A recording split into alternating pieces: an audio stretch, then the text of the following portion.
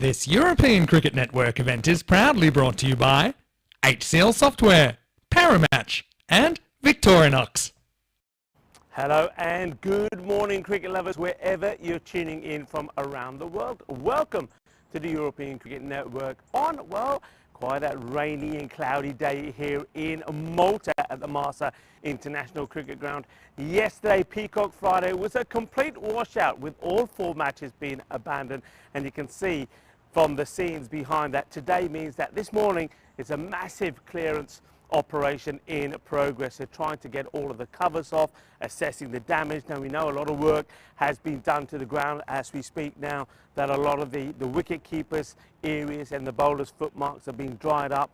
They're being sponged, the sawdust is being applied, so a lot of work happening at the ground at the moment. We are expecting 4 matches to be played here today, starting with the Southern Crusaders are taking on Mater Dei. Now this of course is an important match for a number of reasons. The Southern Crusaders at the moment are in 3rd spot in those standings, but a win would take them a joint at the top with the Knights, and if they can take all the points away from Mater Dei, they will be sitting clear at the top by 1 point. Mater Dei, on the other hand, at the moment they are in 10th spot, and a win for them will take them to 8th spot. And of course, if you finish in the top 8, then you do go through to the 2nd round. So players are keen to play, and well done to them for their efforts today in helping to try and sort out the ground, and also the ECN crew, and of course the work from the ground staff here in Malta. So at the moment, the news that I can bring you is that we are hopefully going to be starting on time. It's slightly later scheduled, of course.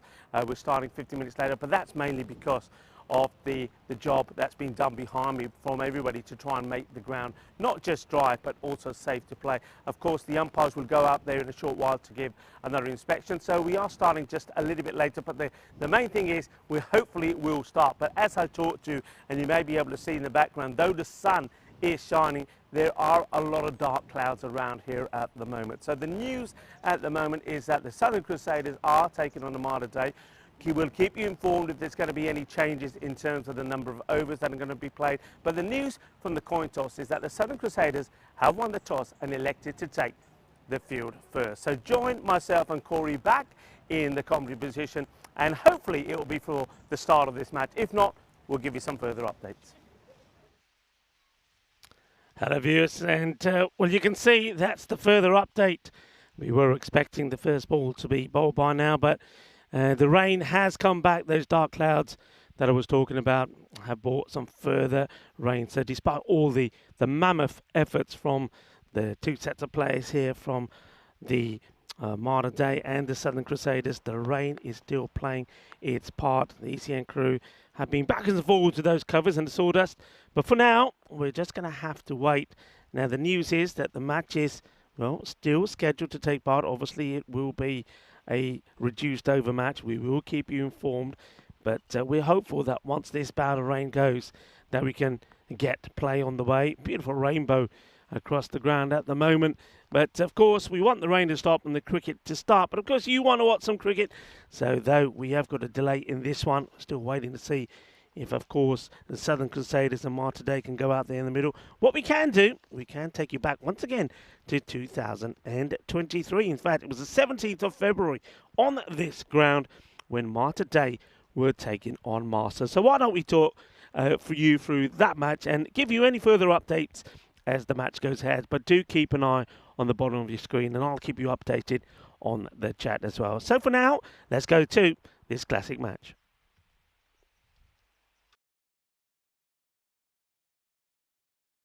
Well, good cricketers, they actually work at the local hospital. So with these rescheduling, it is not so easy, and unfortunately you can see a couple of blank spaces in the bottom left of your screen, meaning that they'll only be able to attend this morning's game with 8.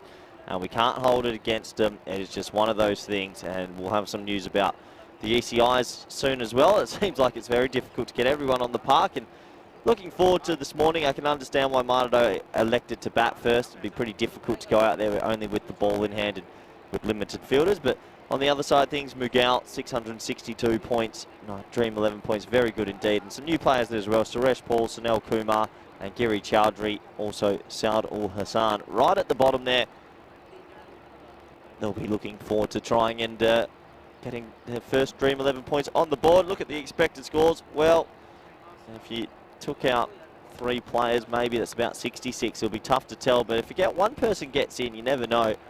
You never know in this funny game of world cricket. Anything can happen. I think I once played in a match in my past where we had 7 and we won. So crazier things have happened, but we'll have to wait and see how this turns out. You see the umpires slowly making their way out to the middle. And Mater also coming out with in the field. They'll be pumped up this morning. It's good weather conditions for cricket. Not as much dew as there was a couple of days ago when I was here in the morning, but still enough, still a little bit.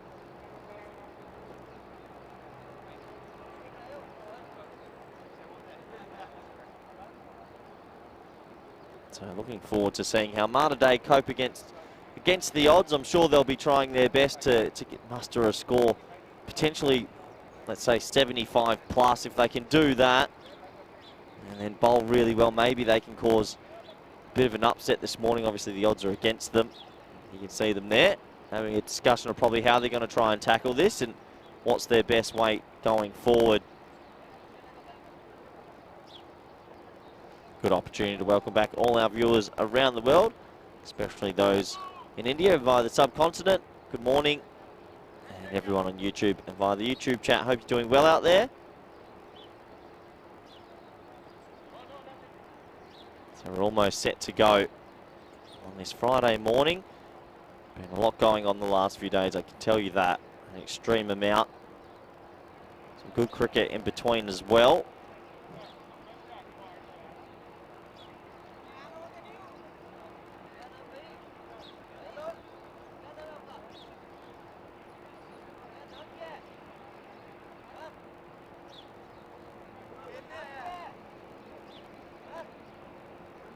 So we're almost set to go. Just a couple of moments. I think they're waiting for a ball maybe to be thrown on the field. It's just everyone's just easing into this Friday morning.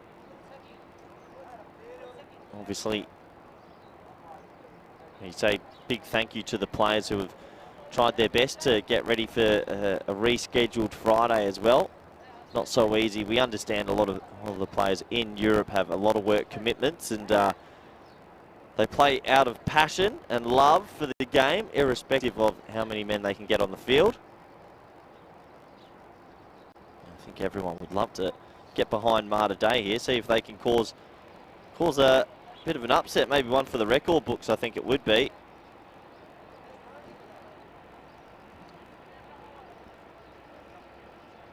So we're almost set to go after the delay. It looks like it's going to be the man number 10, Mughal, with the ball in hand.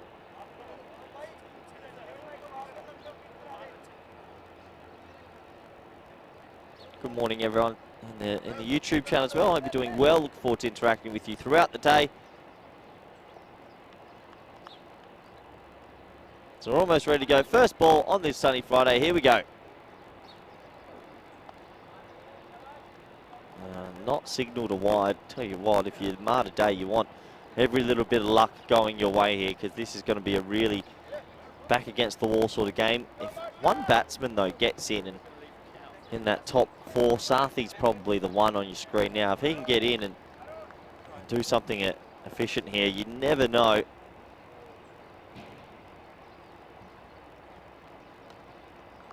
The dot ball.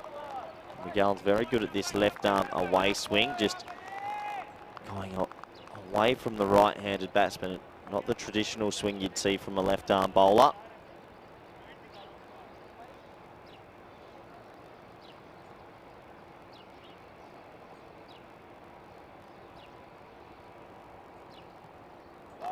That's a good delivery in Sathi.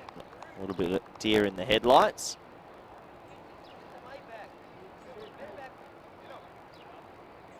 So 3 dot balls to start this Friday morning. Also for Mater, in a situation like this, you want to try and put the opposition's troubles out of your mind. Just focus on yourself and what you've got to do.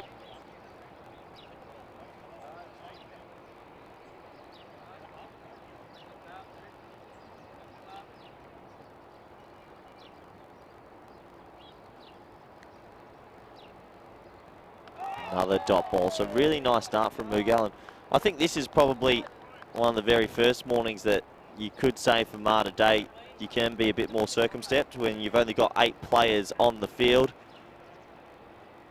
And you've won the toss, elected to bat. You probably allow yourself a couple of extra balls to get yourself in this time. Well, as soon as I say that, he tries to launch it into orbit. So 5 dot balls, Mughal proving a handful. Welcome Max O'Dowd into the chat. Good morning, Max. Hope you're doing well in New Zealand. Give us a Ben Lockrose update, Maxie. Signed, sealed and delivered. Let us know. As Mohammed comes down and tells Sathi, keep swinging.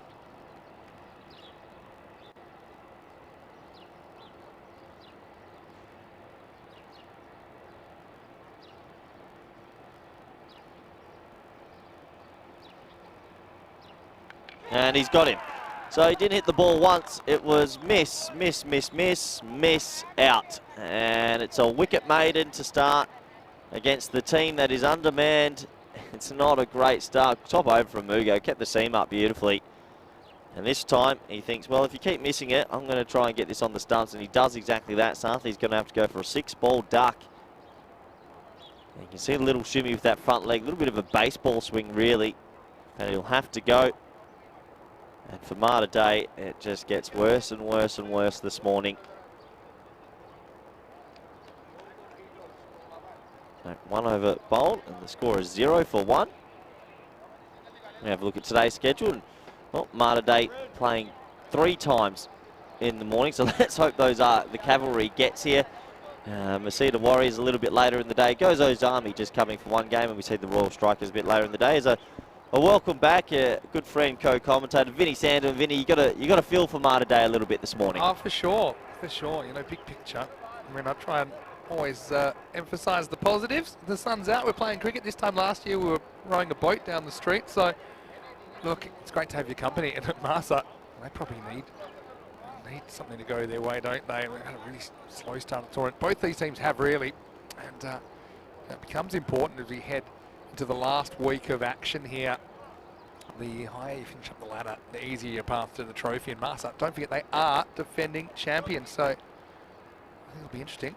Fahan Masih to bowl over number 2. He had to get a run on the board, but he'll sort that out. It's now 1-all. Hi, Corey. I've been away. I spent 3 days away from the ground. Have been watching a fair bit. I saw you in a bit of a compromising situation where you were dealing with some nuts that were a little bit spicy yesterday. Yeah. Saw a bit of everything, actually. I'll tell you, since you left, the wheels started falling off in my life. This has been an attritional 3 days, Vinny. I had to take some time off work, and unfortunately, we got bad news to deliver today to the viewers. Oh, yeah, it does a seed. It's got a bit on it, doesn't it? Yeah, he certainly gets it through. Yeah, so we'll talk to viewers for a few different things. I've got happening in the last 48 hours. Got a little shout out, actually. I don't always do this, but to this woman I have to. Vicky, good morning. Hope you're doing well, and hope Max surprised you when he got back from Bangladesh. I hope you enjoy the cricket today. I know you'll be tuning in for all 5 games. Swing and a miss this time, and yeah, but I mean, yeah, at least you had a good time when you were here, at least. Yeah, well, it's been a good time. I've enjoyed Malta. It's had its complications in the last few days, which I'm sure we'll bring up shortly. But yeah, tough for Mater Dei this morning. They do work in a hospital, all these men. Yeah, so that's true. They're saving lives right now, and if you can't get to the cricket field to save lives, it's okay. That's true, yeah, but, you know, sometimes they say quality, not quantity. It's an interesting one for Zubair because he doesn't really play a shot. Give them a run. Is he trying to get out the way of the ball? Give them every run they need. Not really, but we'll just give it to him. He's kind of swinging that. Just give him a run. I genuinely think he's trying to...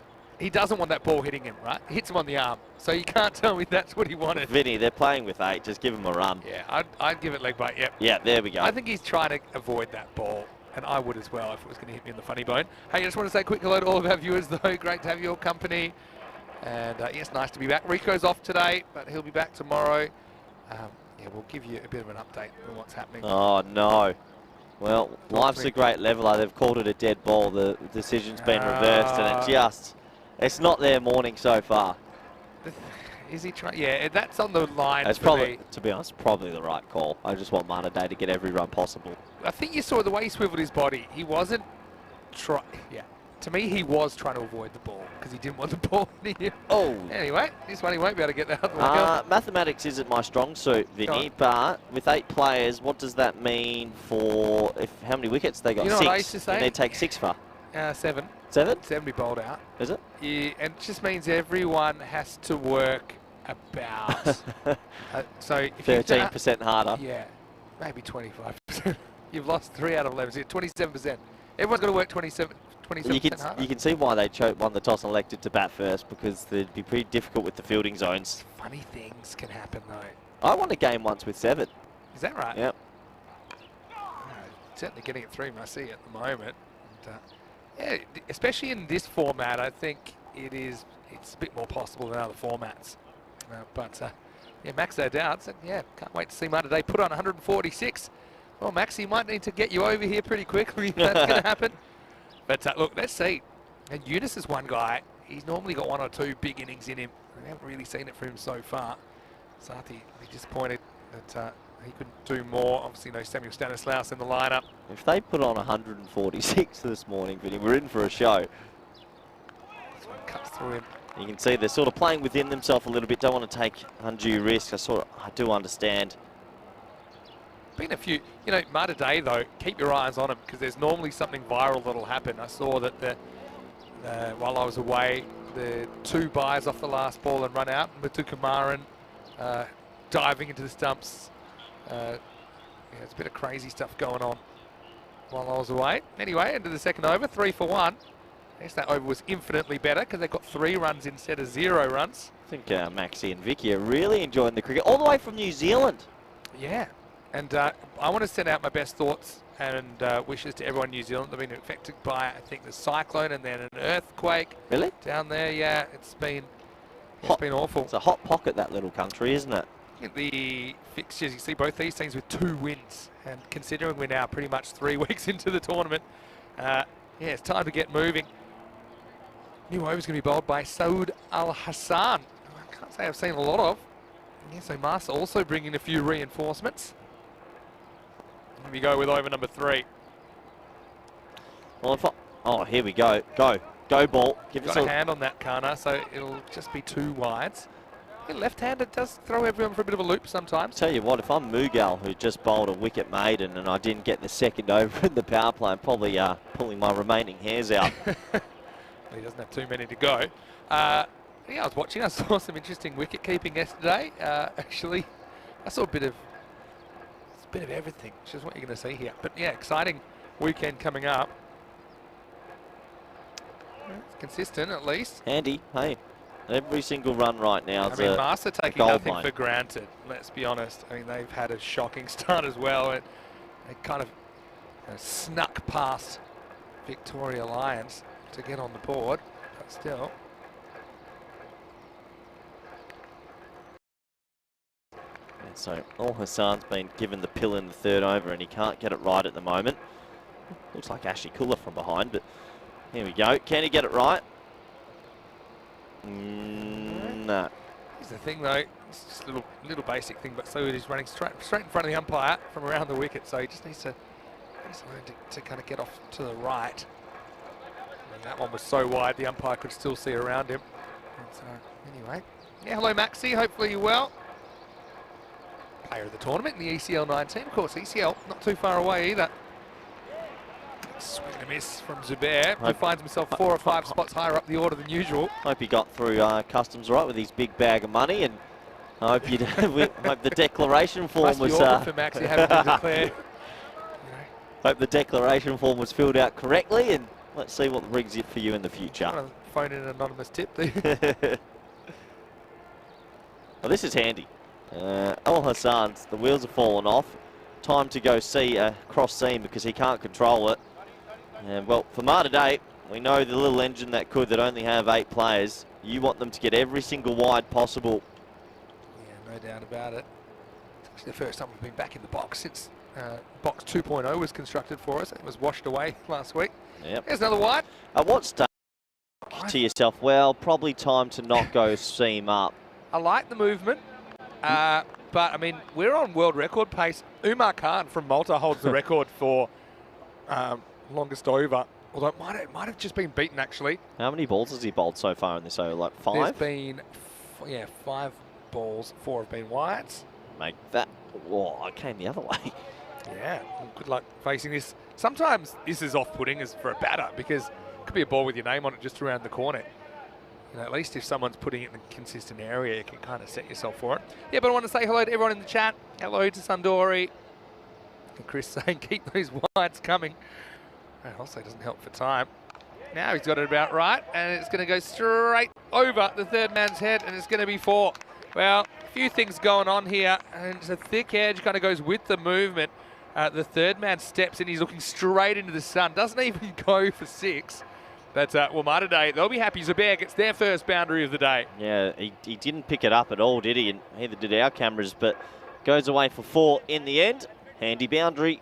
Well, at least the fielder there has the excuse of looking into the sun, I suppose. If Mater Dei get to manage somehow to get to 80.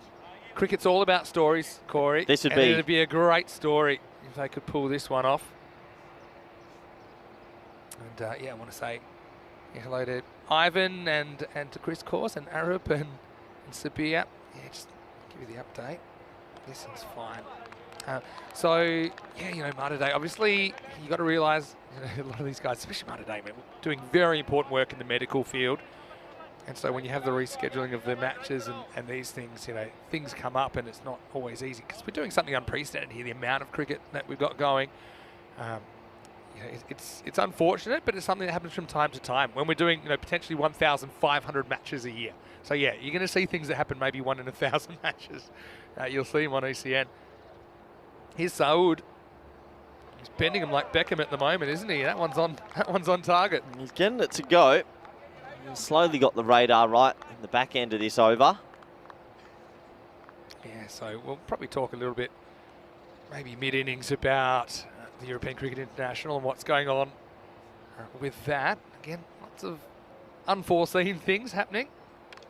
Now the thick edge, it's going to fly away. This will plug, but it'll still get away for 4. So Sunil Kumar's been in the hot zone down there, and Saud goes for a second boundary. Handy runs, and they had got a lot of wides at the start of the over. 2 boundaries, just what Mater Dei need. Swing away. Yeah. You got to be brave. I mean, some people prefer the company of less people. So if you're one of those people, then maybe you'll enjoy playing in this team today. Plenty of space in the dressing room. If they did pull it off, it would be one of the most remarkable victories. 17 for 1 off 3. Yeah, Master have had a bit of a habit of snatching defeat from the jaws of victory so far in this tournament. And they'll consider this as a bit of a lucky break, really, that they run into Mater Dei, who have been a team that have been improving steadily over the last couple of seasons in ECS cricket. But obviously they're a bit vulnerable today, especially when they lose someone like Sathi, who is one guy that could probably bang a 50 for them and give them something competitive. It's going to be Harun Magal to bowl now. And he bowls a mixture of slow mediums and sometimes a bit of spin. Right now looks like he's going to slide the ball into Yunus. And in fact, he'll slide it behind him. So yeah, these wides just probably the Achilles heel so far for Marsa. Well, it helps. It really does help Mater Dei. And it's almost like the 9th man for them, all the extras, an extra 15 odd runs if it is by the end of the innings. Yunus loves to whack over mid-wicket, and there's no one guarding that. He probably gets what I think is going to be a full toss, no ball. Yeah, it's called. Good call. That's handy. Free hit. Come on, Mater Dei. Yeah.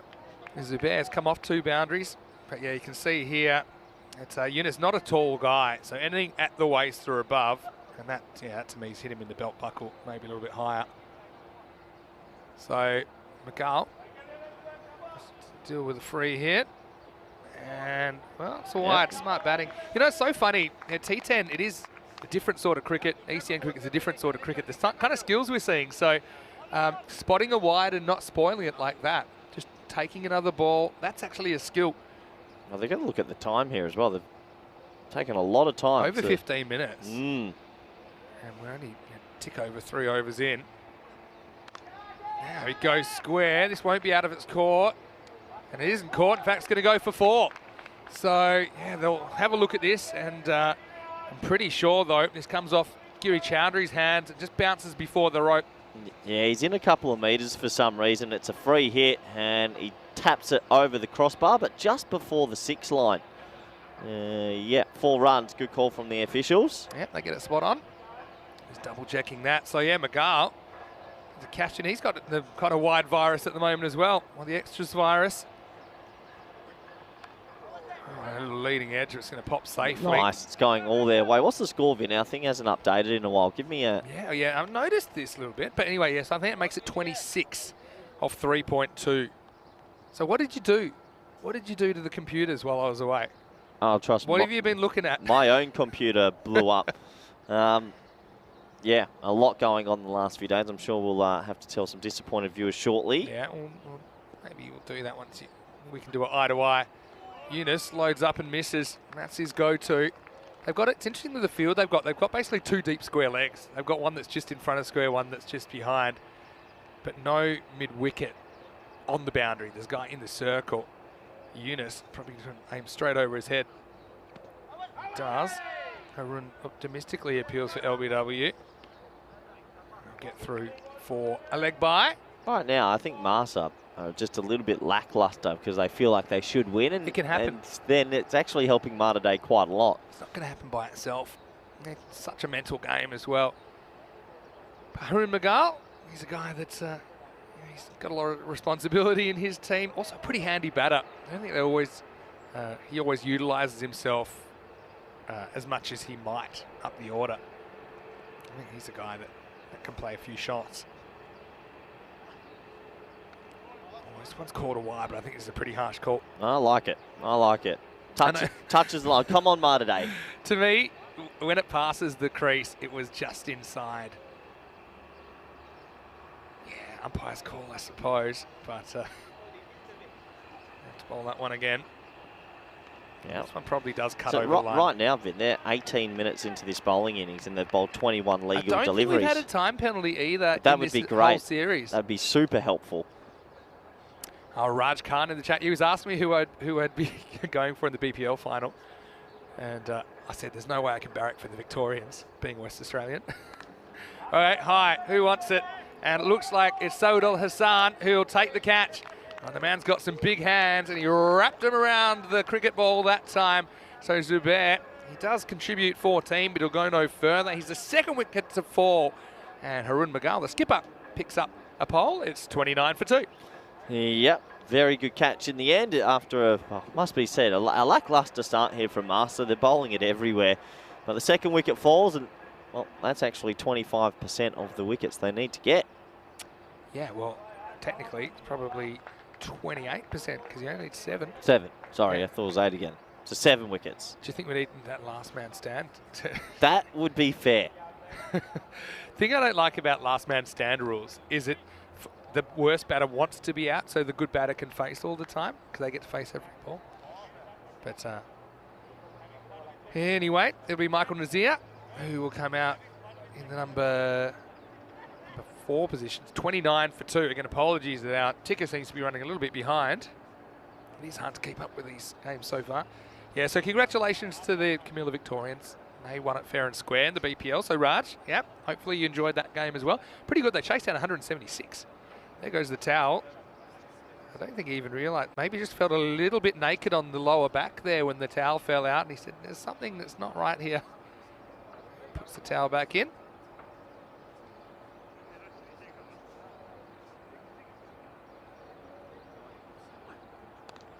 Last ball of the over. It's full toss. Leans on it. And this field, although it's taken a lot of water over the last couple of weeks, it has rolled pretty true and fast. Balls that have rolled on the ground. So that will be the end of the over. It's 33 for 2 after 4. And yeah, well, thanks to everyone who's part of our community in the chat. ECN European Cricket Network as well. Hello to everyone watching on Fancode in India. And apologies, yeah, the score is a little bit behind where we're at, but if you listen to me, I'll give you the score where we're at. Right now, it's 33 for 2 after that boundary. Okay, well, you called for it. Fanyan McGarl bowled the first over, bowled a wicket maiden. Now he gets another chance in the 5th. So it's not like they've really been hurt too much. Just thinking about it though, we've got a few different options for Mater Dei. Remember, they've got with 8. That means you've got 5 people have to bowl plus a keeper. You've got 5 players out of 7 available. Yeah, the bowling options are pretty limited for them. But anyway, here is Funyan Magal. You get slogged away down to Suresh Paul. That's the first run off his bowling. Not as much swing. He was swinging it so much in first over. I think I would have bowled him his second earlier. I think I would have been ruthless. Yeah. I mean, especially when a guy's bending the ball. You have this thing with Cameron as well. You know.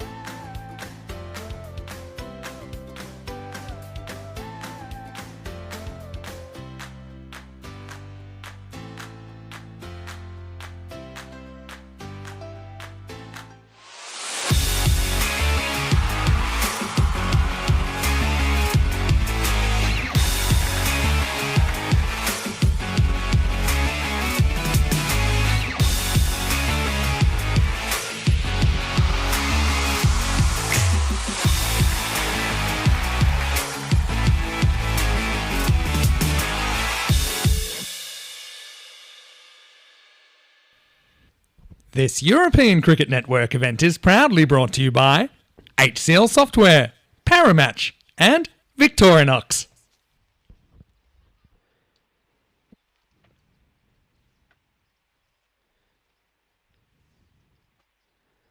Hello folks, and welcome back. And the news that you want to hear. We're going to see some cricket after a complete Peacock Friday washout yesterday. It is the start of the weekend, and well, the pitch, it has been hammered, but I tell you what, it's certainly absorbed a lot of water. You can see a lot of sawdust on the ground. Look, let's just talk about the effort that's been made from everyone here at the ground. Both sets of these players, the Southern Crusaders and Mater Dei, the ECN crew, of course, well, I reckon anybody that's been around the ground has been out there. Corey was out there doing a bit of sawdusting.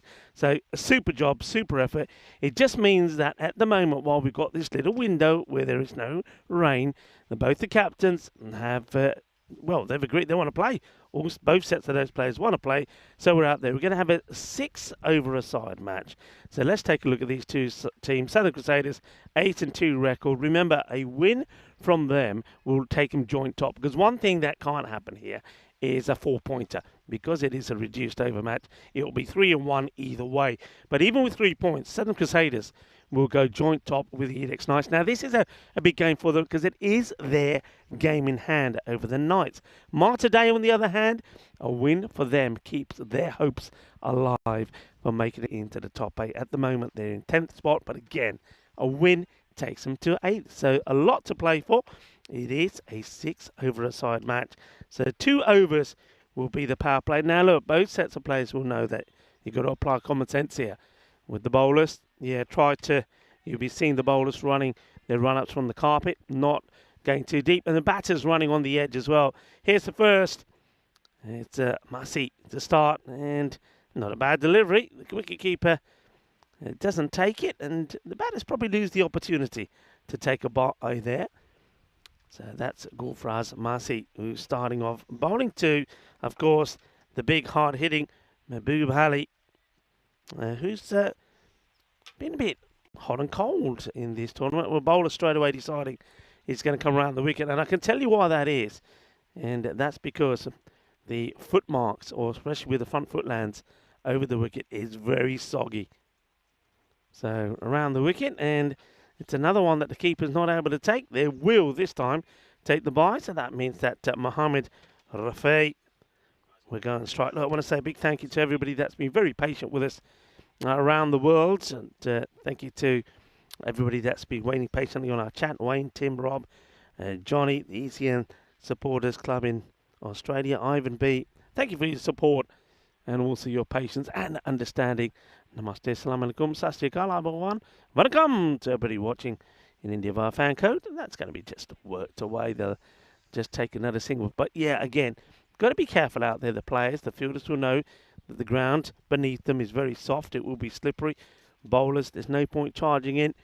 And the batters, when you're running in between the wickets, got to stay on the mat. That's either side. Here comes Marcy once more. That's just up in the air. Catching opportunity and taken. Good catch. And that's the wicket of the dangerous Mahbub Ali. He'll disappointingly go without scoring. It will be a 3-ball duck.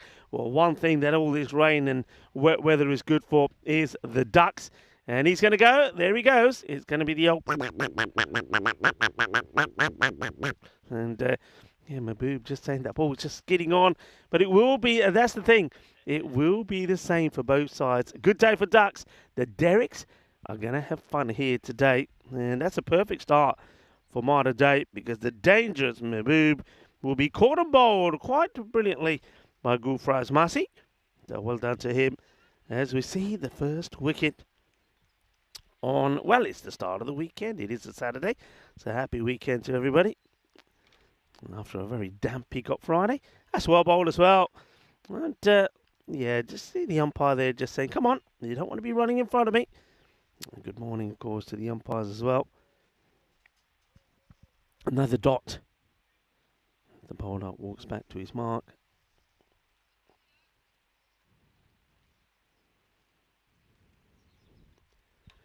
Up in the air, and it's another batter will go. It's going to be another duck, and this is Surajay Patel. So the two batters that really have been scoring runs for Mater Dei, well, they are on their way back, because that's going to be the end of Patel, and he will go for a 2-ball duck. That one just surprises him with the bounce. An easy catch. Masi takes his second wicket, and what a start this is. Well, the first over is completed with the score 2 for 2. 2 ducks. I told you it'd be a good day for ducks. An easy catch. They're taken. Let's watch this one. It just pops up. It skids up. And, well, Jagannath Puna, what a good tour he's having. Takes the catch. No issues whatsoever. That means this is Adil, who's going to be the new batter. He's going to be at the non-strikers then to start off with. But it's Haria. All right, this guy's bowled well. Terragotta, and he normally does come around the wicket anyway, so he shouldn't have too many problems as he fires a big wide and outside the off stump. Terragotta with the ball. Bless you, Corey. Yes, there he goes again. Corey is joining me back. Oh, yeah, Corey, well, give Corey due. He's been out there getting mucky with his nice clothes on, putting his shift in for everybody. That's nicely played away, and that's just going to be kept to a single. So Terragotta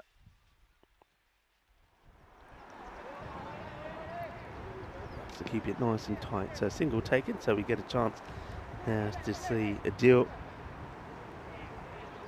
Saraya gets ready to bowl his first.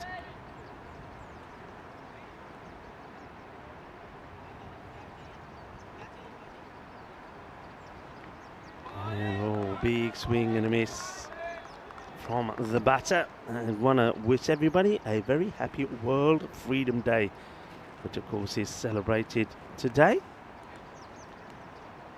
Of course, the event started when that momentous event in history when the Berlin Wall was abolished.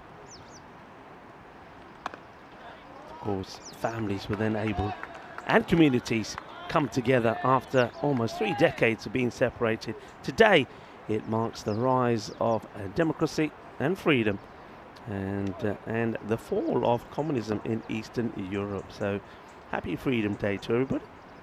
Terragotta. A little bit too wide again here. Does get a lot of swing. Another swing and miss. Hello to Kroon. He's saying fingers crossed he's tuning in at the right time. Well, so far so good. And well, I have to say, at the moment, there's some brighter weather coming as well. Hello to Timothy Lucas. Another big hit. Swing. And Ronnie Spargan joining in as well. Good to see some live cricket after the rain. One thing that definitely we're seeing here is this pitch with that moisture has come alive. It really has. The ball is It's going through, especially that short of a length. Now, some people will say, but you know, the pitch shortly had the covers on it. Well, it did, but you got to remember the amount of rain that we had yesterday. I mean, the covers are great, but water does seep through underneath as well. So this morning, James Cantor was out there as well with the old sponger, was sponging away. But of course, with that wicket being slightly wet, the ball is coming up. The guy is just playing with that line at the moment, and sometimes he wins, sometimes he doesn't, as the umpire pulls out another wide.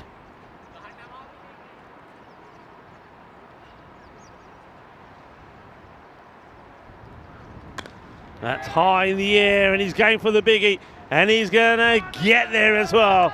Volley, volley, volley, Maximo, as Adil opens his account with 6, and he doubles the score for Mater Dei. At the end of 2 overs, they are 12 for 2. That's a nice strike. Let's have a look at some of the stats here, by the way. And total number of runs, all going well. We'll hit 14,000 today, that's for sure. The number of maximums, we'll add one more to that, 983. Maximum rate still just under the 8 mark.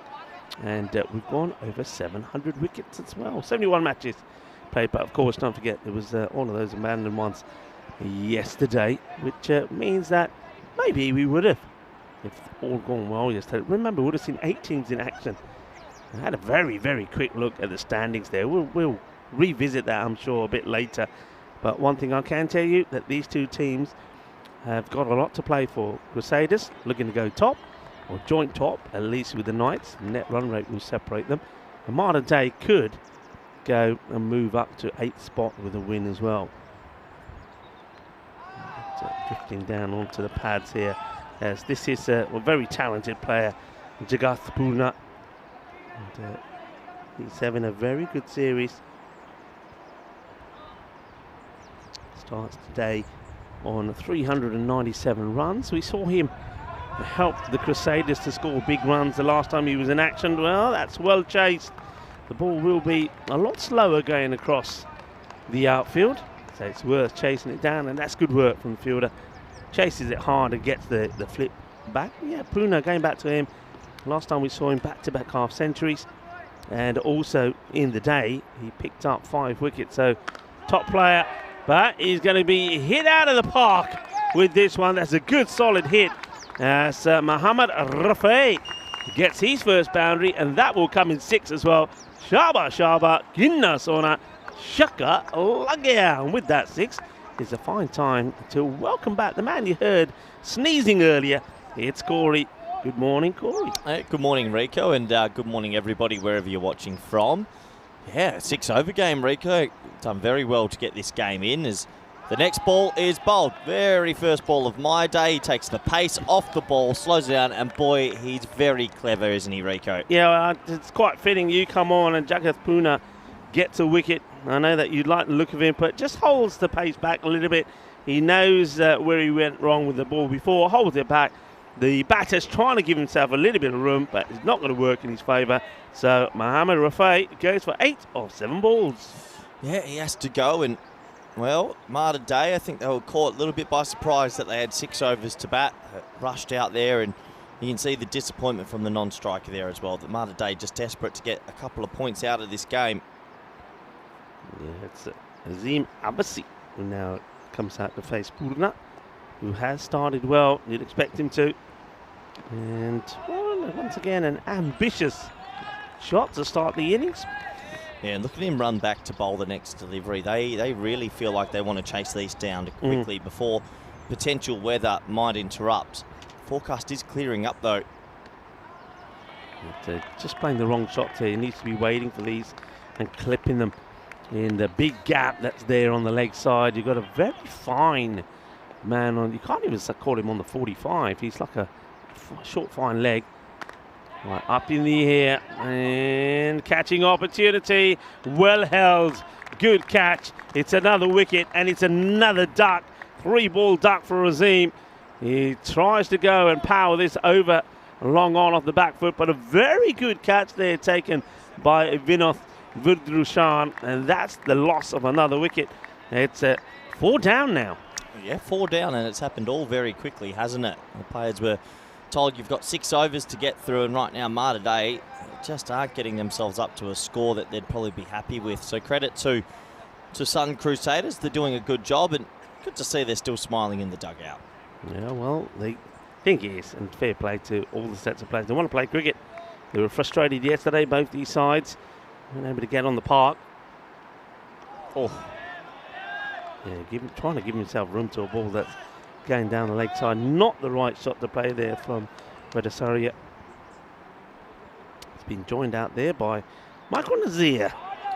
Yeah. Well, that's more like it. He gets that one out of the slot, doesn't he? Yeah, he does. He gets it for 6. Mater Dei just trying to get to around that 10 and over mark would maybe give them some hope. Nice shot, over pitched and smacks it away. Yeah, wonderfully played away after losing 2 wickets in the last over.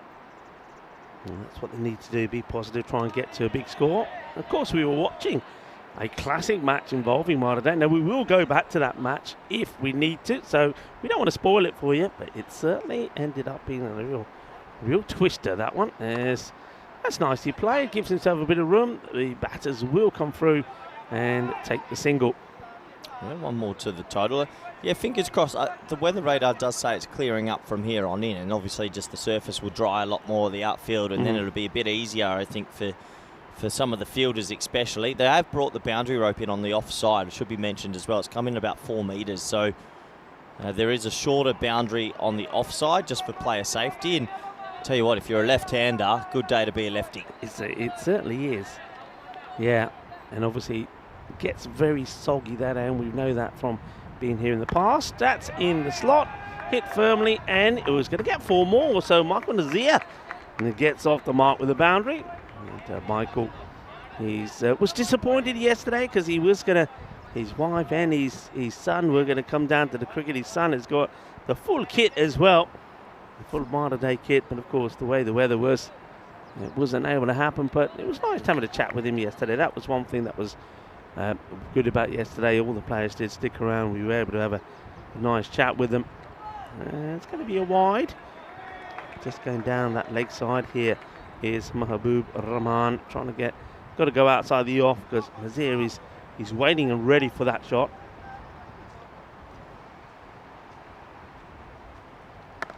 Oh, well, he hits this pretty well, but straight into the hands of the fielder. What a good catch that is from Gulfraz Masi. But considering the conditions and how wet the ball can be, I have to say, we've seen 2 outstanding catches already. Yeah, great fielding, isn't it? Because it would have been 6 if he had spilt it over the rope. So, yeah, it's a very, very good catch. Saves runs, takes another wicket. Mater Dei in this little 6-over match are trying their best to get something going. But after they lost Big Lala in the first over, Rico, it's been tough work. Yeah, and don't forget, they didn't lose just Lala without scoring, but Patel and also Azim have fallen without getting any runs on the board as Pintu Ghosh comes in at number 7. And it's almost like that Mater Dei have just said to himself, look, it's 6 overs, just go out there and try and muller the ball to the boundary. But in those 6 overs, though, they've also conceded a lot of dot balls. Oh, that one was destined for the pegs. And a little bit of movement in the air means it just misses the leg stump. Keeper, once again, not able to hold on to it, Gopal Thakur.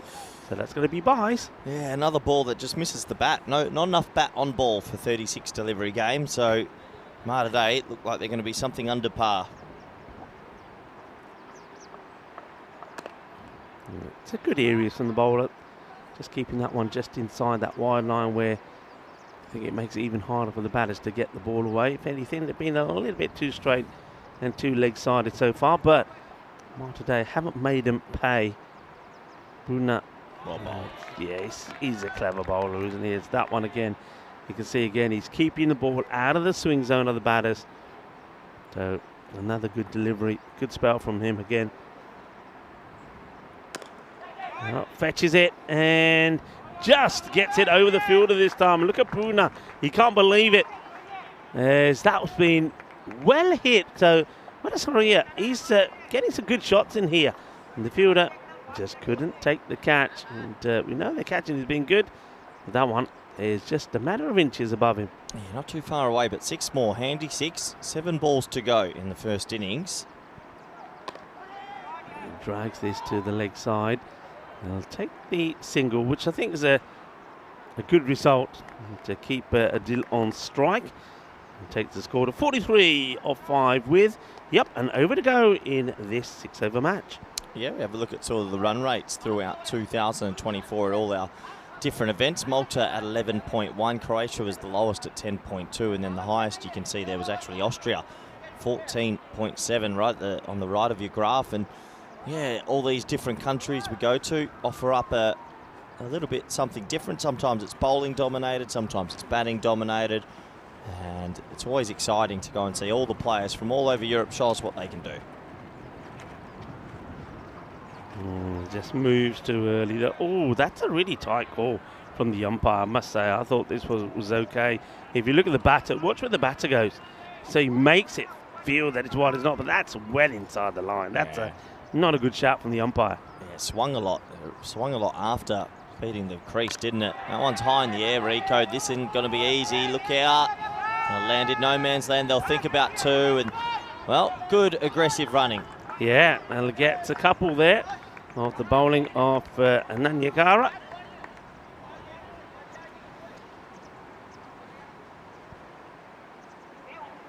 Yeah, got to run hard here. It is the last over. Got to go for everything. Yeah, it doesn't matter if you run out. Just keep going and see how many runs you can get on the board. That's well bowled.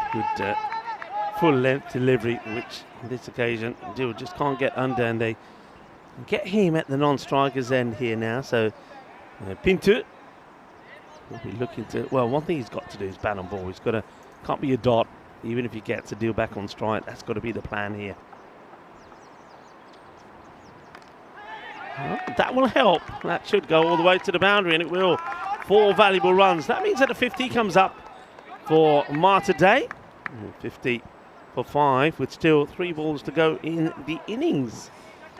Yeah, it didn't go to the direction he would have liked, but doesn't matter. Runs are runs, and well, 51 for 5. If they can get to 60, you just never know.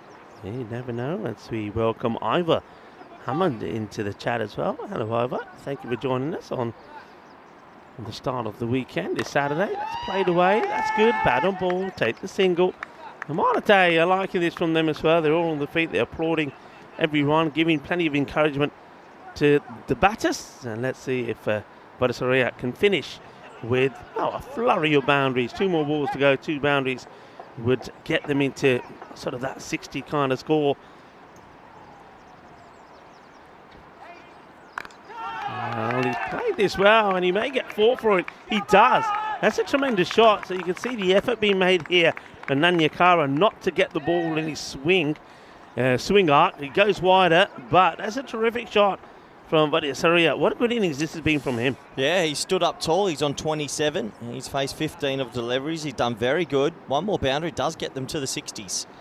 Now, speaking of stood up tall, we're stood up pretty tall at the moment.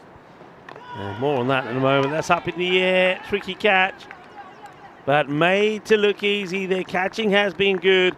And of the last ball of the innings, Mater will go. He departs for a very good 27, helping Mater Dei to a score of 56 for 6 of their 6 overs. Yeah, we're stood up tall because we're on pallets here at the moment. And that's the only way that we can keep our feet dry as we see the end of the innings. So, well done from Mater Dei. Gone out there, they've had a swing, they've got to 56. Something to at least have a bowl at here. Yeah, it's something to have a bowl at. It was early wickets, though, that did the damage. Lala went for a duck, and I think the pitch a little bit early, Rico, had a bit of life in it, didn't it? The bowlers were getting a lot out of the surface. Even the spinners came on. They were effective, and it only took a one-man show to help Mater Dei, but everyone else struggled a bit. Yeah, they did. And one thing I was very impressed with, though, especially from the Southern Crusaders, is that even though we know it's going to be tricky out there, their catching was very good. They've caught well, fielded well. If they were presented with an opportunity, it was taken. And that just goes to show just why that they are one of the top sides here in Malta. Yeah, so a quick 6 overs. It's going to be a very quick turnaround until we get started to the second innings as well. Let's have a quick sort of look at the scorecard and how everyone ran about it. 6 overs, a fiesta of cricket. And considering the conditions, a top effort from both teams, really. Here we go as those scorecards sort of come onto your screens. Adil 27 off 16, everyone else trying their best. It was a quick fire, 11 extras in there. You can understand the bowlers struggling to sort of hold the ball and maybe grip the ball as well. That's why there's so many extras. But 56 for 6, will it be enough? You wouldn't think so, but you never know. Maybe a couple of early wickets, but it's going to have to be some impressive defensive bowling. So 56 for 6. Have a look at the bowling scorecard. Massey, what a spell. 2 for 1. You enjoy that. Purna again, 2 for 17. That was it. 1 for Rahman as well. And all the bowlers doing a pretty effective job in a 6-over game. So that does take us to the end of the first innings. Do join us back in the next 10 minutes for the all exciting run chase. Thank you.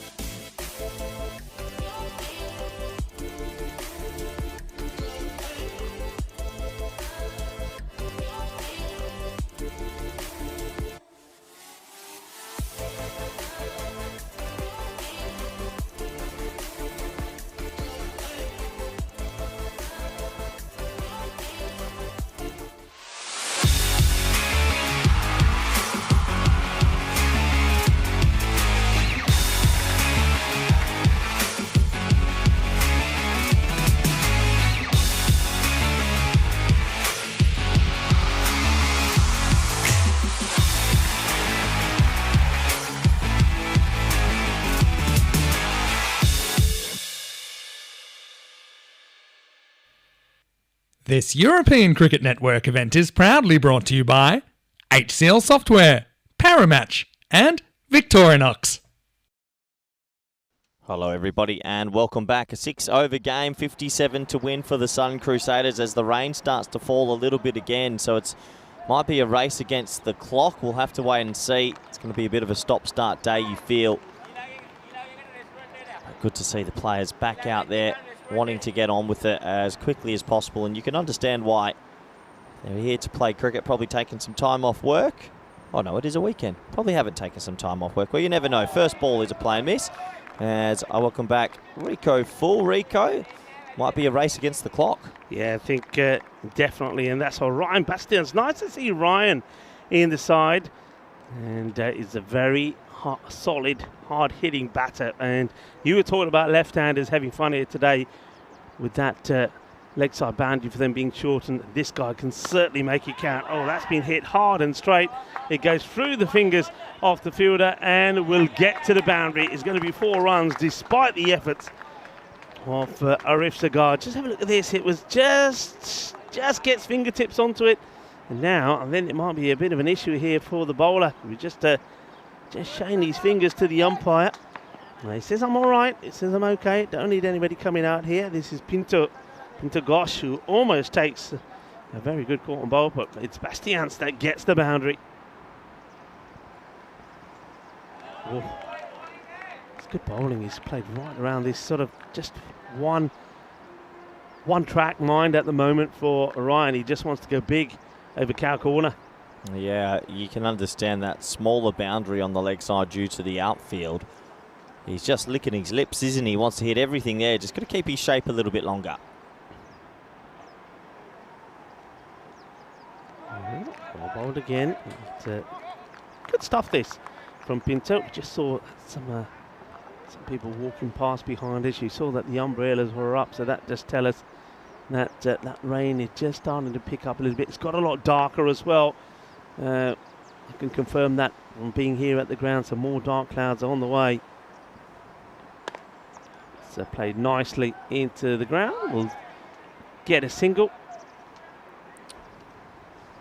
Well, looks like, do you have the DLS sheet there, Rico? I'm just trying to do a little bit of calculations myself. I don't, not here. We might have to log onto the system to find it, but let's see how this goes.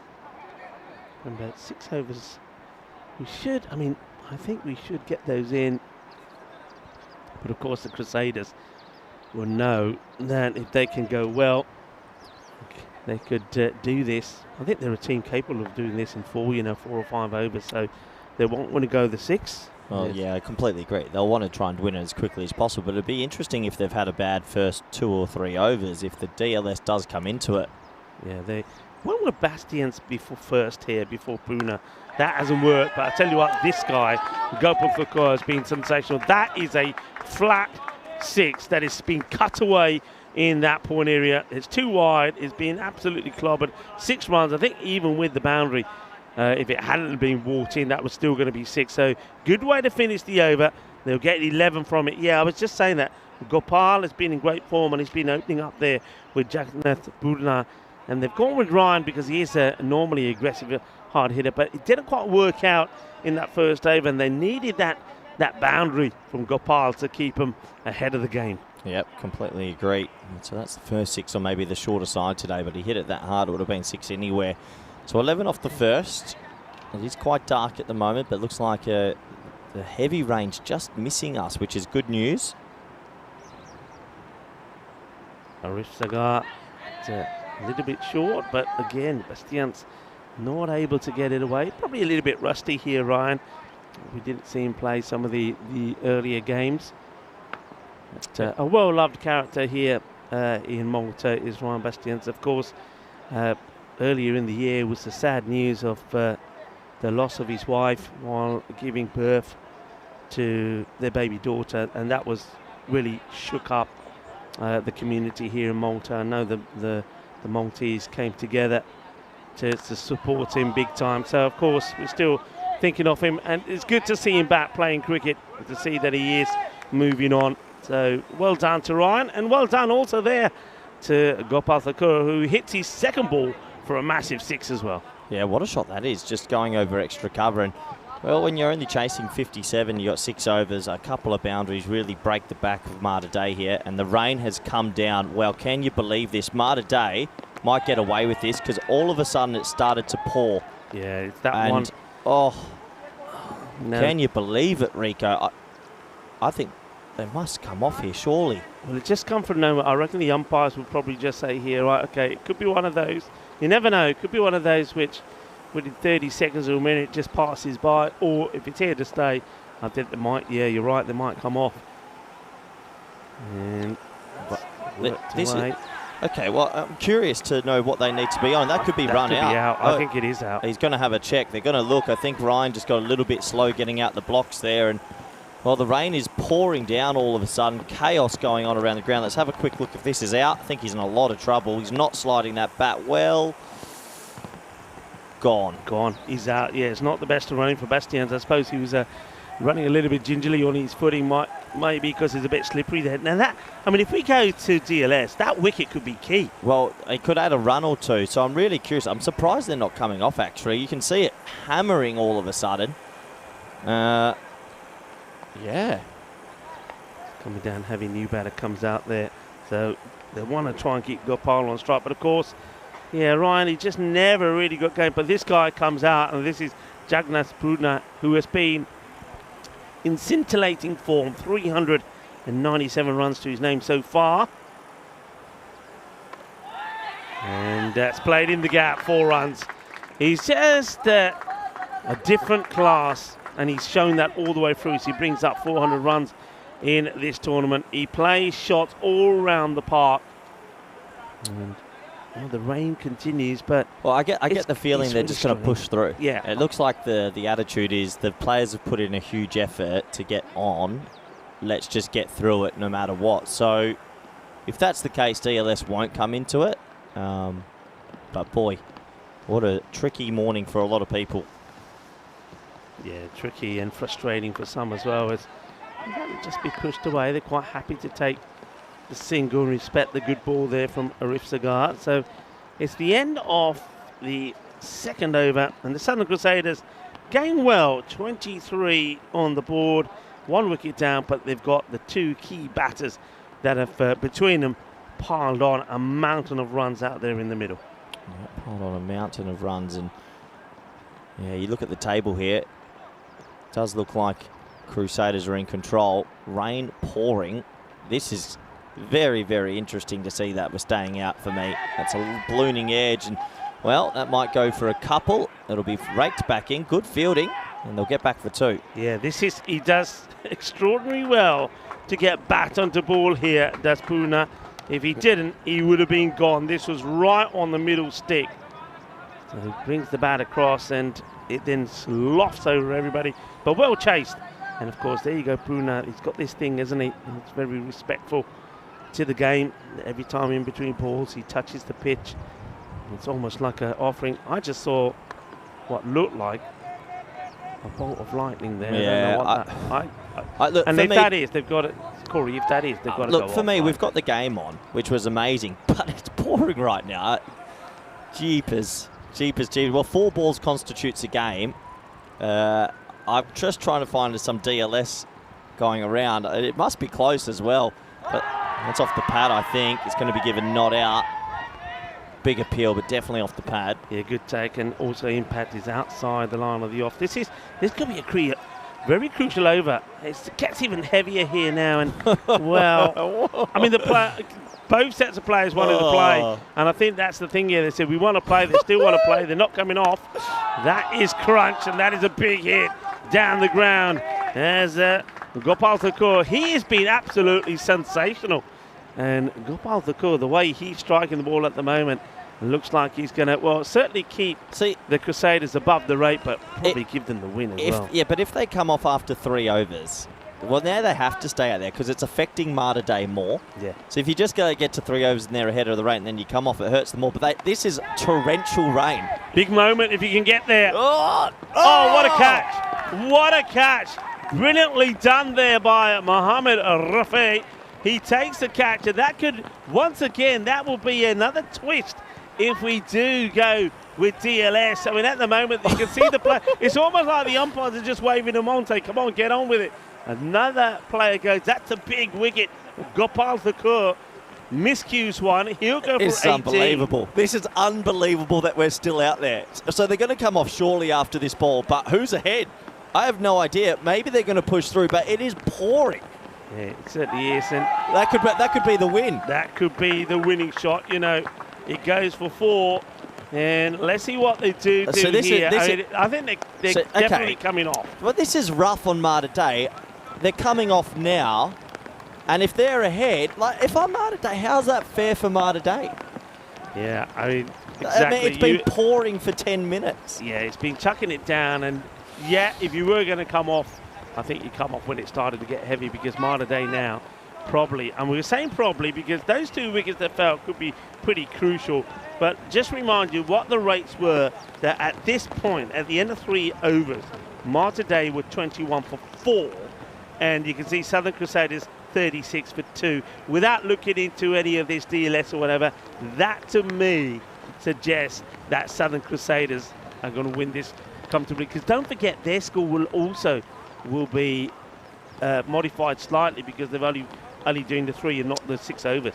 I understand we want to get games of cricket on. It's the right way to be, but once it starts pouring, it's pouring, and it affects. It's unfair on one team if you make them stay to get to 3 overs. Yeah, it's not like you don't have to get to 3 overs. It's raining. It's raining. Black and white. Does that take you back to Spain versus Germany? Yeah, I don't know why you don't have to get to 3 overs. If it's raining, it's raining. It's just the nature of the beast, and that wasn't little rain. You can see now. You see some of the players out there, and that's pouring down, and you also have to protect the wicket a bit. So, yeah, they must be ahead, you'd imagine.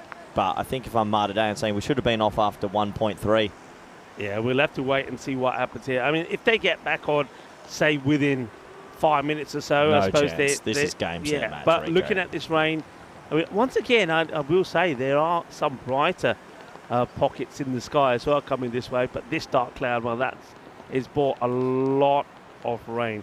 So why don't we go to the highlights that we've got so far. We can see the highlights of the innings so far, and then after that we'll go to the scorecards, and then we'll have to see if we get any information that come through. So the players, once again, well, they've been getting those covers on and off today, doing a grand job. And this is the highlights of what we saw there. So once again, there was some brilliant hitting from Gopal Thakur. He started with a 6, and that was an amazing hit off the back foot as he smashes that for 6 as well. But there were wickets falling at the same time. There was the run out of Bastian, who was just a little bit slow to get going, and he never really stretched and slid the bat in. And well, awkward running meant he would be short. He would be the first to go. Then, well, the big wicket would be that of Jagannath Poonan. And when he went, we thought, okay, hang on a minute, what could happen? That was a brilliant catch, by the way. A great quarter ball from Mohammad Rafi to get the wicket there off Gopal. But look at the rain there. It was absolutely hammering it down. And we were expecting for sure that perhaps the players would come off, but they stayed on to the end of the 3rd over. And now we'll see if they get out there or not. I mean, it doesn't look like they're in too much of a hurry to get out there, because this rain is heavy. You can see that there's a number of weights being put onto the covers to keep them on there. So it looks like they're on there to stay for a while. Corey, yeah, I'm with you. Feel a little bit for Mater Dei there. Yeah, because I've just got confirmation from the DLS. They are ahead, Southern Crusaders, so they'll get the points if we don't resume. And I doubt with the amount of time there is, I don't think this game will get back on. So that's the scorecard. That's probably going to be the game. We'll get official confirmation. Pretty tough for Mater Dei.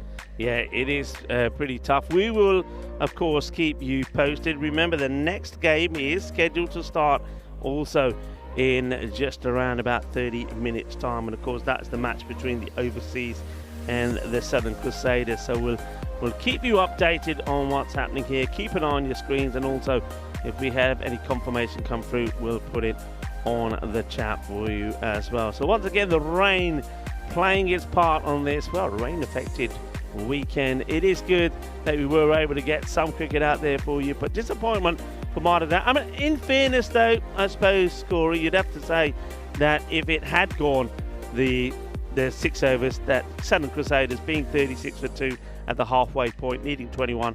Probably favourites to have got the win anyway. That's my thinking. Completely agree, Rico. Completely agree. Anyway, we're going to leave you with the match summary, and of course we will come back to you with any further updates. But for now, we're waiting to see what the outcome is of this match, and of course in about half an hour's time we will bring you, hopefully, weather permitting, the second match of the day. So until now, and we can only leave you with the match summary as it stands, but hopefully we'll be back with some more live cricket in around about 15 to 30 minutes time.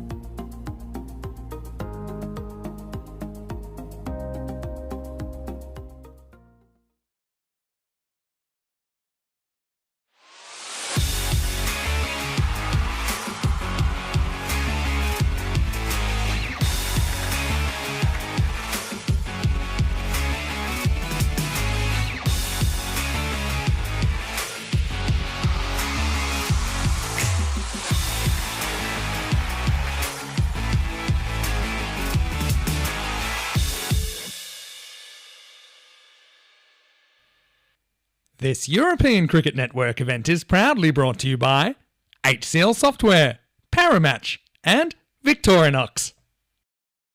Hello cricket lovers and welcome to the start of match number 73. The Southern Crusaders will be hoping they could get the 10 overs in this time if the weather stays good for them. They are up against the overseas. This should be a very good battle between two very good cricketing sides. Let's see what happens at the coin toss. Southern Crusaders to call. Heads is the call. It is heads. Bowling? Okay, good luck. All the best. Have a good game. All the best. Southern Crusaders have won the toss, so they're having to bowl. Thank you very much to Stefan Gooch doing a wonderful job with the umpires here. And the umpires, well done to them as well. Them and everybody else at the ground, making sure the matches here do continue. And at the moment, you can see a lot of dark clouds are around. There is a little bit of drizzle in the air, but for now, the conditions are safe enough to continue. And the news there from the toss is that once again the Southern Crusaders will have a bowl first. Now they are a top side and they're showing that already. Jagnath Purna, he is in sensational form, 400 plus runs to him already. You got somebody like Shujal Patel, who I think is going to be very key for them going forward with the batting to give him some good support. Their captain Michael Guntaleka will always be there and thereabout with the bat. Maybe not quite a master blaster for this format of the game, but certainly he'll make some very valuable contributions with partnerships. And Dadagoda, unlike in this guy, he bowls round the wicket, but he's always got his radar switched on. Overseas, it's fair to say that they are depending a lot on their captain, Varun Prasad. Varun, remember, made that fantastic 99 in the internationals here last weekend. So he is in good form. I think he has to go well with the bat. With the ball, keep an eye out on somebody like James Hurley. Going to be an exciting match. Let's go over to Corey. Corey will tell us a little bit more about the two teams.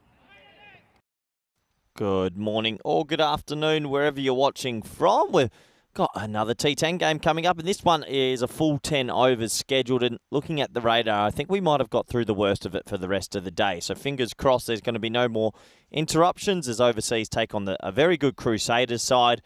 And looking forward to seeing how this one pans out. Might come down to who sort of handles maybe the soggy sort of outfield a little bit better. As we have a look at these two teams overseas, obviously at the bottom or near the bottom of the table, only 2 wins for them so far, 8 wins for the Crusaders. So obviously the Crusaders will go into this as heavy favourites, but overseas have some names there. Prasath, look out for him. He's an all-round talent. We've known him for many years on the network. Also, look out for their keeper, Farouk Aziz. I hear good things about the Gloveman. So, we'll have to wait and see how this one pans out. Obviously, the Crusaders will go into this as heavy favourites. 74% for them to get up over the line here. And as you can see, good signs there from the pictures on your screen. The sun is starting to peek out from the very dark clouds we've had this morning. Luckily, we had a 6-over match earlier, only 3 overs allowed in the second innings, which did get us to a result that the Crusaders ended up winning. And I do think that we will get 10 overs in for the rest of the day in all our games. I'd be surprised if we don't. It does look like the forecast is saying it's cleared up and we might have got through the worst of it for now. I think on Monday and Tuesday it does look a bit precarious again. Tomorrow looks like a good day for cricket action also. So a big warm welcome to everyone in the chat, wherever you're watching from. Thanks for bearing with us over the last couple of days. And if you have stayed with us, I think now you'll be rewarded with a lot more consistent cricket. Looks like Hilly and Simmons have made their way out to the medal. Massey, who took 2 for 1 in the previous game, is going to get an over here. And well, I'm going to bring back Rico full before the first ball. The weather looks like it's cleared up. It does. A lot brighter. And let's hope that, it stays kind to us for the rest of this Saturday. Ready to start. Gufraz, who was named the player of the match in the last one for his tidy bowling, is going to start off for Massey. Bowling here to Hilly. And also we got Simmons, Mark Simmons at the other end playing, I believe, his first match, looking to get off to a good start. He's quite keen to get off the mark. A good bit of backing up from him. So run straight away. That one gets played out by Hilly. Hilly, 53 runs in the series so far in the 5 innings that he's had. Highs are 21, but of course these two looking to get them a good start, and then Varun Prasad, of course, has been their key batter, probably in at number 3. Into the pads, gets worked away. Certainly we noticed, though, Corey, in that last innings, that the ball certainly doing a little bit more. It's a bit more jumpier, isn't it? Yeah, it looked like it had a little bit more life in it this wicket after being drenched really for 24 hours. So be interesting to see how the openers sort of combat that. Hilly looks like he's wanting to give it a whack. His pad strap's almost coming off there as well, so might need to fix that one. Going down the leg side, says the umpire. Not out. Yeah, not easy for overseas in this game. They go into it as underdogs, but in conditions like this, it usually brings teams back to parity a bit more even. So if they can get some runs on the board, you just never know.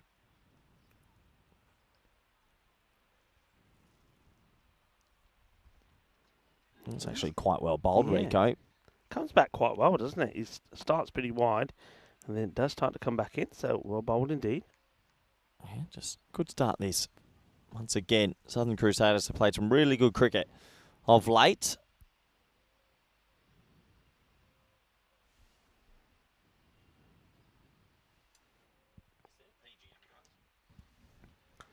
Oh, comes down the wicket and does get it past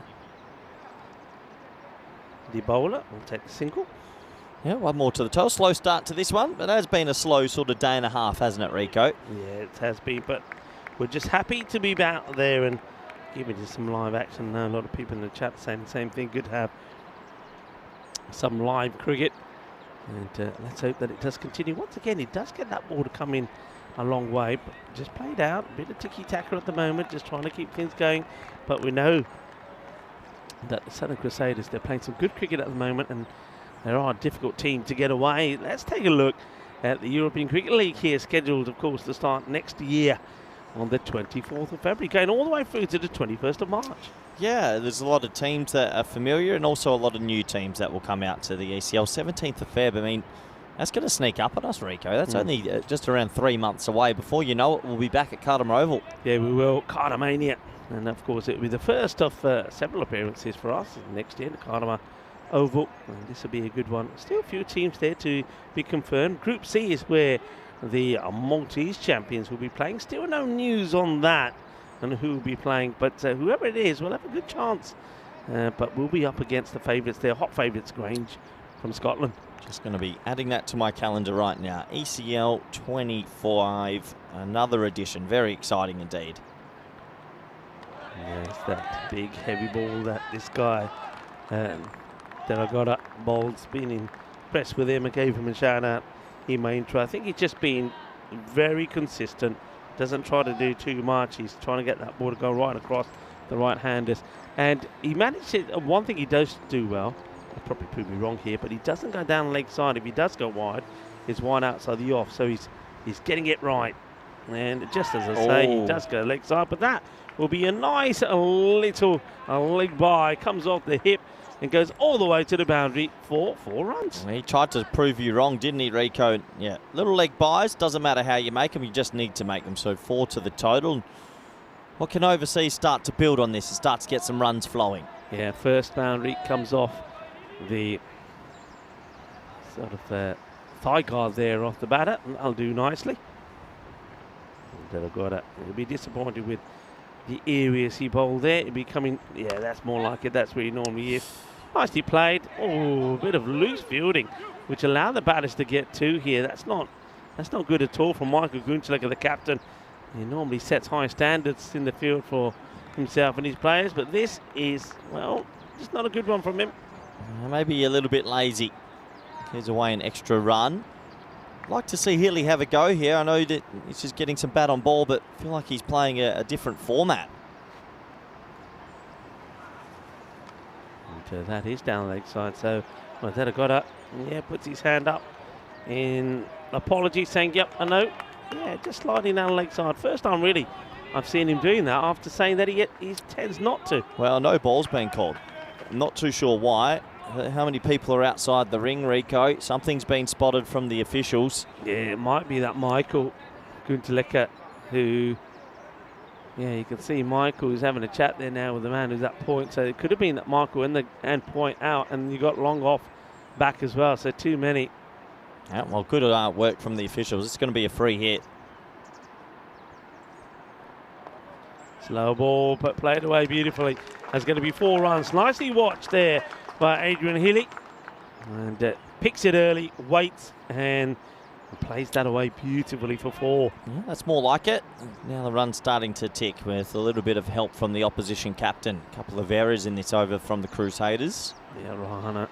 Once again, it's a 3rd delivery in the over that was down the leg side. I know he bowls this a slower delivery, but still the areas are not right. So just struggling a little here as it gets that ball nice and dry before it comes back to him. Let's see if you can make it count. And yeah, he sneaks that one in. That's better. That's what he normally does. That's normally his areas, and batters do struggle to get across and get him away. So last ball of the second.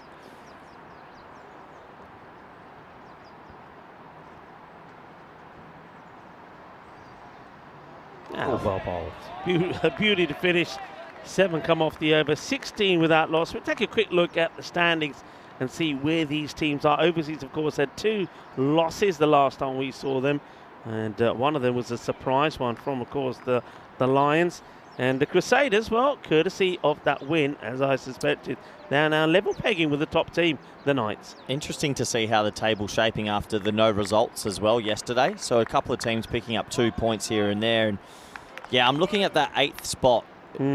Mater Dei just behind Red Stars. You've got Victoria Lions have 1 game left. That's pretty tough. I think Mater Dei and Red Stars, it's going to be a battle to who can get to around that 20-point mark. Yeah, you've got about 6 teams that are sort of contesting for that spot. I mean, it's only a few points, a matter of 3 points separating those teams. So it could go either way. That's why as we get to the end of this, the round 1 of matches, very crucial to get key results as they go straight back to Gufras Masai to bowl himself out.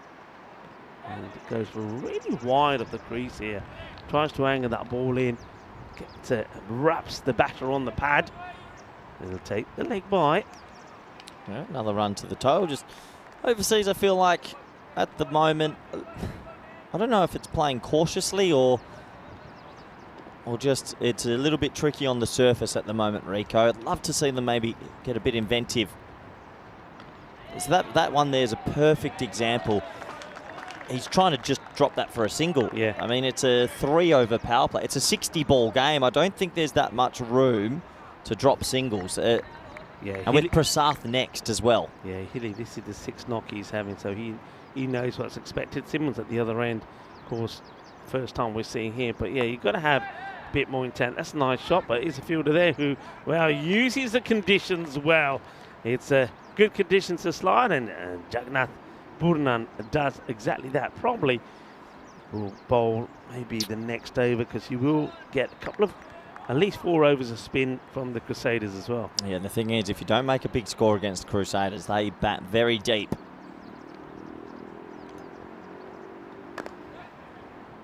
Let's get just worked away, just another thing, which sort of, I think he's better off waiting for this ball to come down and whip it away.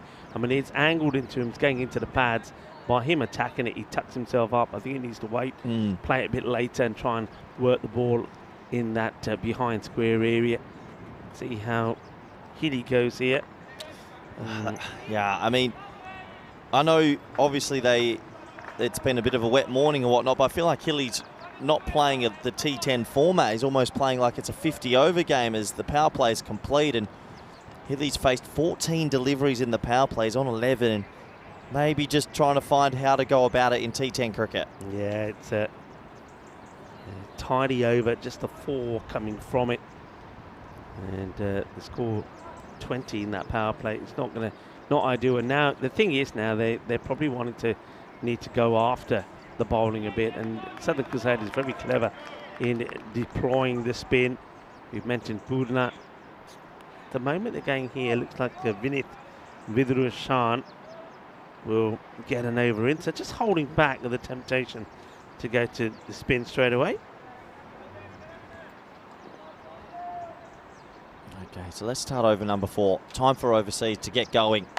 That's going to help. That's a nice shot, but they read the room. They're setting the right fields, and that's just a single again. Yeah, if you have a look at that field, they've got sort of guy in short third in a catching position, a little bit wide, and then wide of him, backward point, end point on the boundary. So it's almost like the bowlers are being told, right, this is where we want you to be. You've got the protection there, but keep it outside that off stump. That one's just a little bit too wide, but that's the plan, Corey. Yeah, that's the plan. Outside off stump, deep cover, deep backward point, deep mid off, 3 men on the offside on the boundary, 2 in the ring. So that's how they're going to go about it. I hate to say, Rico, I'm getting close to maybe a double retirement here. Prasath sitting in the wings. I think Prasath has to open. Yeah, I'm with you there. It's a swing and a miss. Another dot here. No run. It's a good comeback from Vidroshan. So just have a look at that. So you had 20 deliveries now have been bowled. You got 22 on the board. So they're only barely getting a run a ball. And you got someone like Varun Prasath, a dangerous Varun, who sat there, and it's not going to make too much a contribution. Just missing his target. Yeah, the bowler knows it as well. So only just. Close. Very close. Good umpiring. I think the umpires have been really good, Rico. I mean, that's just outside that tram line. Yeah, umpires have been getting it right. I know sometimes we can be a little bit critical when they're calling wides and we feel that they're not, but I have to say they've got the memo and they've been very consistent. I think now's the time really for Simmons. Simmons probably not so used to this format, probably likes more time to get going, but he's chewing up balls there, and I think unless he wanted to do, maybe they're giving this over, or both these batters this over and make a call, but you can see definitely a retirement here. I've never seen the old double barrel retirement, but this is probably one of the very few occasions. I think you call them both in. Yeah. With 6 overs left, you say, after this over, boys, sorry. You've got Prasath listed at 3. We know how good he is. You've got Sheikh at 4. They both give it a whack. Yeah, you've got the likes of Aziz, who can also give it a clobber. Right, high in the air when it may not need to. This could go to hand, and it will go to hand, and is a very good catch taken from a very good player. Comes across, takes the catch. Thank you very much. And once again, he does really well, slides underneath it, so make sure he's got the body there. And Mark Simmons will depart. It's a disappointment for him, 2 of 9 deliveries, but a really good catch, good technique, gets under it, and it's that player again. Top player is Jagannath Purna. Yeah, considering the conditions we've had, to make 20-odd metres, slide, hold on to it in conditions that aren't great for fielding, that's his top catch. You can see he's a level above some of the players here in Malta. He's played this day and some first class cricket, I should say. So very talented indeed, and look out for him. Right, well, here's the man we were talking about that needed to come in, and yeah, they certainly have to revisit Varun Prasath coming in at 3. I think, seeing what we've seen already, you've got to be thinking about him opening, and that's why it's not a good delivery. It's down the leg side, and that has been hit away for a biggie. It's a Maximo Shaba. Well, we've been calling for this man, and when you've got a weapon like that in your lineup, I think he has to face as many balls as possible, even open the innings, get the power play, because Prasath loves hitting sixes. That's 4 overs complete, 29 for 1. Yeah, gets a swivel on this. Would have been a decent delivery to a right-hander there from Vidushan, but he'll be happy with that over. 9 from it, and he does take the wicket of one of the openers. Now, what did he do here? So Simmons, he does go for 2 of 9, but Adrian Healy, 12 of 15. He certainly needs to get a move on as well. Varun Prasath just having a chat with Healy there, as they will now deploy the spin of this very clever player, Jagat Puna. I think if we were to stop the competition now, this man's MVP at the moment for me, with the bat, with the ball in the field. Puna has been pretty amazing, really. It's a good start, isn't it? Right up there. And it's going to be a single, so it's almost like Varun probably said to Healy, okay, your role, yeah, you get the single, I'll try and go big. So let's see the field that they set here to the powerful Varun Prasath. let's talk about that leg side boundary. It's Yeah. about, we have short boundaries, we know that, that's the ECN product, but because of a certain section in the outfield, the leg side's probably 4 metres closer, 3 metres closer today. Yeah. So tell you what, if you're a left-hander, boy oh boy. And you go. well, here we go. And that one would have cleared the normal boundary, mind you. Varun Prasad, if he gets under the delivery, he puts it away. So that's a powerful strike. It's his second ball, and he deposits it for 6. Yep, 2 balls, 2 sixes from big old Prasad. He loves hitting bombs, and yeah, I think Porner's going to be tested here. Small boundary, he's bowling into the left-hander. He's probably going to go defensive and bowl right across him here. It's a fuller delivery. He's trying to sneak that one in between the bat and the pad, where we know that Varun can sometimes be suspectable. And he gets that one away quite nicely. I want to say hello to Zishan, who's joining in the chat, the captain of Gozo Zalmi. Hello, Zishan. He hasn't bought me my barbecue shapes yet. He used to always bring me some barbecue shapes, did Zishan. Oh, great keeping. Well, that's an unbelievable stop. This one really does skid off, doesn't it? Have a look at this. There's the delivery. Skids off, and yeah, good quick reactions from our man behind the stumps.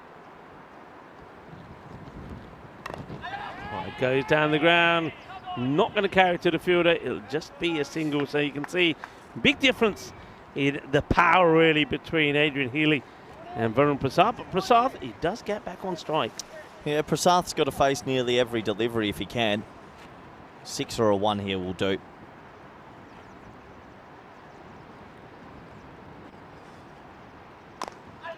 It's well bowled, full, and fielded as well. It's well, good work there from Gulfraz. He smothers the ball and doesn't let it get past him. Nicely played. You got to be careful that the leg of your chair doesn't go in that gap.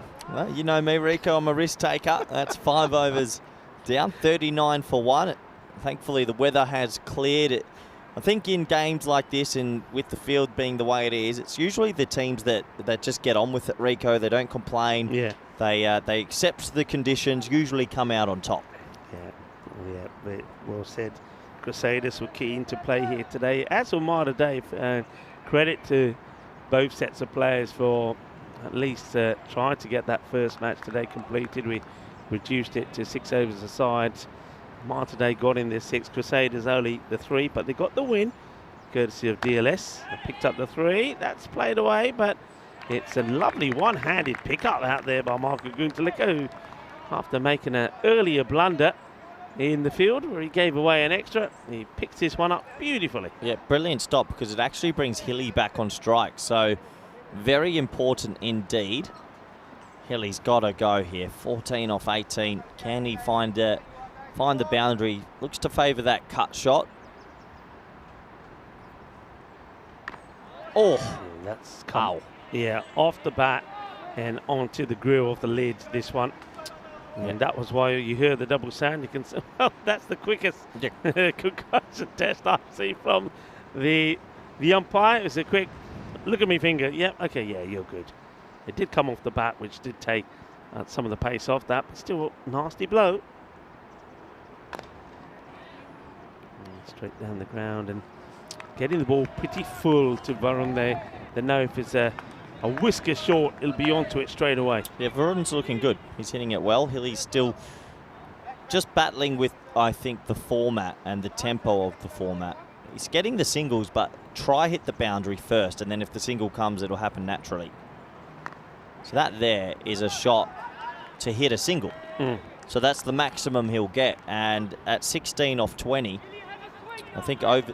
Yeah, I've just heard. Did you hear that? Yeah. Someone just said in the effects, Hilly, have a swing, mate. Yeah. And I think that's the whole... It's all about intent, and out of the 20 balls he's faced, I reckon he's tried to hit 3. Yeah. So you can see plenty of wickets still intact. They've only lost the 1, and quite rightly so. You can see that some of the players say, come on, have a hit. Noticing that wind has just picked up. You can feel it. Things starting to blow around again. Right, goes for it, up in the air. He hasn't got the distance, and it's been dropped. It's been dropped by the fielder out there. Now then, that's a big let off Now, we know that Tapurna normally takes that part of the field, but he just having bowled the last over has been deployed in another spot. That's a big drop. Varun Prasad getting dropped on 16. Well, now I'm looking forward to seeing Hilly this ball, because he's had the team yell out, have a hit, have a swing. Let's see. And, well, it's another loose delivery here from Delgado. Fires it down the leg side, but Hilly does have a swing, but he misses out on it. Yeah, he does have a swing just down the leg side. Got the wide, that's okay. Can't hit wides. Still have a swing this ball, because you don't want a single here, actually. I think Prasad should turn down a single.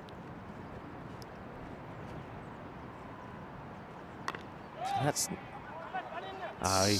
reluctantly, he sends him back. Because you can see he starts to go, but then he thinks to himself, you know what? If we're not going to get more than one, I don't want it. So he turns it down. And thing is here now, Hilly, if he's not able to get going there, you've got to call him out. Well, right? I'm just watching the sideline. There is a batter standing there, pads on, helmet on, standing on the rope.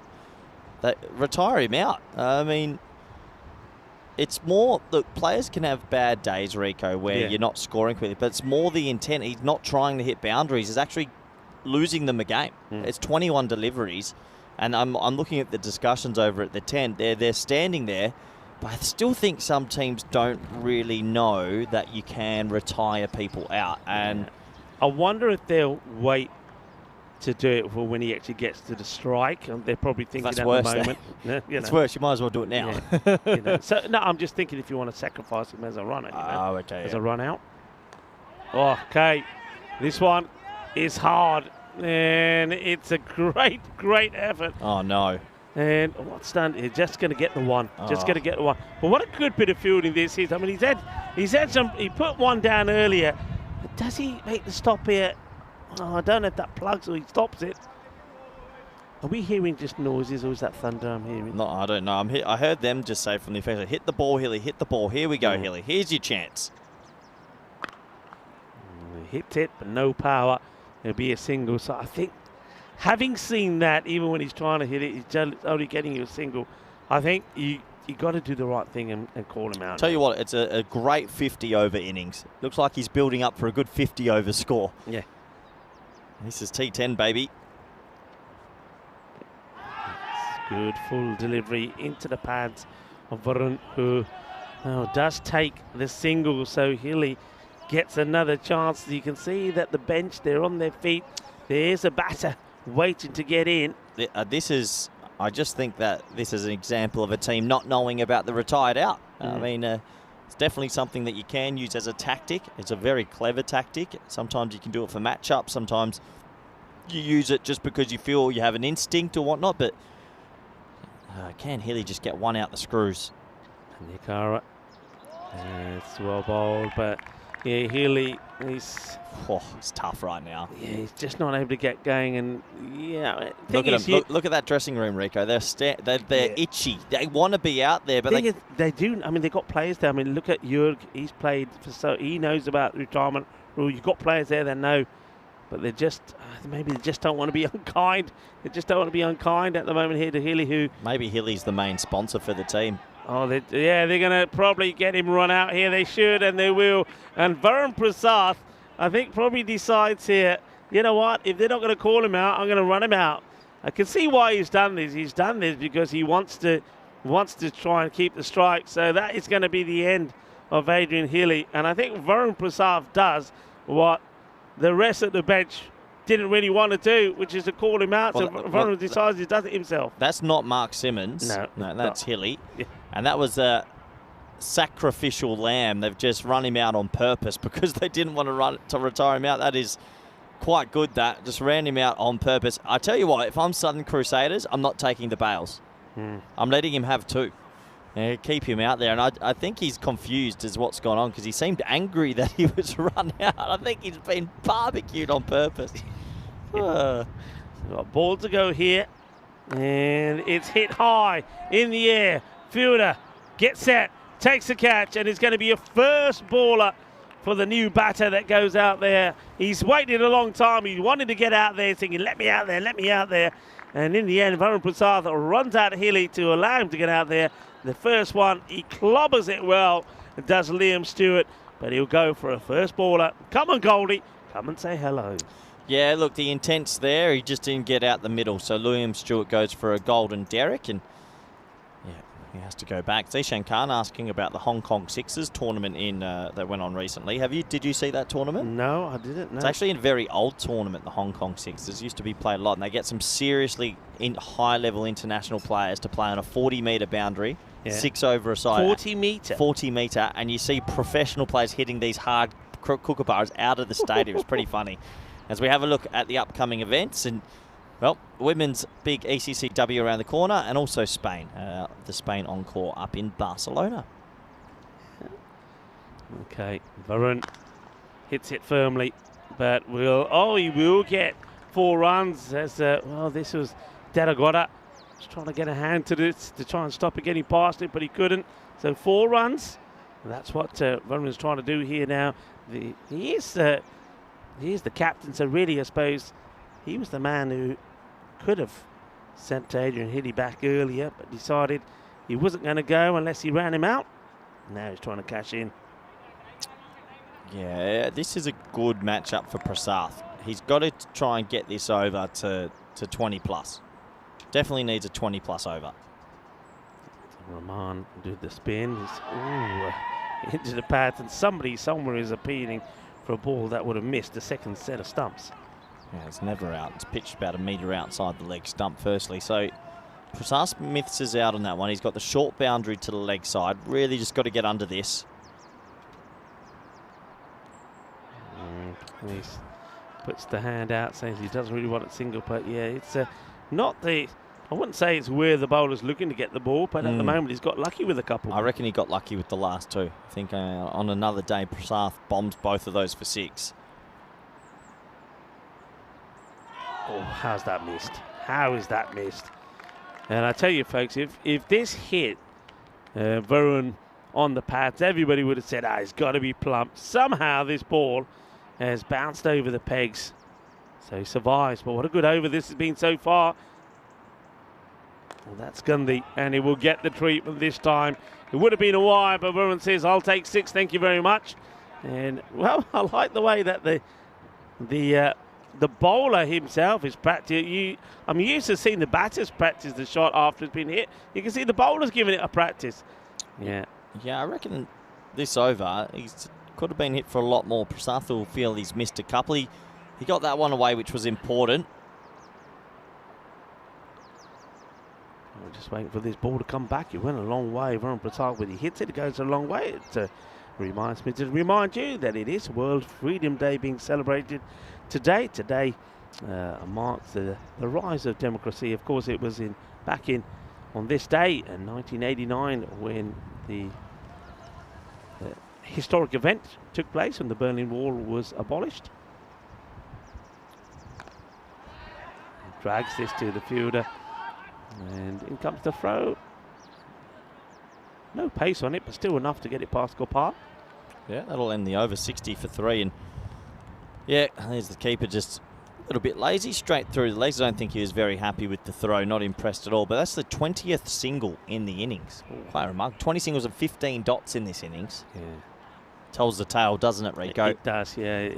And I think one thing that the overseas will have to learn from this, and the captain will have to say, right, you know what, number 3 might be my spot, but the way things are going here at the moment, I've got to open. You can see the difference already, 29 of 15. Hamish Bolt yet to face a delivery. And Varun Prasad will, well, no disrespect to Bolt, will still be looking to face most of it from here and in. This will be a good test as Spooner comes on to Varun. And Varun gets this away beautifully. 6 more. Bullet. You just cannot give him the time and the room to play this shot, because he'll execute it day in, day out. Yeah, and with this matchup, it's a perfect time for him just to get that bat on ball to the leg side. We know it's a shorter boundary today. He's batting well, 35 off 16. It's a one-man show at the moment. Yeah, it is. Jagannath Spooner sticking to it. I mean, it's interesting. I would have, if I was him, would have kept myself coming around the wicket to somebody like Varun and try and dart the Yorker in between that sort of bat and pad. Let's see how he goes here. He wants to go a bit fuller, I'm sure. And he does, and he knocks the stumps over a little bit quicker as well. It's another wicket for Pune. He's a talented player. And after being hit for a big 6, he comes back a little bit flatter, a little bit quicker, and he beats Varun with pace in that delivery. And it's the end of Varun Prasad. Another wicket goes down, 66 now for 4 the overseas. This guy is so good. That's the arm ball, the quicker one, top of the stump's length, cramping him a little bit for room, hitting the top of leg stump, and he's my MVP at the moment, Rico. If the tournament stopped right now, Pune is definitely the MVP. Wickets, runs in the field, top player. Yeah, you couldn't argue with that.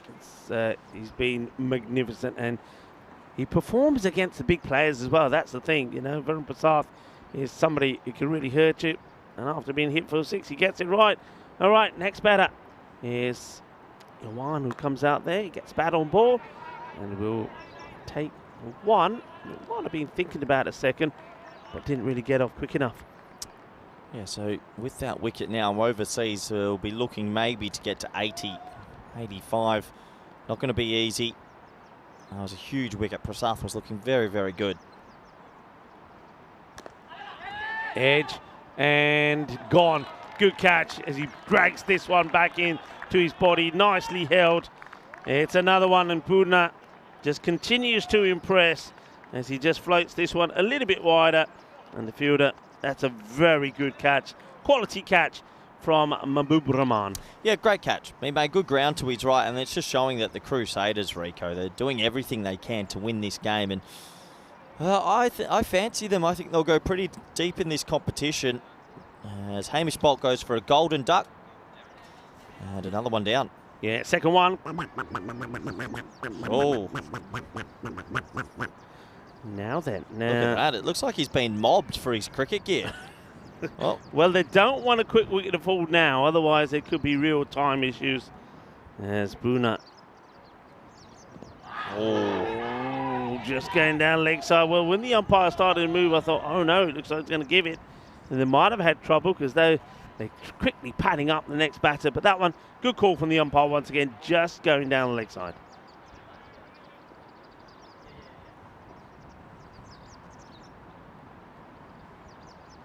Oh. It's a good delivery. I love the way the bowler just turns around. Big smile on his face from Pune as he once again gets a terrific spell of bowling in. 2 for 17. Very well bowled. 68 for 5. And with an over to go. You can just see that he's a different level. He played first-class cricket, list A cricket, and yeah, he's foxing out a lot of batters in T10 cricket. Imagine him when he's playing 50-over cricket. So last overtime, overseas, I think they'll be feeling a bit of what if. You look at the 20 balls that were wasted at the top, Rico. Let's say they were a bit more intent. They could be on 100. Yeah, oh, easy. Without fail. And, well, batters walk in and then says, hang on a minute, I'll wait to see what the umpire gives. And that's Jörg Hershey, Babes, as he's known out here in Malta. Oh, no joy for Babes. Goes for the big shot. Gets a little bit of bat onto it. He knows it. And he just waits for the confirmation from the umpire. Umpire says, yep, you're a goner. And it's going to be another duck in the innings as we're going to see the end of Babes. Yeah, a lot of ducks going on here. That's just a normal duck. And there he is. There's Derek for us. And yeah, it's been a weird sort of innings. A lot of these players have tried their best. You have to wonder, like, have some of this middle and lower order come out under too much pressure, Rico, because of the slow start. Hurley now gets an opportunity. It's 5 balls left in the innings. That's in the air, and that's got a balloon away for a handy boundary. Nice shot. Yeah, well, this is what they need. A flurry here to just try and, I suppose, touch on 80 if you can. I mean, we've seen some grade 80 scores. Lowest defence I think we've seen in this series was the score, I think 74. So we know it can happen, it can be done.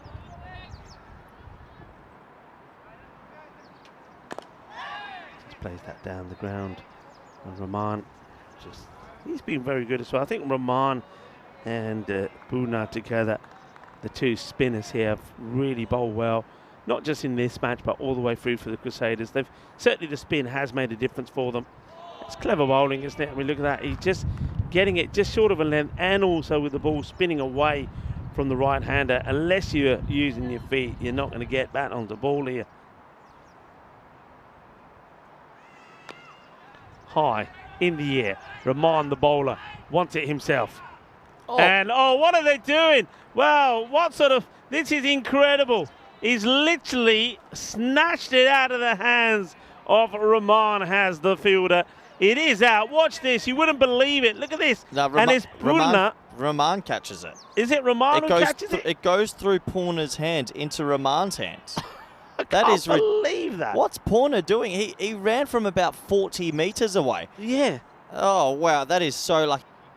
That is incredible. So it's the end of one. But Rahman, you can see he's right under it. He's taking it. And Bruna can see this. But he just goes right into him. Watch this. Goes right into him. And somehow Rahman, fair play to him, still manages to hold on to the catch. I think Purna just got a little bit too excited because it went straight back to Rahman, Rico. Anyway, another wicket, last ball time. That's been hit to Purna. He dives down with his right hand, stops it. That is the innings complete. Oh, there could be a run out here overseas. Oh, now it's dropped by the keeper. This is just crazy cricket. And now they're going running again. And this time they won't. Well, the umpire, how can an umpire give this? I have no idea how can an umpire, the umpire was halfway down the pitch. I think he's saying, no, I called it over. So, we've got to watch this again. Well, I have no idea what's going on. I think the umpire said he's called it over, but the batsman was still trying to run. Well, yeah, I mean, this is an interesting one with this. You can see the umpire saying not out. Oh, we can cue the music to this one, I reckon. Here we go. Well, here's the first. Oh,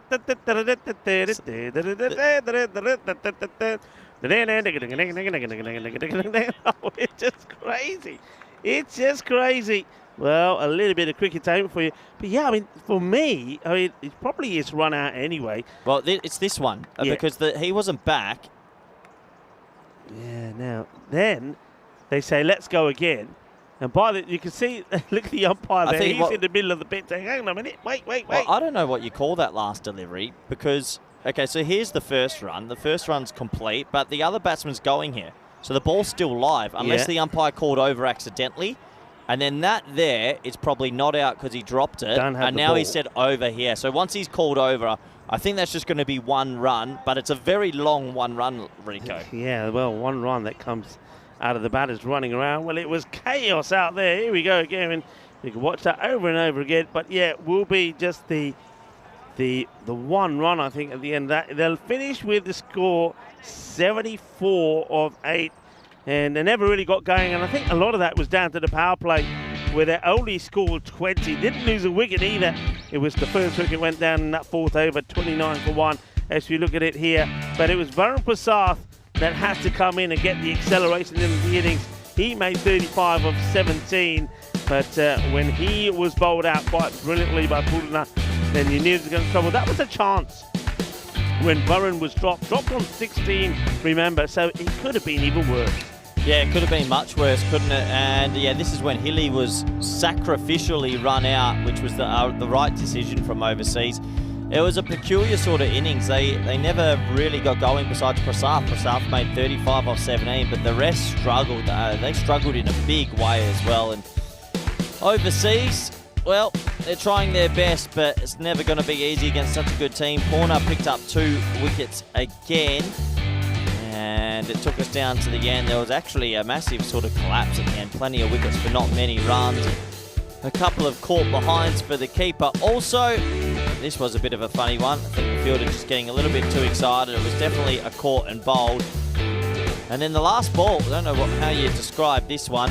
I think it's just going to be one run, and that's it. I'm pretty sure the umpire called over, maybe a little bit too early. And if the keeper had to grab that properly, it might have been run out as well. But we'll have to wait and see. I'll double check the scorecard to see what they did come up with on that very last delivery. So we have a look at the scorecard. Yeah, there is a run out down there, so maybe it was called one and run out. But 74 for 8 is the end.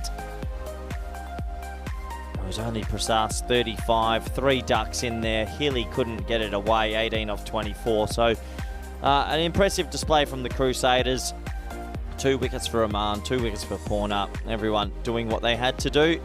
Is the innings complete? So do join us back in the next 10 minutes for the all-exciting run chase. Thank you.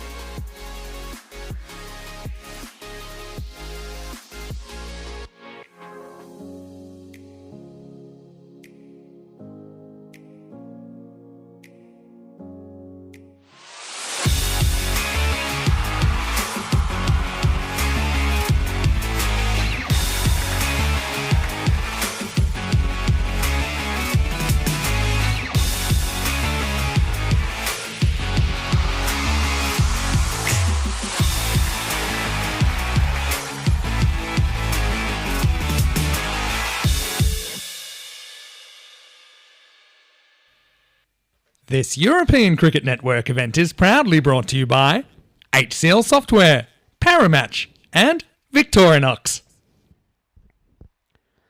Hello viewers and welcome back to the Mater International Cricket Ground as we get set to see the reply from the Southern Crusaders, needing just 75 here for victory as the overseas. They suddenly limped to 74 for 8. Only Varun Prasad made any inroads with the bat, scoring 35 of just 17. And good bowling figures there from Jagat Puna and Mahbub Rahman, both the spinners, taking 4 wickets between them, both with figures of 2 for 17.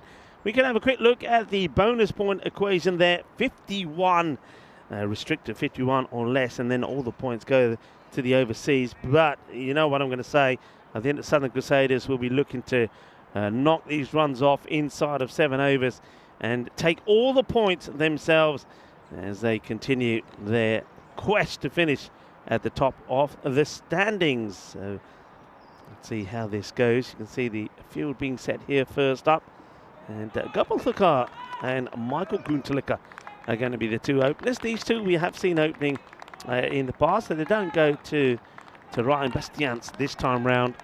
I think Michael will be looking to, as I've said before, be the man who takes the singles and just provide the strike to Gopal. Gopal's been hitting the ball so well. You want to see the back of him early. And he places away. It's going to be a long chase for the fielder. Iba, but can't get there as Varun Prasad goes after this one. And Liam Stewart, his first ball will be played away for a boundary on the leg side from Gopal. It isn't the cleanest of hits, but what that does show you that this outfield, remarkably, even with the amount of rain that we've had, still pretty quick. So Gopal off and running.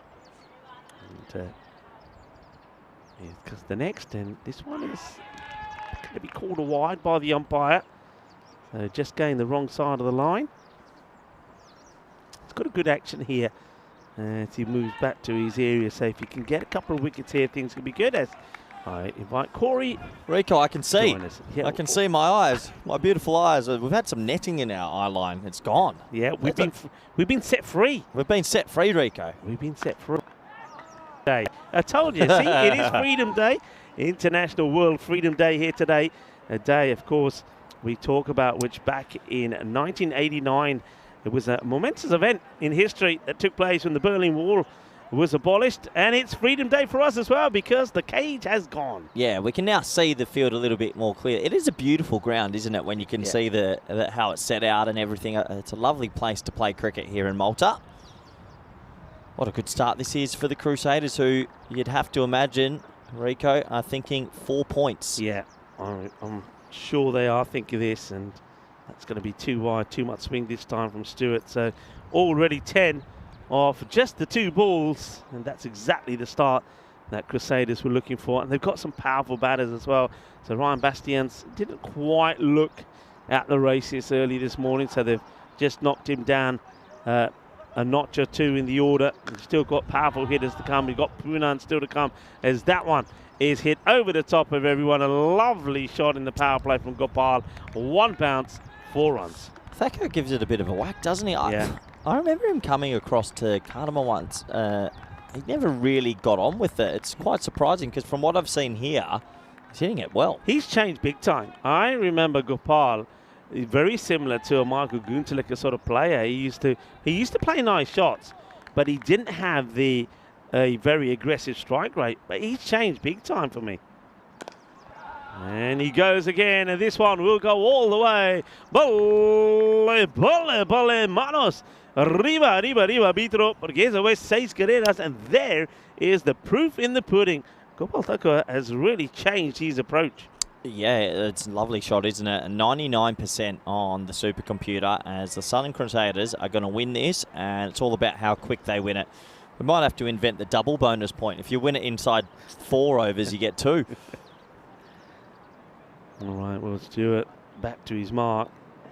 Trying to get 2 good deliveries in here. That's a better ball, and you can see Gopal Thakkar, he makes the wrong choice. He starts to go on the back foot, and when he goes back, he knows he's already out of position to play at this. So some success there for Stewart. Yeah, good comeback from Stewart. Really good comeback. Nice delivery.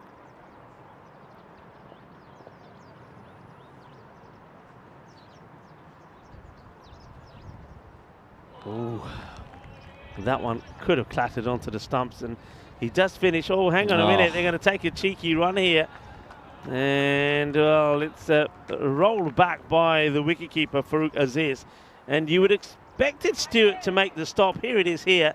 And Stewart, he just tries to stop it with the foot. And as soon as it gets past him, the batters say, hey, let's go. That's good alertness from the batters, but not so much from the overseas, as the first over will go for 21.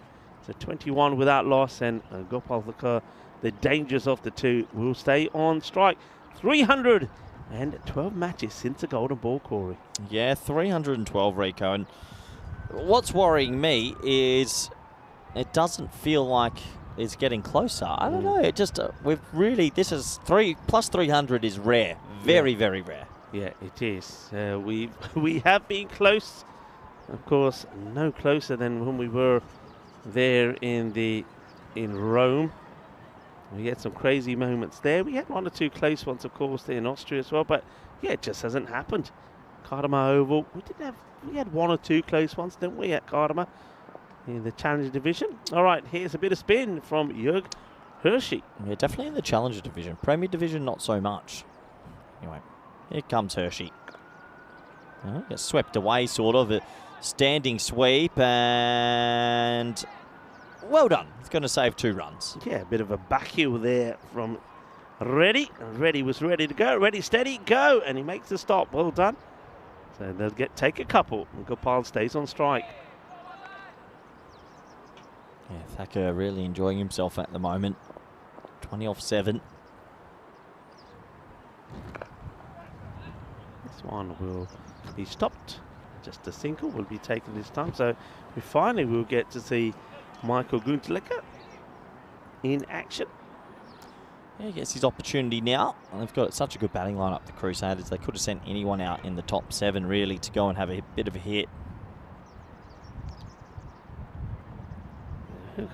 He's been playing. I've seen him play since 2020, and he's got 35 wickets to his name on the network. And as he gets this one through, his best bowling figures was against Mater Dei back in 2021, when he took 4 for 13. So has a knack of picking up wickets.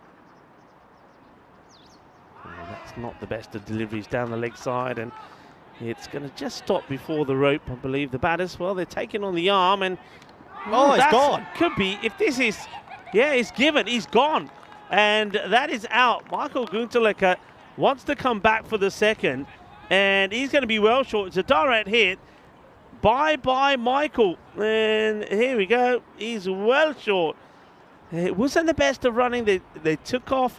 They didn't go quickly in the first. You know, they say run the first quick. And Michael reckoned he was going to get back, but a good throw. Great pickup. And Michael Gunteleka, well, he will get 1 to his name. No, it was leg buys. Was it given? He won't get anything to his name. So that's a duck. That's a genuine duck. He's barbecued himself, Rico, and oh, what a good bit of fielding from the overseas. Yeah, 1 leg by and out. And, well, Derek is very slow here. Come on, Derek, speed up a little bit, Derek. Come on. I reckon Derek has been having too much time off at the moment. Well, busy here today. And happy to be here, the Derricks, I'm sure. Here it is again. So, yeah, you're right, leg by. And he's thinking he's coming back for 2, but it's a little bit sluggish. He just never really gets into 3rd gear, and he's going to be gone. Direct hit, well thrown, good bit of fielding. So overseas do get a bit of joy thanks to good work there from Vasim. Well, they get a bit of joy, but it brings a man to the crease that is very difficult to dislodge, and we've talked about him a lot with the ball corner. He's also a very good batsman, and yeah, overseas, can they cause a bit of a wobble? They'll need to take a couple more, that's for sure. Yeah, this guy's been batting so well. And cuts, but straight to the fielder. No run this time.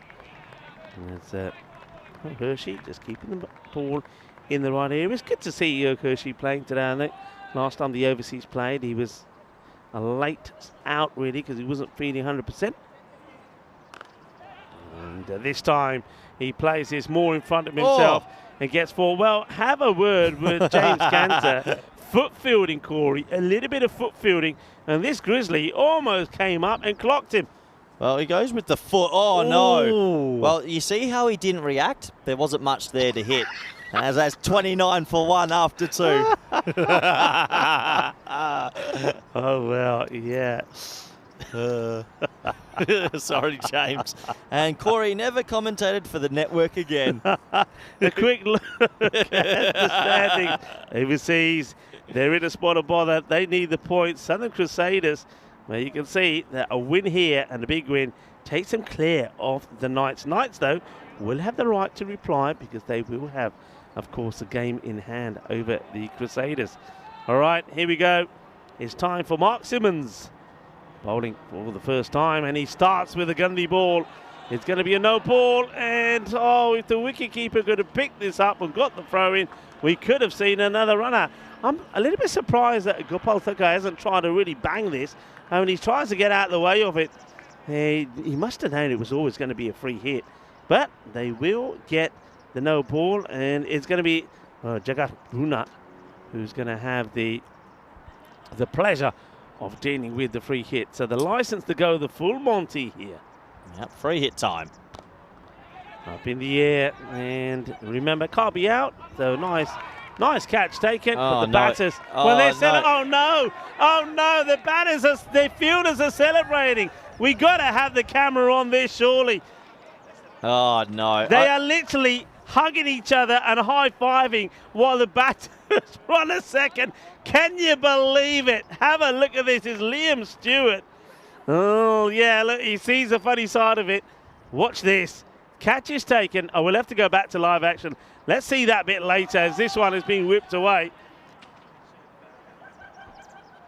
Well, we'll try and get you that replay. But first of all, that's a bad ball. Getting whipped away from Pune to the boundary. But look at this. Catch taken. And then watch. They're celebrating. Watch them here. Look at this. And then look at the faces. What do you mean throwing it? What's going on? Oh, dear. It always happens. Cricketainment, the best here on the European Cricket Network. Overseas remind me of that under-12s team that always tries really hard but don't truly know what's going on. And, yeah, they're a funny old team to watch play cricket. They're getting a shellacking here. It's going to be a wide ball as Mark Simmons still continues to have a few struggles getting the ball in the right areas. Has the no ball and the wide. It's always amazing how many players forget that the no ball's being called, just the ball before.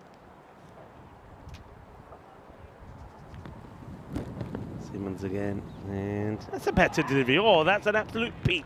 An absolute peach. And once again, you wonder how this hasn't taken the top of the stumps. Wow. Yeah, out of nowhere, Simmons bowls an absolute corker. It looks like a test match sort of length and swing. I think Jimmy Anderson would have been proud of that one. It's a great delivery. Oh, there's the little touch of the pitch from Pune. And that's just played away beautifully, elegantly. It's always going to be a wide, but Pune just gets the sweep shot in here and helps us along to the boundary. It's going to be 4 more. 4 more to the total, and you would say, Rico, it is a matter of time. Crusaders are going to win this, and they're going to take all 4 points. Yeah, especially when you've got 2 good, dangerous batters in at the moment. And, yeah, I think, as you said, just a matter of time and victory for Crusaders. That was played away in the gap. That's going to be 4 more runs. Cuatro más. So, has bowled a good delivery. But there's also been a lot that haven't been good. The no ball, the wides, the short stuff, and good batters, especially the likes of this player, is just going to put them away. So it continues to move up to the rankings. He started in 3rd. I think he's, by my calculations now, Corey, he's the top run scorer. As he plays that one away, just declined the single this time, so he started the day on 405. I know that he scored a few earlier today, and he's on 20 not out here at the moment. So I get the feeling that he's probably probably the leading run scorer now. It's gone past Priyam Pushpajan, but the Royal striker batter will be looking to leapfrog him again when they will be in action a bit later. Yeah, I completely agree. And I wouldn't be surprised if he's in the top 2 or 3 of the wicket takers as well, Rico. So he's having a very good tournament, as we've touched on, and looks like it's going to be a familiar face with the ball here. He batted pretty well before, but can he sort of get going with the ball? And it's Prasad. Yeah, well, your MVP, he's top of the wicket takers. So he's top on both. Yeah, there you go. Top on both. There you go. You've got to be pretty good to do that, don't you? Yeah. 48 for 1, good power play, and looking, of course, to finish things off pretty quickly. And that is off the back foot, and it is powered for 6. Watch out, incoming.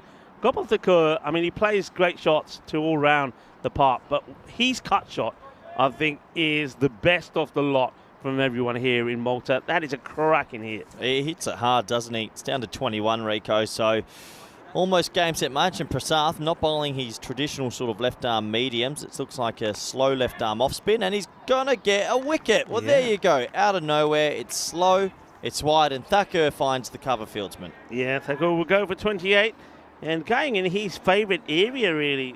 So, yeah, but Varun Prasad, that's what he's been bowling. Even in before the internationals and in the internationals, he's become a spinner. And he's getting good success. Well, there you go, 54 for 2, and it's the first time I've ever seen him as a spinner, so good luck to him, and, well, another wicket will go. Yeah, we'll take whatever you can get, especially when that last over went for 19. And, it goes for a boundary, and then the wicket here. Yeah, so Varun Prasad has found new, I suppose, fortunes and fame with a bit of spin, so does take the wicket, so well done to him. And I suppose now they'll probably feel, all right, still 21 required, so it's certainly the Crusaders match to lose as Ryan Bastians comes out. And he will go into his favourite side on the leg side, but that's well fielded. The ball was crunched pretty well, but nice bit of work there done. I think that's Herg makes the stop. Right, Buna. 20 of 8 against Varun. These two have had a good battle. And, this one is still going to go for 4, you know. It goes to show the outfield is drying up pretty quickly. I mean, plays this really late. He almost plays it right off the top of off stump. And the fielder gets down, gets hands to it. But unfortunately, he's literally slaps it to the boundary. But ball thapper maar ke boundary de deti. Unfortunate. And that's a little bit fuller, and Pune respectfully places out on the off. No run. Remember, it was Pune who got the wicket of Varun after Varun hit him for a big 6. Yeah, always got this thing, that little bit of respect thing. He just touches the pitch and comes back to himself. And doesn't quite get this on off the bat as he would like, going for that little cut again, and looks like he's practicing an adventurous shot, but he won't get a chance to practice it yet off Varun. It's the end of Varun's over. 11 come from it, does pick up a wicket. The score moves to 59 for 2. Nice to have Thomas Martinez back with us. Hola Thomas, ¿qué tal? Todo está bien? And joining the likes of Paul, John Heesom, and Paul Kemping in the chat at the moment. Very busy, and I hope you're having a wonderful Saturday on this World Freedom Day. Also, back on this day in 1996, Evander Holyfield scored a technical knockout of Mike Tyson to win the heavyweight boxing championship for a 3rd time. Yep, Evander Holyfield back in 1996. Dot ball to start here. And today, if you're a film buff, in 1994, when Nightmare on Elm Street was released in the American theatres, introducing moviegoers to the villain Freddy Krueger, considered a horror classic. It spun off a number of sequels as well. And myself and Charlie when talked a bit about this, and in fact I think also with Phil G, because Phil was here of course when it was Halloween And we talked a little bit about Halloween classics, and Nightmare on Elm Street was certainly one that I mentioned. Freddy Krueger.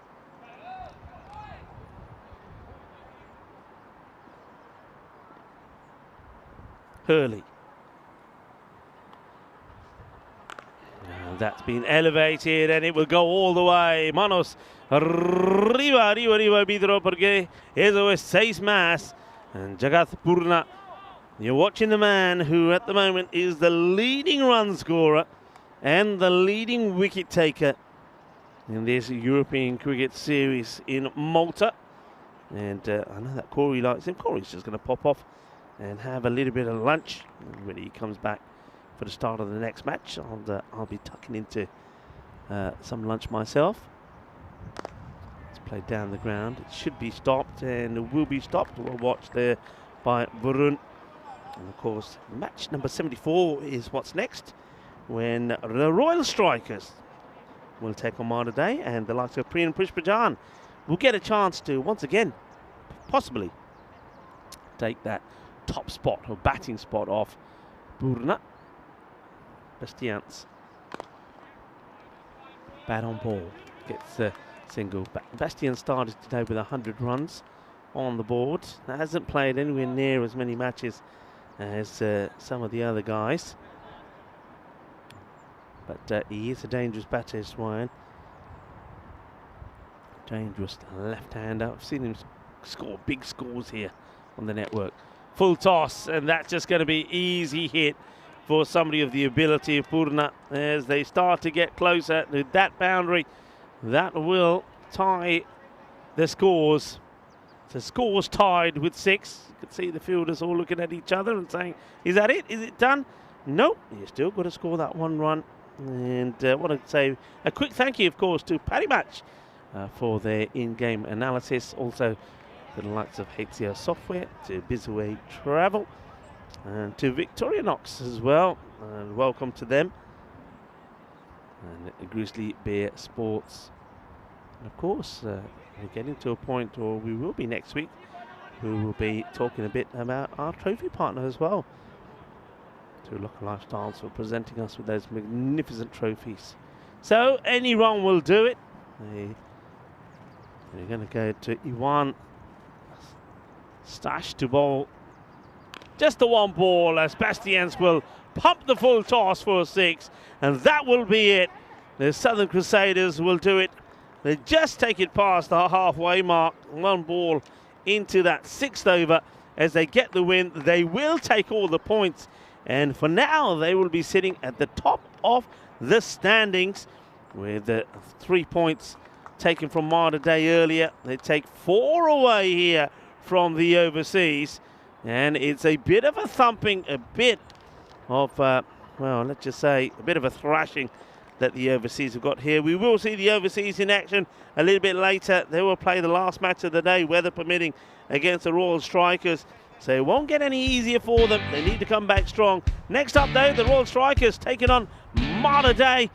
And that should be an interesting contest. Mater Dei will be hoping that their top 2, Mahbub Ali and Shohjay Patel, can get going. Roll the highlights. And, well, it won't be much, but this was the one bit of joy. Not for Michael Guntelika, though, the captain of Southern Crusaders. He went back for 2 leg byes, but wouldn't get there, and he would be out for a 2-ball duck. So the Ducks have certainly been happy today on a wet day. That was a good catch, but it was a free hit. They were celebrating, said, "Oh, ki ganne da, catch the parle par free hit sagi, ball mar, jaldi mar." And yeah, wonderful moment. Well, that was a wonderful moment, as that was a catch taken well by Yuan, and that removed Gopal Thakur. But of course, it was only a matter of time before the wind would come up. We saw some more great hitting from Jagat Purna, who continues to impress. Now, not only the leading run scorer, but the leading wicket taker in the tournament. And it was Ryan Bastians who scored the winning runs with a big 6 over square leg to confirm a very comfortable victory there for the Southern Crusaders. 28 for Thakur of just 11 deliveries, 2 sixes and 3 fours to him. And though Marco Gunteleka, the captain, couldn't get going this time, He's fortunate to have somebody like Jagat Puna in the side. 37 of 14 balls, 3 sixes and 4 fours. Bastians was 9 not out, and of course on the bowling front there was success for Varun Prasad, who picked up 1 for 11, and what we of course will be looking to see is a bit more of him when it comes to their last match. I think Varun has to really open the batting and to give the overseas any chance, you would assume, against the Royal Strikers. So time for us to take a short break and maybe get inside and get some lovely lunch inside us, courtesy of our host here in Malta, the Maltese Federation. But we will be right back to talk you through the next match. Next match, of course, is match number 74, the third of this match day 19, when the Royal Strikers take on Mater Dei. Royal Strikers, after losing to Marsa and then having a win against the Titans, are looking to come back and continue to be on winning ways, whereas Mater Dei, out of the 4 matches that they have managed to play, have lost 4 out of 4. The last 4 matches they've played, they've lost. So they are looking to come back big. It will be a bit of a turnaround if they can get a result against the Royal Strikers. So do join myself and Corey Rutgers when we come back in about half an hour's time. Thank you for watching. Thank you for your patience, and of course your support for the European Cricket Network. We'll be back in half an hour's time. Hasta pronto, mi familia.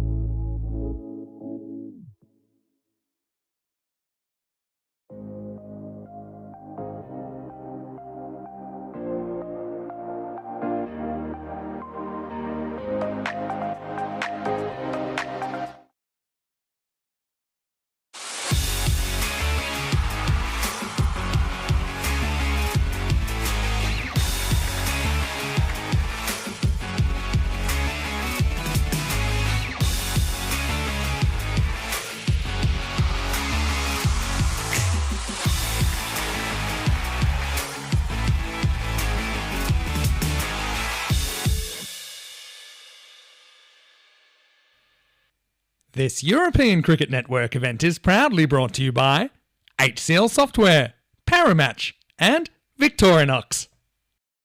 Welcome back, viewers, as we get set for match number 74. Mater Dei, well, they had a wet start to the day. They're hoping that the weather does stay good for them in this one. They're looking to get the whole 10 overs in against the Royal Strikers. It won't be an easy match for them, and they need their big guns to fire in this one. Let's see what happens at the coin toss.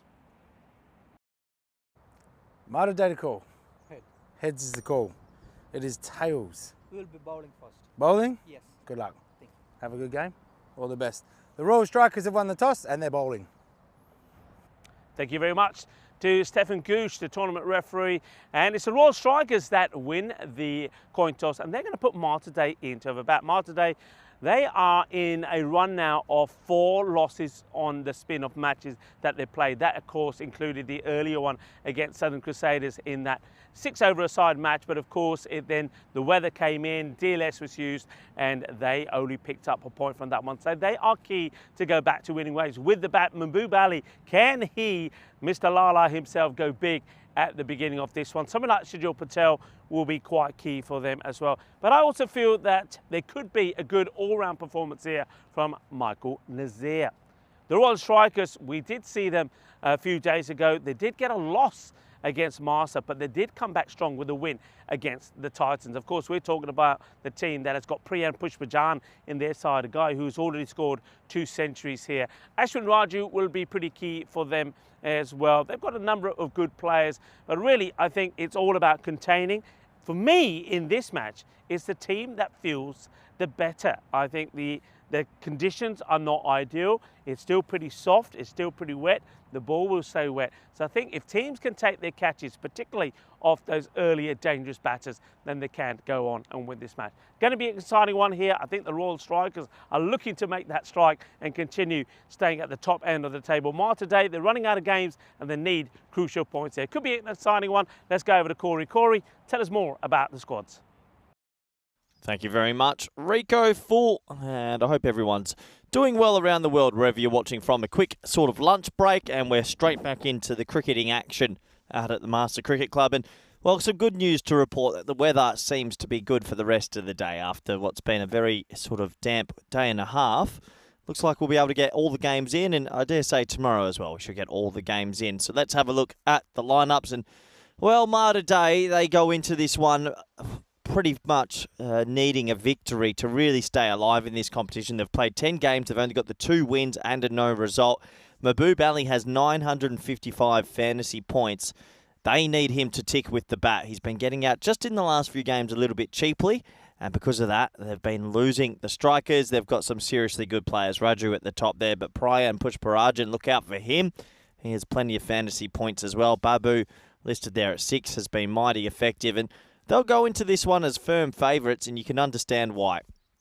76% on the supercomputer, 24% for Mater Dei, as the teams slowly get themselves ready to get onto the field. And as you can see from the sort of view there, the sun is out, which is always good to see, especially when you're trying to play cricket. Not an easy game in the wet. So the umpires will escort the teams into the middle. And are we on for a close one? Can Mater Dei cause a few wobbles? Or will Royal Strikers really sort of put another nail in the coffin for their tournament?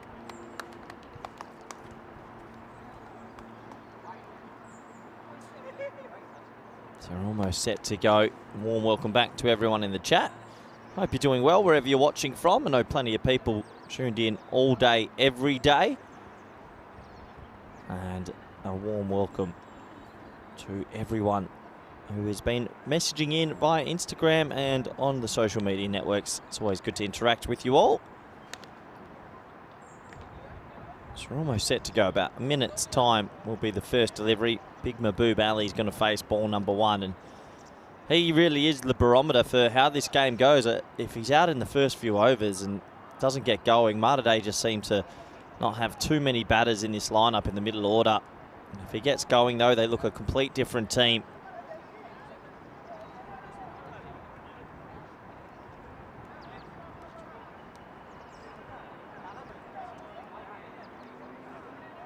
I want to say a quick thank you to everyone at the Mater Cricket Club as well for the delightful lunch that they've been able to provide. So good lunches and, yeah, very good hosts out here in Malta. Everyone around the ground did an amazing job to get the field back fit for play after the torrential rain yesterday. It didn't just rain a little bit, it poured yesterday all day and all night. So I think we're very lucky to get 4 live games in today. There's Big Lala having a little chat there to Afi Khan, the keeper, and you just look at the size of him. Towers over most.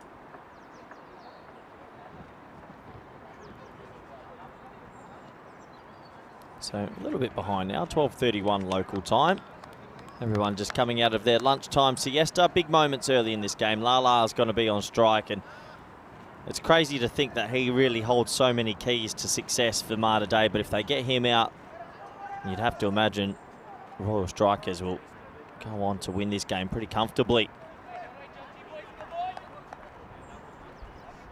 Afi Khan, the keeper, back in position. Deep third, deep mid off the 2 boundary riders. Here we go. Ball number 1 of this T10 match. Well, it looks like the type of delivery that someone has had a bit of lunch too many. Plate too full. A bit of a loosener.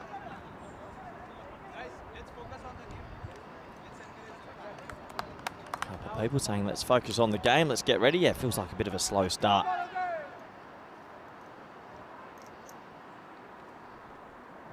Yeah, that's the second serving of lunch, isn't it? You have 1 plate's okay. You have a second plate, probably pushing yourself. You eat a little bit of dessert, a couple of coffees. The body's not really ready to open the bowling.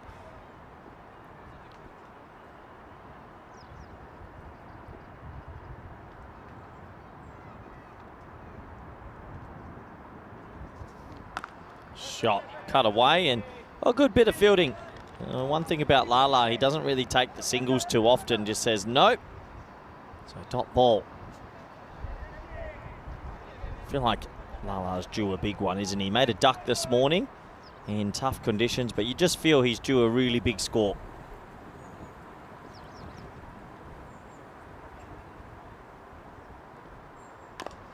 Sort of drags that to the leg side. Good bit of fielding again, and well, I think if it was anyone else at the crease, they'd probably get through for a single. Not for Lala.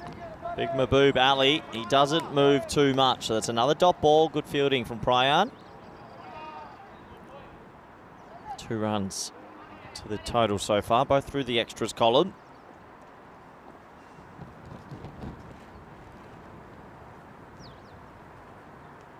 Oh, he misses that completely. It actually hit the deck and went the other way after going past the crease, and maybe just a little bit out of form. Big Mahboob Ali on another day. Yeah, that's the one. Over cover. I think maybe just getting a little bit leg side happy at the moment.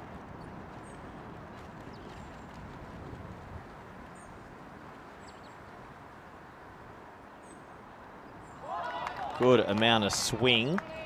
That'll be too much swing. So another wide. Long first over so far. Good umpiring though, that's definitely outside the tram line, easy decision.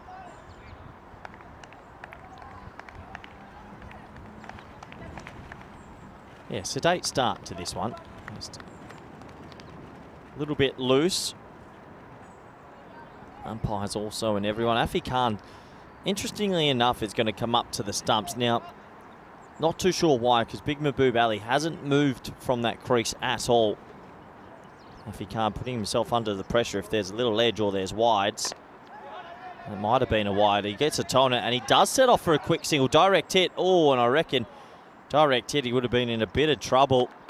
He's not the quickest of runners. It's almost like a bus going through quicksand, and he would have made it in the end. So Big Lala judges the single good enough. Patel will get his first ball, and yes, sedate start to this one.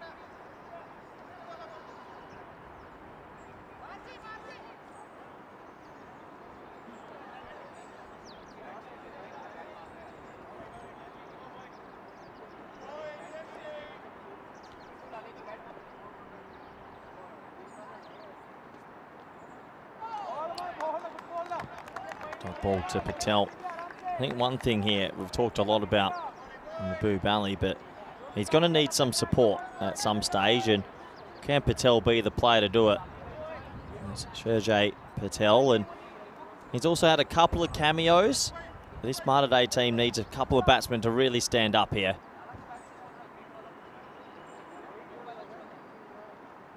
Not going to stand up with little fishes like that outside the off stump. 4 off the first over, which took 5 minutes. 3 of them were wide. Really slow start to this T10 game, but overall I think the Royal Strikers will be happy. The score is 4 for none. So we have a look at sort of our 2024 calendar. It's been another adventurous year, starting all the way back in Cyprus, off to Spain. In the middle of the year, we got to go back to Cyprus, Czechia, Romania, Hungary, Bulgaria, and then we're ending here in Malta and a couple other venues. And here's a man that's been to plenty of those spots throughout the year. Rico, what was your favourite from the season? Oh, you're putting me on the spot now. I've got to say, I wouldn't say it's a favourite, but going to England and seeing the cricket, even though the weather wasn't, it's a bit like we've had here the last couple of days, even though the weather wasn't great, to go back to England and see the European Cricket Network there, I think that was a special moment. Yeah, that's fair enough from you. Over number 2. And it's going to be a wide. Yeah, I was listening to you talking about the decision from Afi Khan to stand up. Look, he's a great player. I've seen him play here a long time. He can be pretty useful with the bat. Good keeper, Afi. Always tends to be in the wars with injuries. This time he's injury-free, but yeah, maybe he's just feeling that being up to Mahbub just gives him a chance for a stumping. And that's hit firmly down the ground. It'll be 1 bounce, and he'll have to hurry to get back, he will. Just a single, but you're right. It's a slow start, really, when you consider that Mahbub Ali's now faced 5 balls. He's scored 2, and he is yet to hit a boundary. Yeah, it's a bit of a slow start to the game in general, just wides, and so I feel like everyone's just in that lunch siesta mode, Rico. Speaking of lunch, it was very nice. Thank you to the Mater complex here, providing us with some nice fun. Bit of risotto. Yeah, a bit of risotto and some sandwiches and a bit of coffee and tea, and they do look after us out here. I like those ice buns. They're nice. I didn't have They one. come out. You didn't have one? Didn't get there in time. Well, I thought they were going to go pretty quick. They were like hotcakes, those ice buns. They're fresh out the oven. The best way to have them. Yeah, there we go. That's a bit more positive. Patel gets a boundary. Yeah, Mater Dei, Rico, you feel that it's mainly these two, isn't it? Have to go big, otherwise it might be a long sort of 90 minutes for them. Yeah, I think that's absolutely right. These two got to get them to some sort of score, and if they're able to, then who knows. And just looking at the standings the way they are with Mater Dei, right, they picked up a point earlier in, unfortunately, that weather interrupted match. But where they are right now, I mean, they're still staying 9th in the standings. I mean, a win here gets them again back into the top 8, but they're running out of matches. They're playing the 11th match here now. And it's after playing one good shot out the off. And it's quite interesting because he played a very aggressive shot, very assertive for 4 outside the off, and then the next 2 balls he's got in the same area, and he's just trying to just pad it with the bat and take a single. Yeah, maybe it's just a confidence thing. Mater Dei have been rolled a couple of times, so you just feel like maybe a little bit twitchy about how they should go about it. Last couple of balls of the second. Yeah, that's not Royal Strikers. Now, they're playing the 10th match. They've got 26 points, so they're 10 points off the top, but they do have 3 games in hand over the Crusaders. So if they get those wins, they'll be right up there, you know. So they could, if they can get 2 good wins here today, they will move probably into the same amount of points as the Innings Knights. So that would be a good day for them, and that will certainly confirm that we'll see them again in round 2. Yep, I do agree. So last ball of the second. This one's just a slow burner so far. Yeah, Clinto Paul looking to get through the over without another boundary, and he probably will, because that's going to be played out. In fact, no run at all there. So good fielding, good field positions here, I think, from the Royal Strikers. They're getting it right to the batters. And now, I think Mahbub Ali needs another bat. He says this one's no good, and he's well, at the moment he's blaming the tools, is Mahbub, because he's 2 of 6, and Sergej Patel is 5 of 6, and that means that they're at a low 11 of 2 overs as we have a look at the difference between these two teams and why this match is so important. Well, you look from number 7 to number 12, there's only 3 points in it. So for Mater Dei especially, every point's massive, but can they sort of get together and get a win here? Be massive for their competition as we start over number 3. It's wrong shot played completely. I think Mahboob is struggling to find consistency because of he's not really getting strike consistently either. He looks like he's in just a bit of rough form, and yeah, Mater Dei, Rico, just not enough bat on ball. Yeah, just reading some of the comments in the chat. There's that one again. He gets bottom hand involved. So oh no, Lala's out. Well, Lala is gonna get barbecued. Well, I saw that there was barbecue in the chat. Well, barbecue in the chat and barbecue out there in the middle, because Lala is going to go. I think there probably is a run here if you go straight away, but they're just not communicating with each other. This is what I just said. He doesn't feel like he's getting enough strike, so he's a bit itchy. He wants to get to the other end, and then by the time he gets to the other end, he's not in his form, and that's their best player gone, and that might be Mater Dei's hopes. It's crazy to say that as it's only 1 wicket, but we know that he is so important to the batting lineup, and you just got to run there. You got to get him on strike. Yeah, you got to run, and it didn't make any sense there. I think there is a run there. Look, Lala, he's not the quickest. If he's making it, then you got to get there. And look at. I think this. What you're seeing, Sajid Patel saying is, look, it's got to be my call going there. While you're running, I didn't call it, but I think there is a run. And it's an interesting one. Look, let's watch Patel. Just watch his face and watch his eyes here, Rico. He's watching the ball, and by the time he looks up, it's a bit of, well, where are you? So I think they're both at fault a little bit. Lala probably overcommits, but Patel's got to be looking at his partner. Yeah, it certainly does. And the comment that I was going to make reference to was from Thomas Martinez, as that has been hoiked out of here. And Sajid Patel, the only way he'll make amends of that run out, I suppose, is to score a big total here for himself and get his team to a good total. That will help. That's a big 6. That's gone a long way. But yeah, it's just seeing Martinez saying there that Lala needs to maybe take it a little bit carefully to start off with. Well, he was trying to do that, but in the end, he gets barbecued well and proper. Right, here comes Jamshad once again. Guna Charakaki with the ball. This one is going to be too wide. Yeah, they're getting it to swing, aren't they? It's just about starting it on the right line.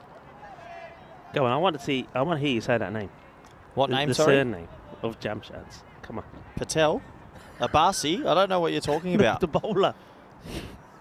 Hold on, let me have a proper look. Have a good look. Come on, everybody's wanting you to have a go at this. No, I can do that. Break it down into 3. Kunan Chirikal. Oh, well done. See, it's a couple of years on the network. That's a good looking shot. If it gets past the fielder, which it does, it will be 4. Nicely played. So Patel is starting to get going, and Kunachiraraki is, well, looking at the fielders and saying, I think I should have one back there. There's another name I need to practice there. Mahesh Kumar Lakavaparu. Yeah, well sort of. Yeah. Get in there. Yeah, you break it down in 3. As soon as you said that to me in the past, makes it a bit more simpler. Yeah. Now, mind you, I'm on to talk because it takes a while. Actually, it was Nanya Karia who, it's a chance, fingertips, and it's going to be, well, they'll make the save. That's nicely done. And even Corey is saying good fielding to a bit of foot fielding there from Sudarshanan. But he has to here. It goes through the hands of the infielder. Now, this was hit hard, so it's a good effort. Probably just, I don't think he could have caught that. I think it was too high. Fingertips laid down, and there's a bit of foot fielding which saves the boundary. Yeah, it probably should have been caught in the end. He made a good ground to it, but they save a couple of runs, and there's the man on your screen. That's the power play complete. Mater Dei 24 for 1. And it looks like we're going to see someone quite familiar that we know well come on to bowl. David Marks is going to bowl over number 4. Yeah, David Marks. Good to see him. Normally plays for the overseas. Well, I'm not surprised he made a change after watching the overseas earlier. I wonder what the story is there, because, yeah, he played for them for quite some time. He did. Dust bowl. Marks is one of those guys, and he won't mind me saying this. When he's bowling well, he's great to watch. But he goes for little phases where it just all goes wrong, i.e., full tosses, no balls, and he bowls a lot of wides. But if he can get it right, he's very useful. So David Marks with the ball, and he's going to be bowling first up to Azim Abassi, who is yet to face the ball. Here's his first. And it's a good start for Marks. Yeah, I was talking to Daniel Curry, as I was saying, while we were waiting for the rain to stop earlier, and he was saying to me, what's the hardest names for you to call? And I said, you know, without doubt, I said they're normally a lot of the Sri Lankan names. And he was saying, yeah, I thought that. I mean, he was telling about the way the names work. This one will be a while. Well, that's exactly what I was talking about with David. Sometimes too many Y's, but he was saying that problem is that their names are a lot father's name, family name, mother's name, all in one. Oh, okay. So he was saying that sometimes it's a bit of a nightmare when it comes to filling out forms.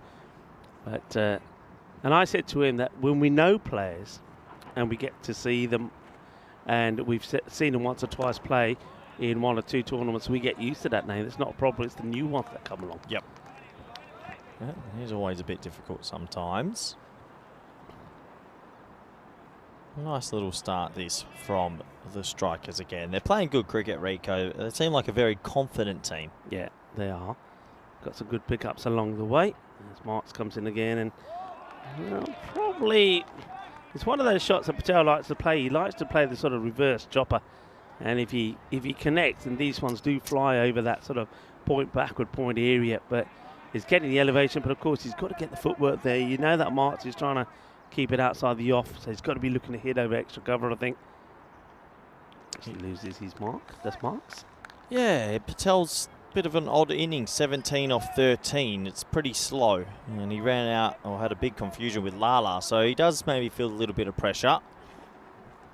Monica Ramos is saying buenos dias, amigos, or buenos dias to you, Monica, and I hope you're well. Good to see you joining us, and the good news is at the moment, at least, there are plenty of clouds around. They're much brighter. It's a lot brighter here. So we're looking to go through the afternoon without interruptions. I think today and tomorrow we're good. Monday and Tuesday do look a little bit wet.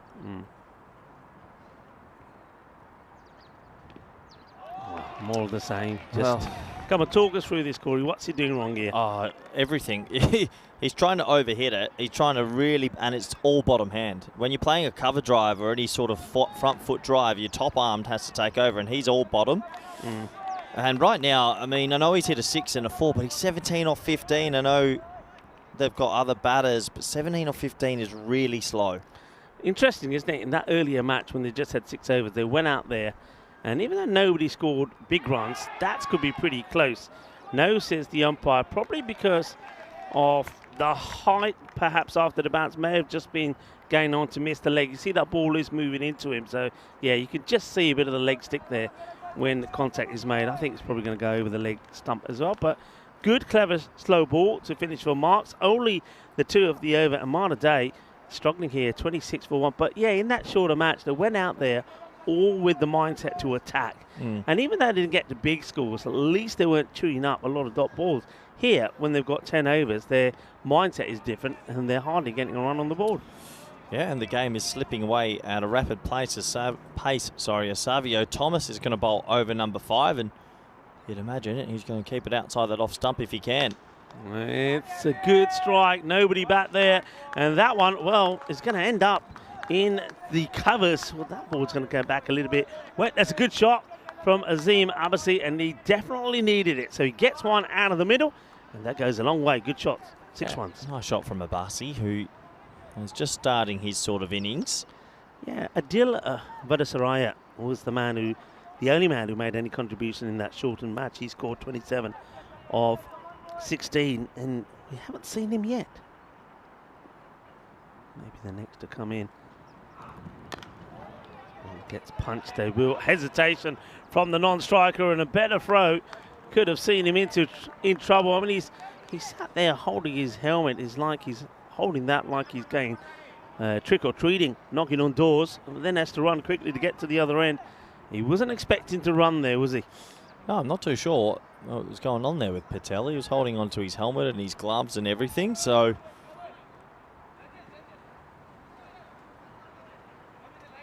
Right, back now to Patel, who's chewed up too many deliveries, too many dot balls. That last over, 4 dots on the spin. And let's see if he can get one out. Well, not just one. He needs a few out of the slot here. They behind where they need to be. That one, well, that one was spicy, and well, Afi Khan takes this, I think, on the shoulder. It's a bit lucky he didn't wear one in the face then. That did take off, and slow to react. It just swings back a little bit, but yeah, he seems okay, but that could have been much worse. Yeah, I mean, it does get gloves onto it, but it's one of those that could have just come off the gloves and gone anywhere. But that ball just bounced wildly and swung late. Swing and great effort from the fielder. Throws himself at this, goes for the catch, and well, it's hard hands in and out. Good effort from Jamshad, but he couldn't hold on to it. Yeah, a bit of an Arnold Palmer, in, out, almost, and they'll scamper through for a single. So a life there for Abasi and a little bit of luck for Mater Dei.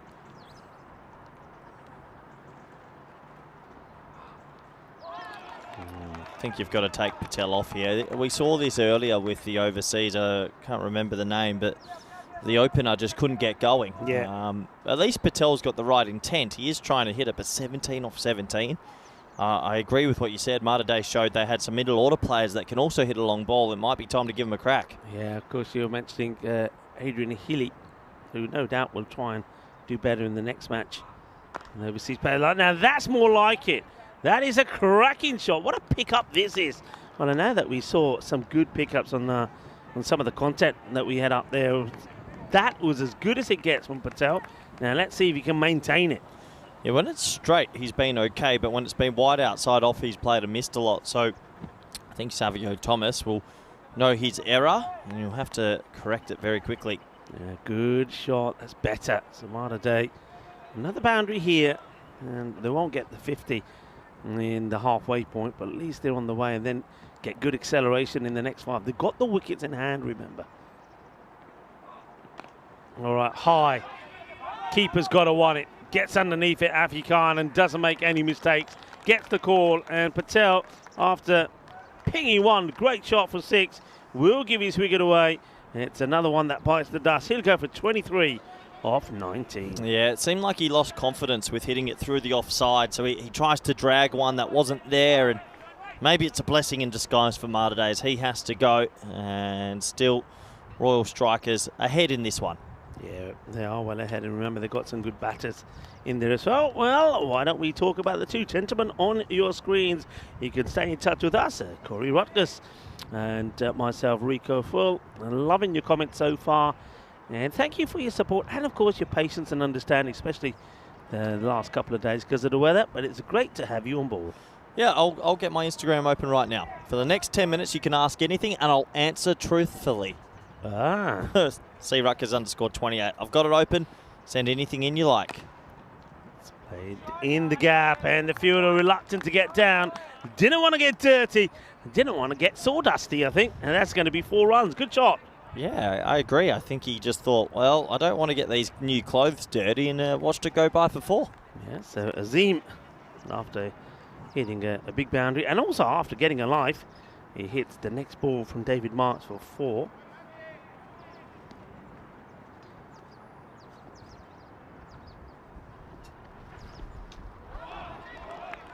Come back. It says David Martin. That says, go on, try it again. Oh, I like this for Marks. And he says, you're going to hit me for 4. Let's see what you can do with this one. Pretty good short ball that. You got it at the perfect height, and don't fast bowlers love it when they get a short ball right? Just a couple of extra steps to the run up. Yep, definitely. All right, here he comes again. And this time it's pitched up. And it's, well, we've seen a lot of this, not just in this innings, but I think we've seen a lot of this in the day. Batters swinging and missing, not getting themselves in the right area. One thing I think that a lot of these batters are not doing, they're not taking that step across, are they? Not going across the outside the off and then playing this shot. So they're playing down the wrong line. They're not getting their feet moving. Slow ball, well bowled from David Marks. He showed already in the last over that he's got quite a good slow ball that he's worked on, so just a single. Yeah, it's been a good spell from him. He's only gone for the 7. It's very good indeed, actually. Now, Rafi's come out with the chance, bowling 7-4-7.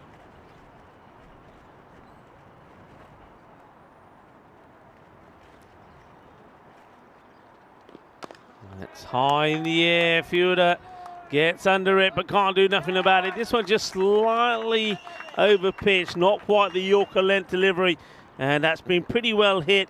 See, the fielder there was hovering around. That was Vishnu Babu. I thought maybe he was going to get an opportunity on this, but it's not to be. And well struck. Yeah, nice shot, especially to do that off your first ball will build a lot of confidence. Can he go again? That's not a good delivery. Strays on the leg side. Long chase here. Iba. Pero no puede. No puede. Eso es cuatro más. That's Sanjay couldn't quite get there. Couldn't get this ball to come in. And there's David Marks just loses his shape a little bit with that delivery. It is the end of the over. It will finish well. It means that Mater Dei, after 6 overs, are 57 for 2. Back to the table. Okay, I don't know. We usually don't have the table come up now, but look, have another look. Mater Dei, 15 points, 3 games above in hand above Victoria Lions. But Marsa, look out for Marsa there. They're on 14 with 8 games. Yeah. Blasters 14 with 10 games. It's going to be so close. You can sort of see after the 6th spot, yeah, 7th to 12th is good luck. Yeah, very much so. It's worth pointing out that Giza United there have played all their matches in those standings. So they are likely, if anything, to be going, well, depending how the results go, they're likely to be going downwards. So, yeah, they've played all their matches, and so have Gozo Zalmi, who currently are 4th and 28. They should be okay. But, yeah, Giza United will be intrigued to see how the likes of the Titans, the Red Stars, and also Marsa go. He's got him. Sorry to interrupt you there, Rico, but he goes dot, full straight wicket. He's just so much quicker than you think, Pushparaj. I think players are still thinking to play him like a spinner. It's just medium pace. It's quick, medium pace off 3 steps, and he gets a wicket. Yeah, he's been very much like we've already talked about Purna, who's been in super form, is of course the leading run scorer, and he's been right up there as leading wicket taker as well. But this guy, Pushparajan, has been more or less up with him all the way through. He is, of course, second in the batting, if you like, the most number of runs scored. So we did see that Poonam did go above him. Poonam now is 442. Priyam Pushparajan 433. And on the bowling front, with that wicket there, he's keeping up with him as well. That's just going to be a single played out there on the offside. So these two really, and Poonam and Pushparajan, are really contesting for that MVP. Pushparajan, of course, got 2 centuries to his name. That's played away. Poonam, of course, got to 99, just missed out on the century. What an over. He's bowled it in quick time. It goes for 2. He picks up a wicket. Scores 59 for 3. Had a question come through on my Instagram, as we mentioned before, about who was the player that used to use the mongoose. It was David Marks. It was David Marks, yeah. Correct. And, well, maybe he will. I know he does have it with him always. Let's have a look at this. Right in time for Crimbo, the 9th to the 20th of December, will be the Women's Euros. Yep, the Dream 11 European Cricket Championship Women's Edition. Looking forward to it as well. 10 teams this year, and we do have that Challenger and the Premier Division. Good luck to all the teams. I know a lot of them are making preparations. We've seen quite a bit of women's ECIs as well. We saw some good action here last weekend. So that will be, of course, the end of our season. What a way to finish. And we'll certainly have a festive feel to the Karma Oval, I think. So Paul coming back to bowl his second. Afi Khan, the keeper, just up to the stumps there to change a couple of sort of angles and zones. And I always like a keeper that takes control like that. They've got a great view of where the game is going and where people should be standing. It's just going to drop short of the fielder, who picks it up and throws it in quickly. And if that hit the stumps, it would have been curtains. There's no doubt about that. That would have been the end of Rafael. Right, now he hands a strike back to this man, Adil Vadasaraya. I mean, he lived a bit of a charmed life in the last match, but he did score healthily. So he's somebody you do need to go well Scored 27 of 16 and flicks this away nicely, but finds the fielder, unfortunately. Doesn't quite get enough wrist involved in this shot, trying to get it there out through the gap on the leg side. Yeah, so if you do, you remember you saw our social medias up there, send Corey a message, and Corey is ready to reply. Yep. And honestly, like he says. Always honest. Always honest. Sometimes, from Monday to Thursday. Single taken. And good this from the Royal Strikers. Once a bit, I like their kits as well. I like the combination of the black and they've got the green and nice kits. Oh, well, he's hoiked this, and that's going to go a long way. Well, you can hear the emergency services. Well, that's why, because that one is going to end up in the archery range. What a good shot this is.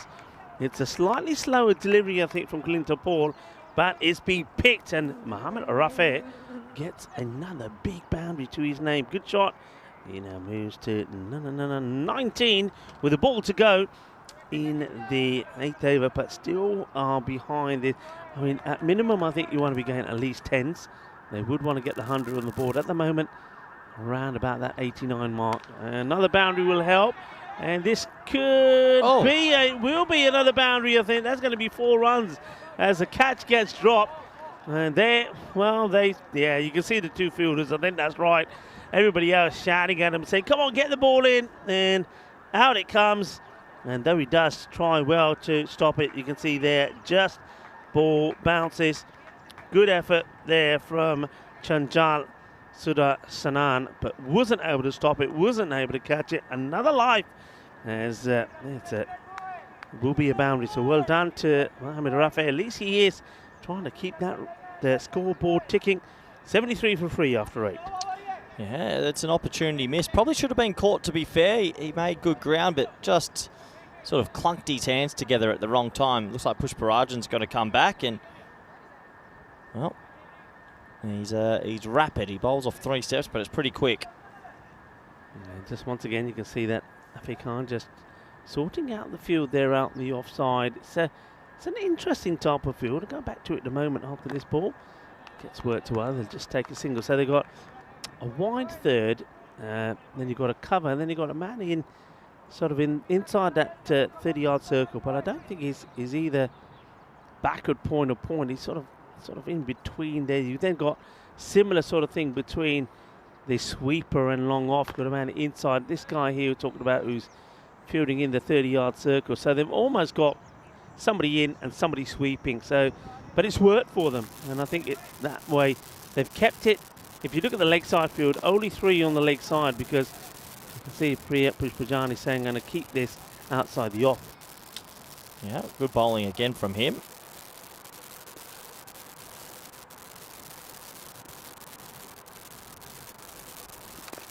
Another scuffed shot there as he tried to whack it away. Another single. A couple of questions coming in. Monica asking if I enjoy playing or coaching the most. Coaching for sure. Coaching's a lot more fun than playing. Your body stays a little bit healthier. Another dot ball. This is an amazing spell, Rico. This guy's so good. Yeah, good bowling and good wicket keeping. And Afi Khan showing off all of his experiences. Standing up. Pushpajan, good bowling. And that's going to be out. I think he might have even got a little bit of an inside edge on this. He doesn't want to come out of his crease. And that's what Afi Khan is doing, really. By standing up, is not the batters are afraid to come down. He needs to really be turning this into a full toss.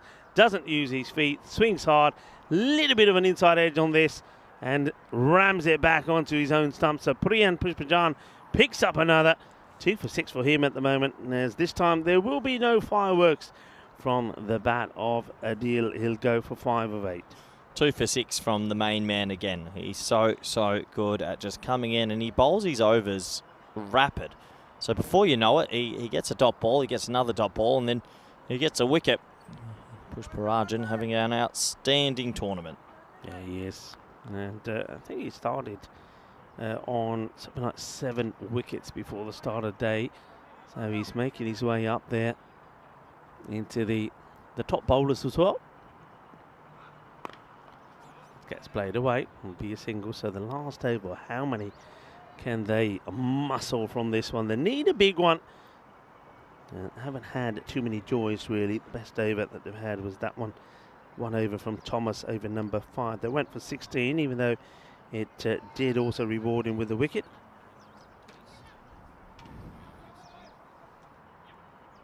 Makes a slight change here in the field. Just making some movement there on the offside. And you're right, Corey, liking the way that Afe Khan, along with the captain, is making sure that the angles and the lines are right in the field.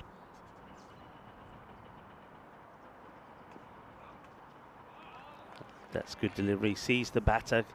Nazir here trying to come down a little bit, and just like that, the bowler says, well, okay, I'm just going to bang it in a little bit shorter. Mater Dei, just a lot of dot balls again, Rico. Some of these teams have just fallen into the trap of playing and missing a lot, and when you do play and miss a lot, the score just gets stuck. Another example. So they're going to be under par. You'd have to imagine Royal Strikers are going to try and win this and get all 4 points. Yeah, well, they're going to be looking to do exactly what Southern Crusaders did against the overseas. And, well, unless we see the next 3 balls go to the boundary, I think there'll be every opportunity they will do it, especially with the batting that they've got. And, oh, yeah, the bowler is absolutely right, I think, here, when he turns around and says, come on, umpire, give me a break. This is not a wide. It's not even close. Nah, it doesn't even touch the line. It's well inside, so that's a tough call from the umpire Jit. Johnny saying, did I miss I missed a question from you, Johnny. So if you want to ask the question again, I'll answer it. Didn't see it, sorry. Played out to this fielder. It will be a single, and you can see there 2 men also sweeping behind. So that's why this field has worked so well. What this shows, Corey, is that if your bowlers bowl in the areas that you, the captain, want, you can set this type of field. They've had 3 men on the leg side all the way through. Yep. I think they've bowled really well. I think they've done their job, and they look like one of the teams that will go pretty far in this tournament.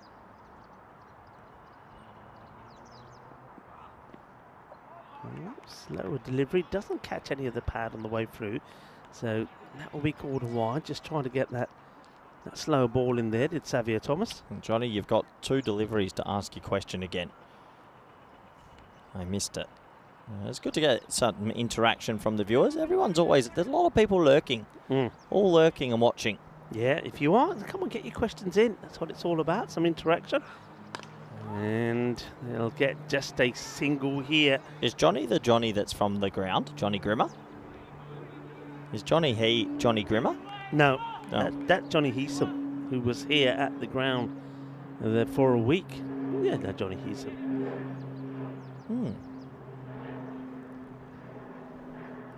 Meet a lot of people on the road, Rico. Plays this out, will just be a single, so that will be the end of the innings. And, well, once again, the team that's batting first, that's been put into bat, not really being able to get too many runs on the board. They all finish with 83, and, yeah, Corey, you're right. I think the Royal Strikers, especially with the firepower of someone like Priyam Pushpajan and Ashwin Raju, will be looking to knock these runs off pretty quickly. And I think, given the opportunity, even someone like Afe Khan will play a big part in that. So Marco Nazir walks back, didn't really get too much of an opportunity this time. Just a couple of balls to face, and scores 2 of the 4 he did. But that's been the issue. The strike rate wasn't good. We saw starts from Sujal Patel and from Rafe, but Rafe wasn't able to go big. And then Mahbub Ali, well, that was just a proper barbecue. And losing your main batter early in that fashion is not a good start, and I don't think they ever recovered from it. They never really recovered, did they? It was a lot of dot balls at the start. Lala gets run out, Patel's struggling. Barsi comes in, hits one really nice shot over cover, but you just think that it was one of those stop-start innings that we're getting a little bit accustomed to with some of these teams, where they hit a boundary and then have 3 or 4 dots. And overall, credit must go to the Royal Strikers. I thought they bowled very consistently outside the off stump. They didn't overcomplicate it with their seamers. And then this man came back in, Parajan, and he's so quick off 3 steps. Players just can't line him up. An acrobatic effort after the drop there. Here was another bowl. Got a little bit lucky this time. That was a full toss that was chopped down. into the stumps, and that was all she wrote. Mater Dei struggling, to be fair. 83 off the 10 overs, 4 wickets down, and can they save a point? You'd have to imagine it's going to be tough. 10 wides in there also, 27 off 11 for Rafi, but Patel's 23 off 19 and Abbasi 14 off 12. Mahbub Ali 2 off 6. The top 3 all got really stuck, and that's why they only made 83.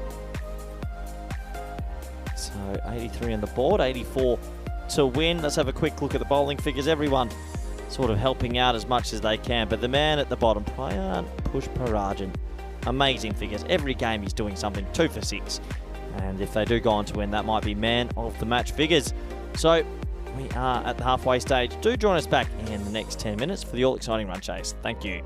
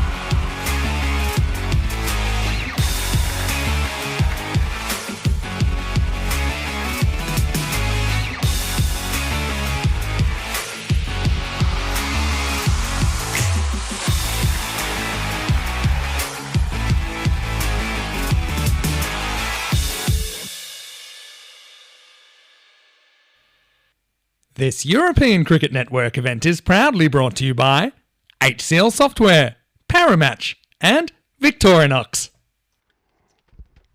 Hello and welcome back. Yeah, big shout out to, of course, all our partners, Victorinox, Paramatch, HCL Software, Grizzly Bear Sports, and also to Bizaway Travel, who, of course, are responsible for getting us around. It's great to have our partners involved. Let's take a look at the bonus point scenario here. It's very similar to the last match where the Overseas and the Crusaders played. The Crusaders, they did get all the points because they chased the runs down in less than 7 overs, and I feel that they are the more likely to pick up the 4 points here. I don't see how the Mater Dei can restrict the Royal Strikers to less than that 60 score in the 7. So let's wait and see how this goes. They're going to start off with Pintu Josh again with the ball, and bowling to Ashwin Raju, who, along with Priyan Pushpajan, who's the non-striker, have been their key contributors with the bat. Here's the first. And play down, they think about the run. They probably, if they go straight away, because it's not taken cleanly, you probably take it. But no run to start off with, as Pinto gets this in the right area. And welcome back to everybody in the chat, who, well, probably like us, probably amazed that we're getting these matches in. The forecast was not good, the start wasn't good. The outfield, well, when we left here yesterday, was a lot of it was underwater. We came in this morning and were pleasantly surprised that the ground had absorbed a lot of that water, but more rain meant that we had several disruptions. But here we are, going through the third match of the day, and the weather looking okay. It's actually pretty warm out there in the sunshine. It's cut away, it's a sweeper. Got the lines right here so far, very similarly to the way that that the Royal Strikers were in the field. So nice shot played, just a single. And now Priyan Pushpajan to face his first. Oh, they could really do with removing Priyan early. And you do that, then you stand a good chance in this contest. Well, they might do. It's a miscue. Fielder comes across and drops it. Oh dear. Look at the looks and the reactions from the players around. They knew that was a big moment. You can see there Shurja Patel holding his head in his hands as this catch goes down. If you're going to win this match, you've got to take all your chances. They don't. The chance goes down, and, well, Priyan gets a big life. Wide, played away, fielder. Well, he's fielding. His ground fielding has been good. Unfortunately, anything that's been in the air has... Oh, what a big moment that was. And the big wicket of Priyan could have had him first ball. All right, he gets back on strike.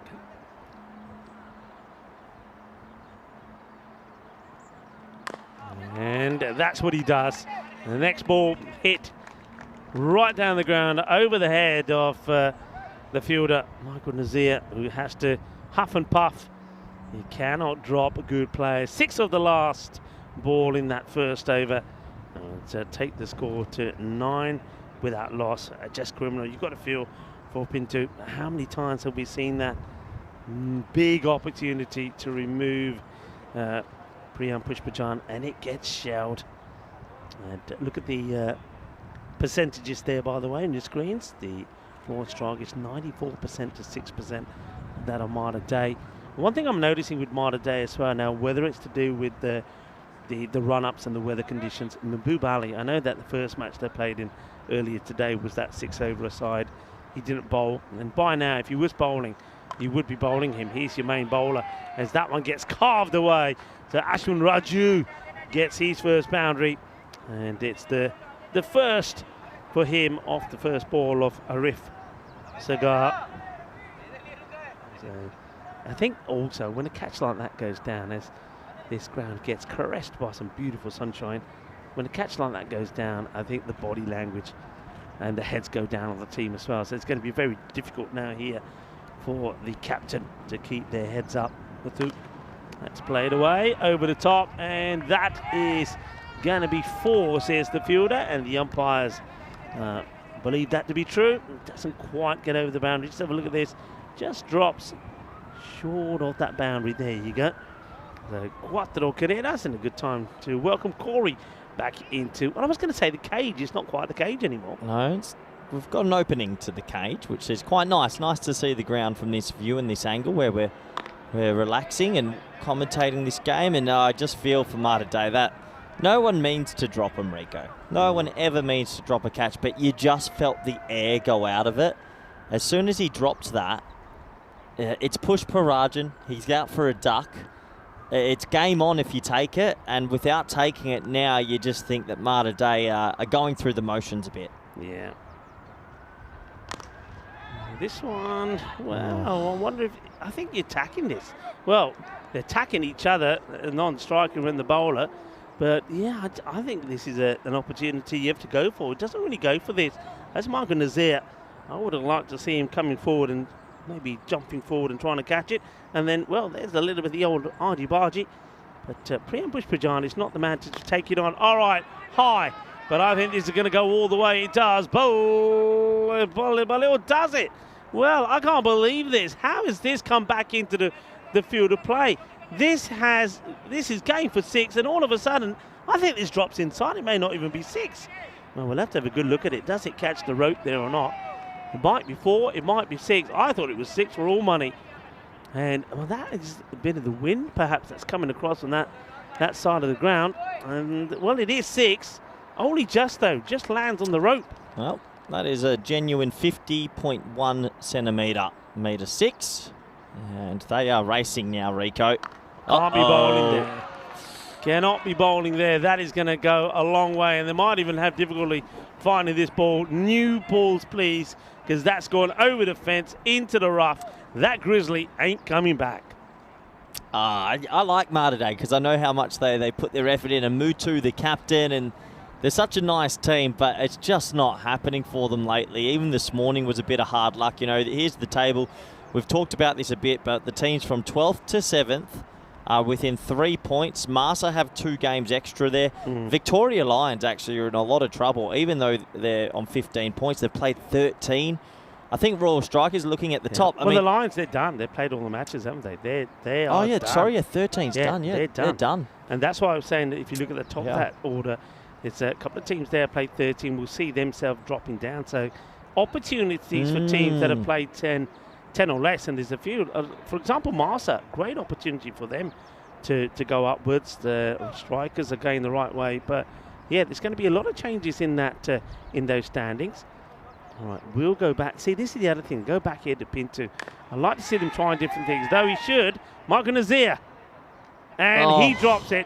And well, you can see the disgruntled figure, the big figure of Mahbub Lala just watches and says, "You're kidding me." Another one. Down it goes. Yeah, and Lala was screaming for it coming in with the flight. Push Parajan's been touched by an angel with the bat. He's faced 3 balls and he definitely should have been caught twice. Good delivery in the block hole. Yeah, just saying what I was saying there. So, I mean, Muthu Kumran is a lovely guy, but he's so unselfish. He hardly bowls himself.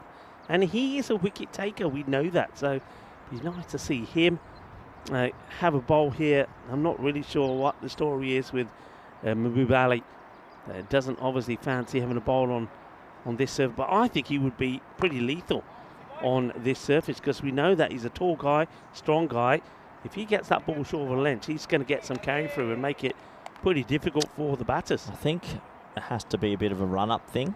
Certain players in conditions that are suitable enough to play, but maybe a little bit sleepy. Some players, it's a mental thing as well. They don't feel confident to run in, and others do. Got to get a stop onto it, but can't. That was hit pretty powerfully. We know he's got the power, Ashwin Raju, as he fires away another boundary and just out of the reach of Nazir. 4 ball. As we say hi to Waza. And John Gray, hello to you as well, joining in the action and the fun. And you're starting to stir on there again. Rico, what are you up to? Purge 2.0. Some people are going to be losing those blue spanners next week, and I cannot wait. Hope they're ready. They're going to let you loose again. Oh. I'm going to be loose. I'm excited. And a swing and a miss. There's a few people that are going to lose the privilege. It's going to be, I'll probably lose mine during the purge, but it's worth it. It's worth every second. No Dave in the chat today. Can you believe it? Yeah, what's happened? Dave's not watching a day of cricket. I reckon Dave saw what was happening here earlier, thought it's going to be another washout. And he's not with us. Unless he's got a jam. It is the weekend. He could be might have a jam session somewhere. Gone. Timber. Jog. Well, Pintu Ghosh, he certainly did deserve a wicket. And after seeing Priyan dropped a couple of times, he does get the wicket. It is not a Priyan, but it's still a decent one to get. Ashwin Raju is going to be the first batter to go. He'll go for 26. A very healthy 26 of ball number 13 that sees him being dismissed. 2 sixes and 3 fours, and the score at the end of 3 overs, 36 for 1, winning the power play by some 12 runs when you look at the comparison, and because their opponents at this point were 24 for 1. And I'm liking this. I know that we talked about Mahbub Ali, but they have got the wicket, and maybe with that wicket they believe, because they are going to Mr. Lala himself, Mahbub Ali to bowl over number 4. Well, if the man can get the ball to kiss the wicket as he does sometimes and get a bit of extra bounce, he'll be tricky on this wicket. He's skidding on a bit today. A few adjustments to the field to get it all correct. And, well, Pushparajan hasn't really got going just yet. If anything, probably should be back in the sheds. Yeah, he should be. He's lived a charmed life, being dropped in 0 and 5. And you've got Sudat Sanan, who has joined him out there. That's not a good delivery. That's an easy hit. Doesn't try and hit this too hard. It will be 4 runs, I believe. I think they're checking this because the umpire at square says I'm not sure. It looks like it was 4 to me, just bouncing before the rope. Let's have a look. And yeah, I think so. 4 runs. Cuatro carreras. And Mahbub, a bit of a loosener. That's his first ball of the day, so you can perhaps forgive him for that. That's better on target. Back in time with me. We're going to go back to 1985. A great day for the incomparable Richard Hadley. What a player. Hadley, one of my all-time favourites, who demolished Australia in the first test in Brisbane. More on that in a moment as we see a wicket, and it's a big wicket. Priyan Pushpajan, it's 3rd time lucky for Mater Dei as Mahbub does pick up the wicket. Just seeing when he takes this wicket, he sort of does, have a look at him here, he sort of reacts to like a bit of a back complaint, Lala, but he gets the wicket. Now then, are we going to see a bit of a cagey batting performance here from the strikers? Remember, they still would want to try and knock these runs off inside the 7 overs, but they've lost 2 of their big batters. Priyan, who just never got going, will eventually go for 14 of 8. It's 40 for 2 as Afi Khan comes out. Well, Afi Khan gets an opportunity. Lala gets the big fish, and yeah, just a bit of a wobble here, trying to win it inside 7 overs. Good work from Mater Dei, keeping them honest. It's a couple of wickets, both bowled. Pintu gets 1, and Mahbub Ali gets the prize of Priyan, 14. And now you got Sudasana out there with Afi Khan, who places nicely. Good bit of timing from the bat of Afi. He'll take the single. Yeah, into the total. So Afi Khan and Big Mahbub Ali having a bit of a friendly banter between the two. Yeah, Mahbub just wants to tighten up a little bit out there on the offside. I like the field, similar to what we saw the Royal Strikers, just keeping the 3 men on the leg side, all of those on the boundary.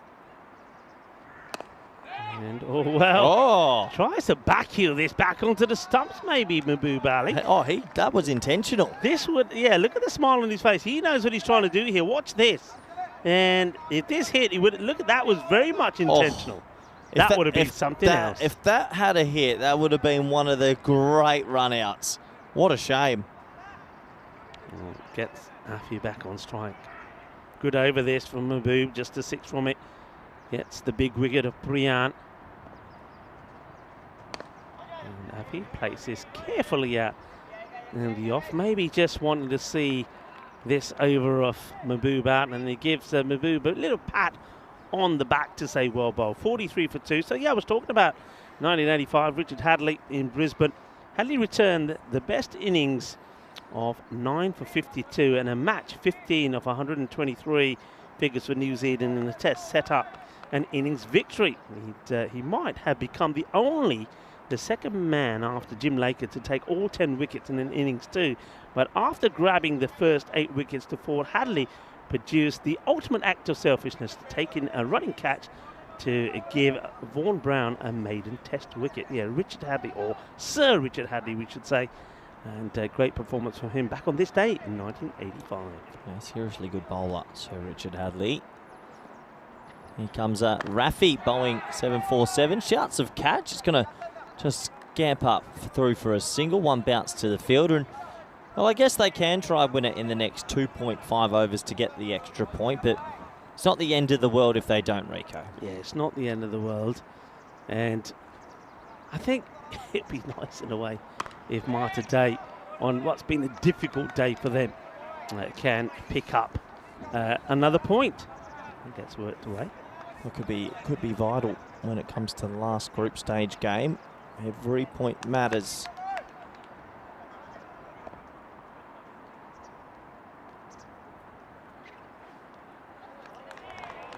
That will help them to try and pick up a point. Yeah, 39 off 15 is not easy. Afi Khan's a player that hasn't gone too big in this tournament yet, but we know what he can do. When he's in form, he's very good to watch. He certainly is. I know it's not random question time, so this one, a teaser. Oh, brilliant. Absolutely sensational. What a catch. And, well, that certainly will liven up and heat up a hot moment. A damp day it's been, but this spices it up. What a catch. That is tremendous. It really is. Arif Sagar takes the catch to remove Afi Khan. The first one Afi really has gone for. What a catch. What a moment. Great catch, and it really does hurt them trying to win this inside 7 overs. Afi Khan goes, and the strikers might just pull the parachute a bit here and just make sure they get the win. A big moment, and well, the big batters are falling as Afi goes 3 or 5 deliveries, and that's a good delivery as well, asking the question. And well, Rafi, he certainly has put a very good shift in here today, not just with the ball but with the bat, as he's now bowling here to Vishnu Babu. So, well, the strikers, surely not. Now the strikers are known for this. We've seen them last time they played. In fact, they had a bit of a collapse against Marsa. Now this is plum. That is absolutely plum. Another one bites the dust, and Babu will be just another batter that goes without scoring here today. 2 balls up for him as Muhammad Rafi gets his full and straight. That is as plum as you can get. And what an over this has turned out to be. And the Royal Strikers, now they are in serious trouble. 45 for 4.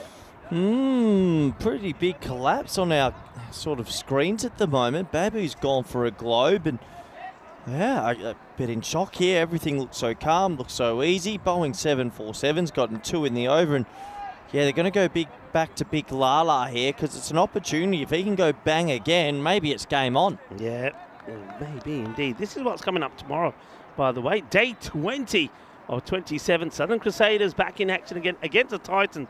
That'll be a really good match. The Titans, a good team. Titans, though, they're missing, of course, some key players. Overseas some Marsa in action as well. Hits that firmly, but to the fielder who... Oh! But that was like one of those ping pong games. It hits the knees and goes... Yeah, he got very lucky. 1-2, straight in the middle. Very lucky. But yeah, can Lala get another wicket?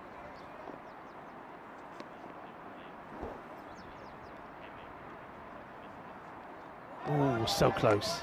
But he is, every time he's bowling, he's holding his back. So that's the issue here for Lala. That's obviously why we didn't see him earlier. He's getting through the pain barrier here for his team, you would say. game very much alive there. Just happy to just play that away. So yeah, I think you hear now thinking that the Royal Strikers saying, look, never mind so much about this bonus point. Let's just make the match safe. I mean, 37 required, I believe that is, of 9 for a bonus point. That ain't going to happen, but 37 or 27 for the win. That should happen. But another couple of quick wickets here. Everything could change. Still got the likes of Muthu Kamaran to turn his arm over. Oh, that is so close. Really good delivery. Angles it into Sudasana, who quite easily could have just chopped this ball back onto his own stumps. Oh, gee, Lala, that wasn't that far away. He might have a sore back, but he's put in a good shift for his team here. 2 balls remaining in his spell. Into the pad, and yeah, they will run. They'll get the leg by, but this is great bowling from Lala, and this is why, again, he can make a big difference. Remember, he was unfortunately run out in the first innings. It probably would explain why he wasn't really running at express pace, trying to get in as well, Corey, with that. Obviously, he has got a back complaint. Yep. Yeah, just probably nursing himself a little bit to get through unscathed. Last ball, the spell's a goodie. And I tell you what, Mater Dei are fighting hard. 6 overs down. They couldn't, could they? It's 48 for 4. And the Royal Strikers, as I mentioned, they had that loss, didn't they, when we saw them the last time? They lost to Marsa after, well, once again, not a good performance with the bat, but then they came back really strong against the Titans. And it looks like they've got a few issues here now again. And Sudasanan is still out there. And I think he is probably the key. And Jamshad just looking to stay out there with him. But when you have a look at what's to come, well, not a lot really. I know that David Mart, surprisingly, listed at 11. He can certainly come out and hit the ball in the air, but it won't. Oh no, Lala. I thought for a moment the spin was going to get him because he's running quite gingerly out there. He's not moving too freely, but he doesn't allow the ball to get past him. And Rafe, for a moment there, thought he was going to get another wicket. I think he started. It gets played away, and it's going to go all the way. Big hit. That's going to be 6 runs here. Rafe, don't forget, he was on it. That was a hat-trick ball, by the way. And, well, there's Lala. Now, he is in real trouble. He's in real trouble here. Now, we thought that we were struggling. Lala, I think, just by stretching here and trying to reach that. Look, he put, down. Then he falls badly on his back as well. That is not what Lala needs. We already knew he was struggling. But that just goes to show that how slippery it is. Lala goes down, and not only does he bang his back hardly, he also bangs his neck, and that's what he's moving around there. Oh, Lala, I hope he's okay. It's good to see him sort of on his knees. Isn't that nice? Priyam Pushpajan, of course, from the opposition side. Still got his pads on, by the way. But he's already been in and out. But watch this. This hurts. He's a big, big lad. Watch him go. Legs go. That's got to hurt. And, yeah, he's got to go off. I'm sure he's got to go off. He's already struggling and banging it. You can see there, he said, that's it. That's me done. Back is... Well, he's bowled his 2 overs. Good to see him on his own 2 feet. And he's going back on. I can't believe it. He says, no, I'm staying on. The 12 already came on. Took the bib off and came on. Lala says, no, I'm staying on the field of play. Well done to Lala. Oh, he's a brave man, isn't he? You just think maybe it's best for him to rest. That was a heavy blow. Oh, there you go. Oh, that is just... it's like a sniper took him out. He is a big unit, Lala. I'm glad he's back at mid-off. He's fielding the very next ball, so obviously he's very strong indeed. Brave. Oh, good stop. Very important stop. Probably didn't know too much about it, but he saves what would have been 4 runs here. Yeah, just seeing Lala go down there reminds me that on this day, 1996, Evander Holyfield scored a technical knockout on Mike Tyson to win the heavyweight boxing championship for the 3rd time. Well, you can see plenty of boxers go down the way that Mahbub Ali did there. Slices it, doesn't really get any part of the bat, will take a single. This partnership, I think, is really key here, Corey, between these two. Well, it's probably one of the more important partnerships with the game on the line and the lower order to come. Obviously, they still should make 27 or 20, but there is some pressure on them. okay. Leaves this one alone. Sneaks one in. Does Mohamed Rafi. He's bowled well. He's been the match turner, the match changer. 2 wickets, a good spell, and with the help of Lala, he's given his team a shot.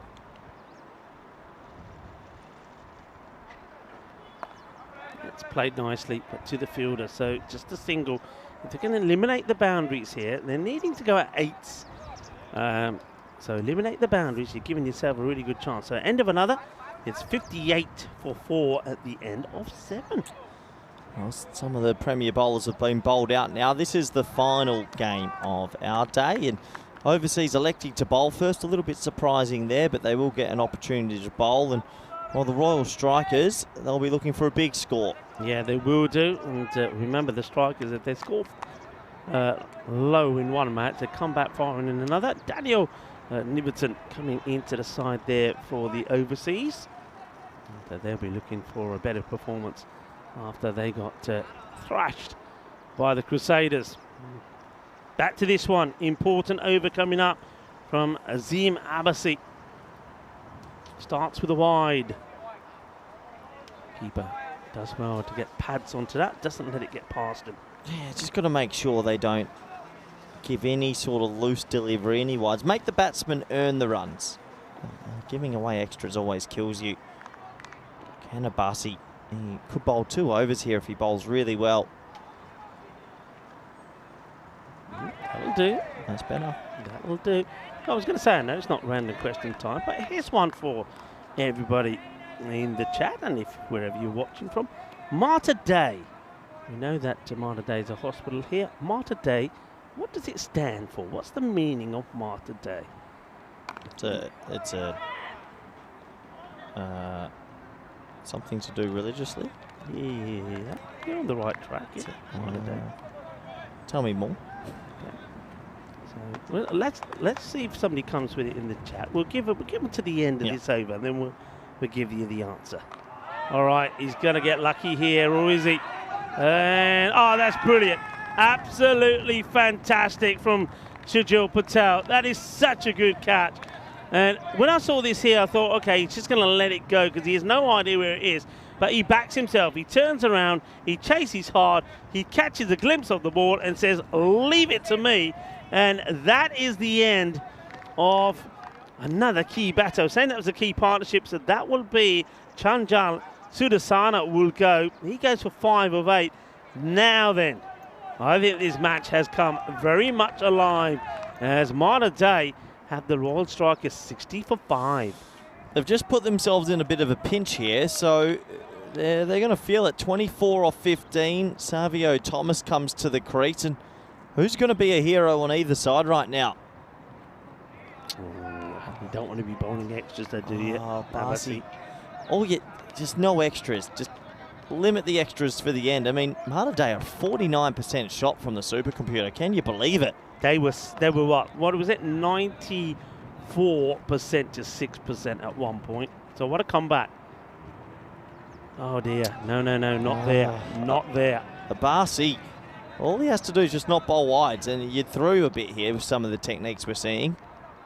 Like that, Patel just goes over to him and say, come on, where you were before, outside the off. You don't want to be giving any away. So this is Savio Thomas now who comes out there. So it's time for the captain to put in the captain's innings, maybe. Down the leg side again, but finds the fielder, just plays it away off his hip. Glorious sunshine. I mean, it's been an amazing day. I can't believe that we're completing the 3rd match here and getting ready for the start of the 4th on a day which looked doomed this morning. And well, that's going to get away from one, but not past the sweeper. Who, well, look at that. He's even got the shades on.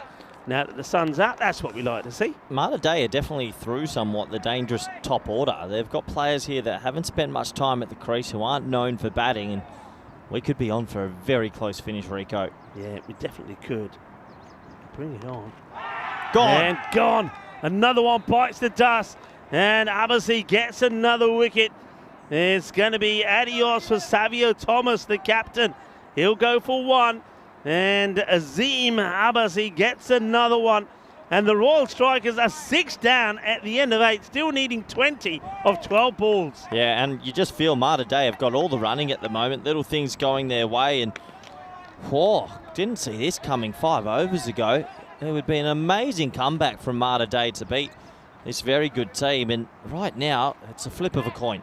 Yeah, now remember Mater Dei, we started watching one of the classic matches this morning when Mater Dei, of course, were involved. They were in that incredible match against the Masida Warriors, and we know that, well, in fact it was against Marsa, and we know that they got a low score there and pulled off an amazing defence. This could be just as amazing. 6 down, 20 required. Oh, it's getting spicy. Oh, they are through. They're ahead. Can you believe it? 20 off 11. Kunan Chirikal doesn't look like he can get it off the square at the moment. Surya has joined him. Game on. What a finish.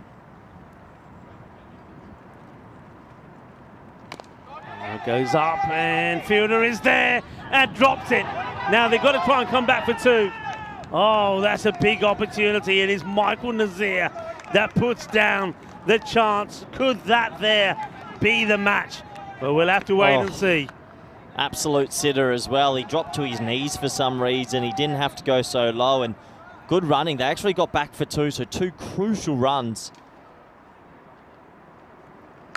Shot. Well, will he get another chance? No, he won't. That's going to go all the way. It's going to be 6 runs. Bolle. And that's just 8 of 2 balls after being dropped. He shouldn't have been dropped. It was a sitter.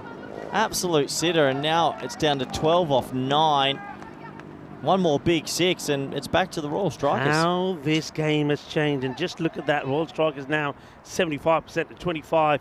It's going up and down like a yo-yo, like a seesaw ride. It really is, or a bit of a roller coaster. Oh, good delivery, swing and miss. So a dot ball, and that will better the chances of Mater Dei here. The Royal Strikers, when we saw them last time, this is what I'm talking about them. They were 85 chasing 127, and then they came back and scored 141. That's the sort of way they play. It's another dot. Oh, well. That's going to be the one for the over this time, but it doesn't matter. It's a ball to go. Can he get through this over at the moment? It's a good one. Only 8 have come from it. We're going to the last here. We're going to the last over, and maybe a few people have got a bit of a tingle here. Hit hard. Got to stop this. Lala, even with the back problem, makes the stop. They stick to just taking the single, and that means that, well, he's going to stay on strike. Have a look at this. Are we going to get that golden ball? 11 required of the last 6, Corey. The last one was on the 1st of September, 2024. We had all of September, all of October. November, we have not really been that close, only once. This could be it. Will we get our golden ball? Well done to Mater Dei to take this game so deep. Wow. Oh, what a turnaround. So Jamshad, he's got to be the key at the moment. He takes a single to stay on strike. He's got 20 of 16, needing 11. No dot balls. Here comes the bowler. And there will be a dot ball as Azim. It's a low full toss outside the off, and Jamshad misses it. Oh boy, he needs to make sure he just gets Banwell. After the 6 he hit, he's really gotten stuck again. 50-50 game. Who's going to win it?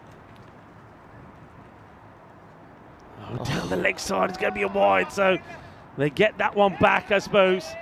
So it becomes 10 of 5. Abasi's got 2 for 7, and I think he's bowled 4 wides. Just these little extras are keeping them in it. Every time he gets it straight, he's dangerous. Jamshad goes for it up and over. This will go all the way. Manos. Arriba, arbitro. Porque eso es 6 carreras, which brings it down to 1 shot. Could finish it off as it goes down. Oh, that's not the ball that he wanted to bowl. Too much hits. A 4 in 4 required. Oh, boy. Oh, Mater Dei. If you look at that dropped catch last over, I know he's played and missed a few, but you don't drop players that can hit sixes. Yeah, that's been the story here. Don't forget, I mean, they got lucky with Priyan. He was dropped on 0 and 5, but didn't really punish them. But Jamshad could. Well, they've got to run here. So this is a result for Mater Dei because they take Jamshad off strike. So now you have got Suraya. Hasn't faced the ball yet. You've got to bring them all in, surely. You've got to take a gamble here, Corey. You got to, yeah, definitely there's certain players you would bring in and maybe keep one or two back. I think the other issue here is Suraya's a left-hander, so fielders are now running everywhere, and Abbasi's going to have to change his line straight away. He can't afford to bowl a wide here because it's a lefty. Yeah. He has to be spot on. Look, they're just taking their time to make sure they get the field. Look, they have brought cover tight. They've got 2 tight covers at a point. I do like that. Yeah, Patel knows that he could be key here. They should be looking to run whatever happens. And he's going to get a hand. I think Patel gets a glove on this, which probably stops it going to the boundary. They're taking on the second, and they're not going to get there. I cannot believe they've gone for 2 here. I cannot believe it. Look, they'll get the 1, but they've gone for 2. Why? You would have had Jamshad going back on strike. What is this? First of all, look at this. Does he get a hand on that? I mean, it's off the screen, so we don't know. I think he does. So he saves what could have been a boundary. They take on the second, and he's a long way short. I cannot believe they've done that. Well, what they've done is they've put a lot of pressure on Dave Marks, who is coming out to bat. So a new batter will face this delivery. They've left the informed batter at the non-strikers end. Suraya goes for 1 off 1. Interesting. This is a really big delivery in the game. Does Marks just work a single to make sure his partner's on strike? Well, also depends where the bowler puts it. I think if he puts it short, Marks is good enough to hit it. I'm just checking if he's got the mongoose with him. It doesn't look like. But, yeah, I mean, that just was crazy. Suicidal. And Jamshad really had to take control. He's now at the non-striker's end. Big delivery. Marks facing his first. Hits it high. Catching opportunity. And it's been held. Marks will go. Catch has been taken. Oh, what a turnaround. And that's Sam Aquilina who takes the catch, holds on to it. Well, it's crazy. So Marks goes for a golden duck. We get to 2 balls to go. 3 required for a victory. 2 takes us to a golden ball and holds the nerve. Marks goes big, loses his shape. And Sam Aquilina holds on to the catch. Top catch, because if he dropped it, it would have been a golden ball, or at least closer to, but they still need 2 to win now. David Marks, a ridiculous shot. He actually just has to keep it on the ground to not give them a chance at a wicket, and then minimum it's a tie. Anyway, it's 2 to win. New batter on strike. 1 for a golden ball. Rico, I've got a feeling the drought is going to come to an end. Here we go. Well, they've got to run here. It's a golden ball, Rico. They've got to run. They've got to run. They get the single. Yeah. Here we go. Bring it on. Bring it on. We get the golden ball. Oh, wow. Incredible stuff. Marks gives his wicket away. They get the single. And really, look, all right, Jamshad will probably want to stay on strike here. But you got to fancy Mater Dei. Mater Dei are a team that have been involved in golden balls before. We know that. It goes to the wire. We get the golden ball. We reset the counter. And for those of you that are not aware, right, golden ball, here we go. So any one of the last 2 bowlers can bowl the golden ball. Who bowled over number 9? Any one of the last 2 bowlers. 1 ball, the batting side, any batter that has not been out can face it. And they need 2 to win. Don't get the 2, the bowling side wins. Look, it has to be, you'd imagine, Kunan Chirikal will face it, and Abbasi has to bowl it. Abbasi's got 3 for 16, so that's what I think will happen. But Rico, the drought's over. We've waited a long time. It's over. Well, I was saying at one point, is there a tingle going into the last needed 11? And there you have it. We have a golden ball. The last time, well, you can see which the last one was, golden ball number 65. So here we are, and that happened on the 1st of September. I remember that one well, and we're going to do it again. Golden ball, everybody. We go to the golden ball. Let's see. I don't think there's going to be any change in the batter. So you've got to be looking to crunch this to the boundary. I don't think the 2 is going to be on. The field is nice and tight. They are. Well, why is the field tight? They need 2. They don't need to be tight. Sit back. You can sit back a little bit. No mid-wicket. No mid-wicket. Brave. And there's no mid-wicket at the moment. You're seeing somebody on the 45. I think the mid-wicket's talking to the bowler. Let's see where he goes. He's got to go there on the boundary, surely. So there's a few people that are pretty close in from the ring, but you can actually sit on the ring here. You don't mind if it's a 1. A 1 wins you the game. 2 to win, our first golden ball in a couple of months. Here we go. Here comes the bowler. And he's hit high in the air. Catching opportunity. And he takes it. Mater Dei have won. They have beaten the strikers. It is Mohamed Rafi, quite fittingly, that holds on to the catch at the second bite. He takes the catch. The Royal Strikers are beaten. Mater Dei, the team that never gives up, the team that never says die. They have won this match. And I gave you a question earlier. What does Mater Dei stand for? It stands for the Mother of God. And well, I tell you what, maybe under the eye of the Mother of God, the Mater Dei have won the golden ball. What a comeback, and it was only half a metre away from being 6. It was the Boeing 747 with the parry up to himself. One hell of a game of cricket, Rico. And can you believe, out of nowhere, Mater Dei have snatched a victory. Oh, that's incredible. That's incredible, and it just goes to show, if you believe, I've got to say, big shout out there to Mahbub Ali, who obviously not 100% right, but he bowled brilliantly well. And I think Mohamed Rafi, the man who takes the catch there on the boundary, well, he bowled brilliantly well. And so here it is here. Jamshad hits it, and the batters, look, if this is not caught, they would have taken, never mind the fact that it goes to the boundary or not, they would have taken the second run.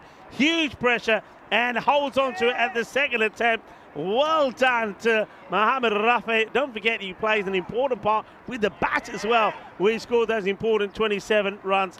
We have a golden ball. It's been done. It's been dusted. We reset the counter to 0. Mater Dei, they've done it again. They've been involved in a ridiculous amount of golden balls. This is our last game coming up in about 40 minutes' time. I need a glass of water. I cannot believe what we've just witnessed. Mater Dei with a ridiculous win from nowhere. And that's what T10 cricket's all about. It's strange, isn't it? When we see the catch going down for Michael Nazir, you think that's the match. And then David Marks comes out and plays a really crazy hit when he gets himself caught, putting all the pressure then on the next batter. Fair play to the new batter. Gets a single, gets into the golden ball, then Jamshad, the golden ball, goes for the big hit and doesn't get it past Mohamed Rafi, who holds on the catch. Let's enjoy some of these highlights. Yeah, I mean, at the start, this was the beginning of the wickets, really. They came back. Lala was very brave, but got the big fish of Pryan, who trying to pull a ball that wasn't short enough. And Afi Khan, he came and went. Wickets just kept on falling. It was a ridiculous collapse from the position they were in. Double check now on my little scorecard in front of me. They were none for 36, Rico.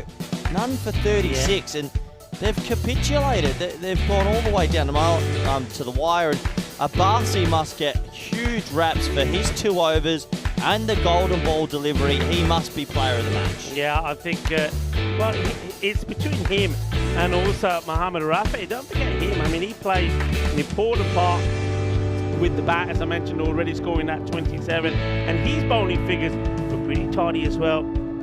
He took 2 for 12, so it's between him and Abasi, really. Abasi threw the 6s. I'm thinking, I know you're saying that Team Abasi, but I think that Mohamed Rafi, the way the part he played was big. This was the single that you needed to get the single, and that took us to the golden ball. This is the golden ball.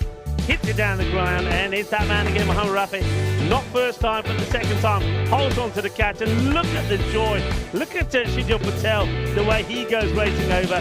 Golden ball we go to. We had a tie, and it is Mater Dei who once again are victorious. They're a team that just never says die. They always find a way to get not just to the golden ball, but to go on and win it as well. So congratulations to them as we have a look at the scorecards here. Ashwin Raju, 26 of 13. Priyam Pushpajan had plenty of chances. He made 14 off the 8 balls, but he was dropped, remember, on 2 occasions. Then Sudasana, once he went, I thought this is going to be close. Jamshad, he stuck around. He made 27 of 19 balls, but he, well, was not out in the normal play, but then caught when he hits the golden ball down the ground. And of course, you've got to then say that David Marks there getting himself out when he came in, that was a big moment as well, wasn't it? All he needed to do was get back on ball, and then of the last ball, if they got that single, they would have won the match. It was not to be, and Mater Dei, a team that never give up, they get the victory. Royal Strikers, we will see them in action next. They take on the Overseas. Well, the Overseas, they're looking to overcome a disappointment after being beaten well by the Southern Crusaders. I get the feeling that the Royal Strikers, well, they now will be looking to do the same. Remember, we were talking about the Royal Strikers getting a win and trying to win this inside the 7 overs. In the end, they tie the scores and will go down courtesy of that golden ball. So there's the bowling figures there. Well bowled to Azim Abbasi, but Mohammad Rafi again, he couldn't keep him out of the match, could you? And right at the end, he takes the catch as well, and he will be the player of the match as well with that 27, 2 wickets, and the all-important catch. We're going to leave you with the match summary from this match number 74, which will go down in history because it does end a run of over 300 matches without a golden ball. Well, what we're looking forward to seeing at the start of the last match here in the day, match number 75, is that big fat 0 on the screens. 0 number of matches since a golden ball. That's going to be up next, match number 75. Join me and Corey when we come back in 34 minutes time. Overseas taking on the Royal Strikers.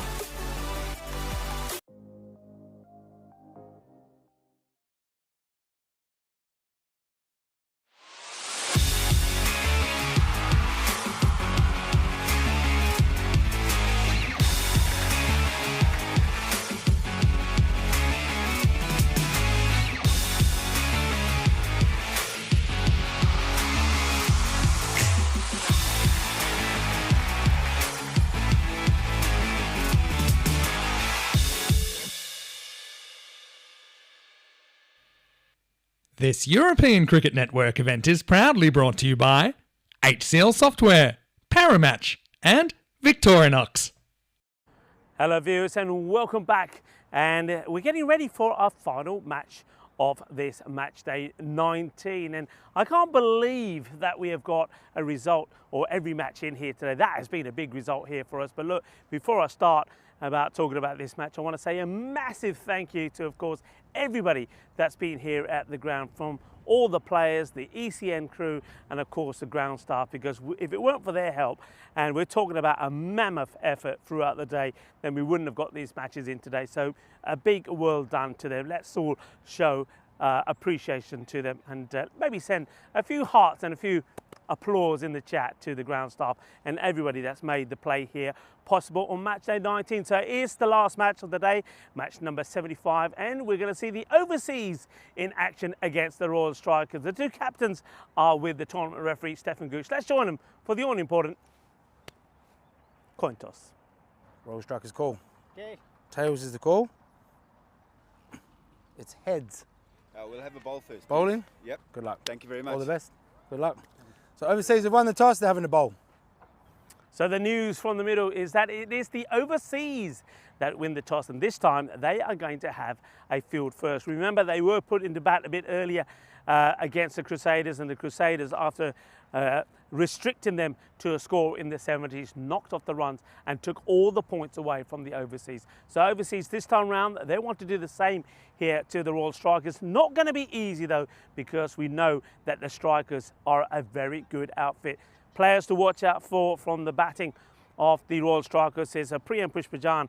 His all-round performances have been outstanding. He started the day as the leading run scorer, and he's looking to finish the day with that top spot as well. Other players that can be good here, I think someone like Ashwin Raju is going to be very key for them.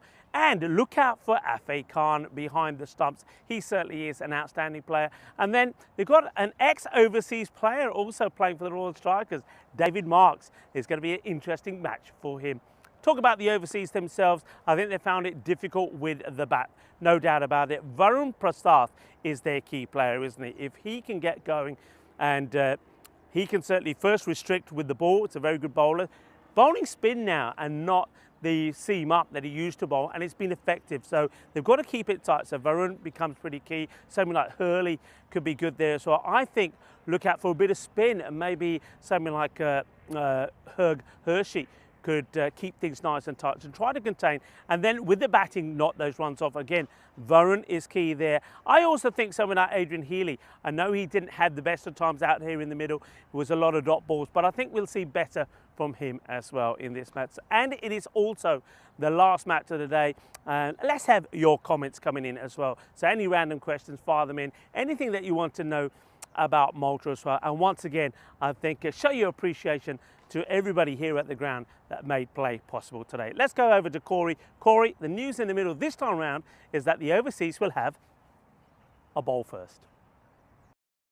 Thank you very much, Rico Full, as we just a couple minutes away from the resumption of this day, our final game of the day, and overseas taking on Royal Strikers, two teams that have had a couple of losses today. A surprise one for the Strikers. Overseas, they probably weren't at their best if they were honest to themselves. And we'll have a quick look at the lineups. Obviously, overseas only the 2 wins. Royal Strikers still 6 very impressive wins. But there is a couple of question marks starting to come over the Strikers when Priyam Pushparajan and Afay Khan are out. Can anyone else in that batting lineup step up? And, well, for overseas, they've probably got more problems that they need to figure out with bat, with ball and in the field. And maybe it's whatever team can think on their feet quick enough and adjust will come away with the points in this one. Supercomputer being pretty brutal to overseas there, only giving them a 15% shot. I think it's a little bit closer than that, but that's with the knowledge of what we just saw in the previous game.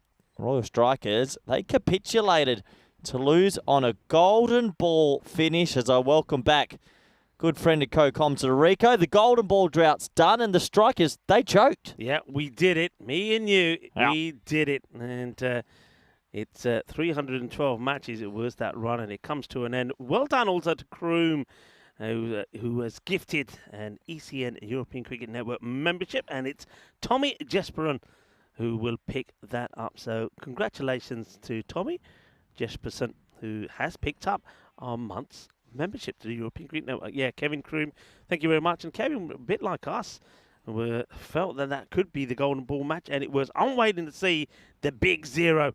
I want to see it up there. Number of matches since the golden ball. I want to see the 0 up there. And that certainly will bring a big smile to our faces. Well, a team who's not smiling because they lost that golden ball, the Royal Strikers. It also meant that they lost the opportunity to close on the teams that are above them. But a win here could still see them jump to that joint 3rd spot on the same number of points as the Masida Warriors. So that's what they're looking to do. And they're going to have to score the runs first. Afi Khan has been moved up the order, but it's Ashwin Raju faces the first and scuffs this away. No, is the shout. And Afi Khan, well, he's a bit keen. Well, running like that will cause problems. It's a good job that the striker was not intimidated and said, no, we're not running there. Yeah, Afi Khan not listed to be keeping this time. Surya is going to be behind the stumps. And also, Adrian Hilly is the 12th for overseas, so they're not going to go with him. Up in the air, soft dismissal. That's a wicket straight away. Well, what a perfect start this is for James Hurley with the ball. And Ashwin Raju goes for a 2-ball duck. Well, this is as soft as they come, Corey. Yeah, as soft as they come. And Royal Strikers have just had a bad sort of time with the bat in the last sort of, game and a few balls. In the previous match, Rico, they were none for 36 and they were bowled out basically for 84 and lost. And Raju goes for a duck, and overseas are maybe sniffing an opportunity. Yeah, well, that's not a good shot. I mean, I must admit, the wind has picked up slightly here, but in fact, that wind is in favour of the batters hitting down the ground. So, gets it completely wrong. So, batter does depart, and they've gone with Sanan, who comes out here earlier than somebody like Priyan. So, just holding Priyan back a bit, and he doesn't really hit this one very well as well. And he will get to the other end and take a single. Yeah, so a tentative start and a change in the batting lineup. It looks like they're getting a little bit funky, Rico. What are your thoughts on that well, after a loss? Yeah, I think this is a match that they really need to be looking to win. I wonder if they're just thinking, we want to just hold on to, with Afi Khan opening up and coming up earlier, they're just holding on to Priyan Pushpajan for a little bit later. It's a risky one because you want him facing as many balls as possible. Afi, he gets dropped. Gets dropped off his first ball, and then if the fielder was alert, could have got the throw in here early. That's a big moment. It's in and it's out, and Afi gets dropped on 0. And it's a sitter. It's straight to him, and overseas, they could have had the Royal Strikers very nervous about what's going on here, but he puts it down. And then the next one is going to be wide of the fielder, who's sweeping on the boundary. So Afi clobbers this one away for 4, but he was dropped first ball. Oh, that could have been so costly and such a game changer. Yeah, we'll have to see if Afi can all of a sudden take it away from them. He hasn't been in the best of form, but we know his ability and we know how good he is when he is in form. Hurley back to Afi. Well, same sort of areas trying to get into play at the wide ball, but this time it's a little bit too wide, and Afi Khan probably settles down a little after hitting the boundary, leaves this one alone. Hurley also being promoted up the order, bowling this first, getting the new ball. Reaches out for this. Sweeper will make the stop. Interesting field. The 2 men that are out are on the offside, backward point, and in the covers. And if you're bowling those areas, why not indeed? End of the first, and it's going to be 7 for 1 after the first, as we have a look at the matches coming up tomorrow. Yeah, you'll be with me tomorrow, so buckle in for 10 hours of excitement as you have the Crusaders and the MMA Titans. Master and overseas, Edicts Knights get the afternoon fixtures together, and they might be licking their lips, the Edicts Knights, up against Mater Dei and overseas. Yeah, it could looks like pretty one-sided matches, but who would write off Mater Dei at the moment? Is that Basil George's team, Edicts Knights? Edicts Knight, it is, but Basil not playing. Basil did start playing, but he's now on vacation, so no boom Basil George. And don't forget the Titans, we'd expect them to still be without Das, who was in great form, but of course split his webbing playing in the international matches. That's going to be well fielded out there on the boundary. We'll keep it just to the one as well. Nice bit of work done there by Vasim Sheikh. A few dark clouds coming over again. I think a little bit of drizzle in the air, but nothing that we can't play through.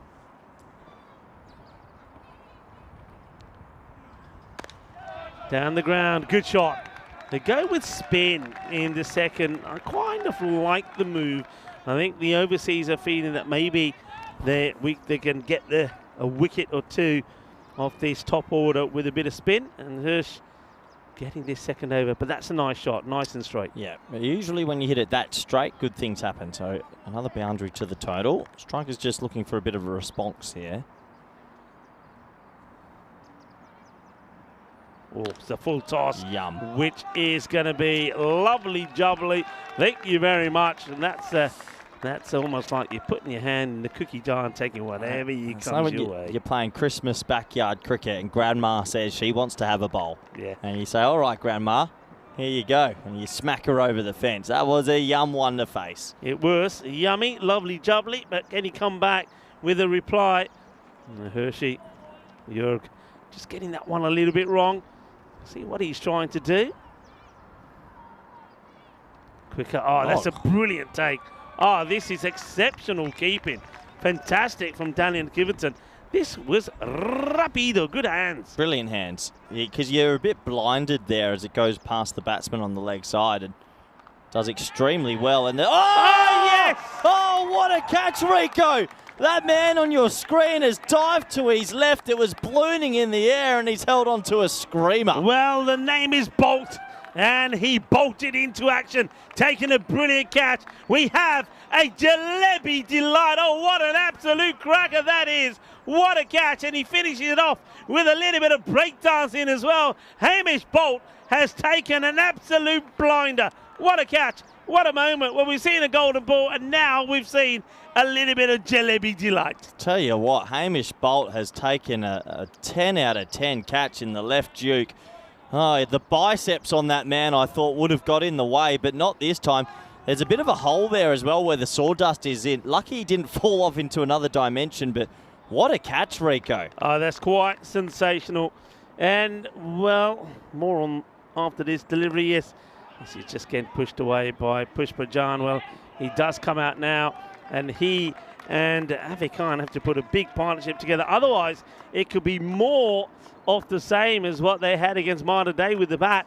Unlike in this, but yeah, I mean, we've been fighting the weather. We had a washout yesterday, no delight on Peacock Friday, but we've come back with a bang here. And talking about bang, that's been banged out of the park as Afi Khan plants the foot down and sweeps this for a big six. Boom!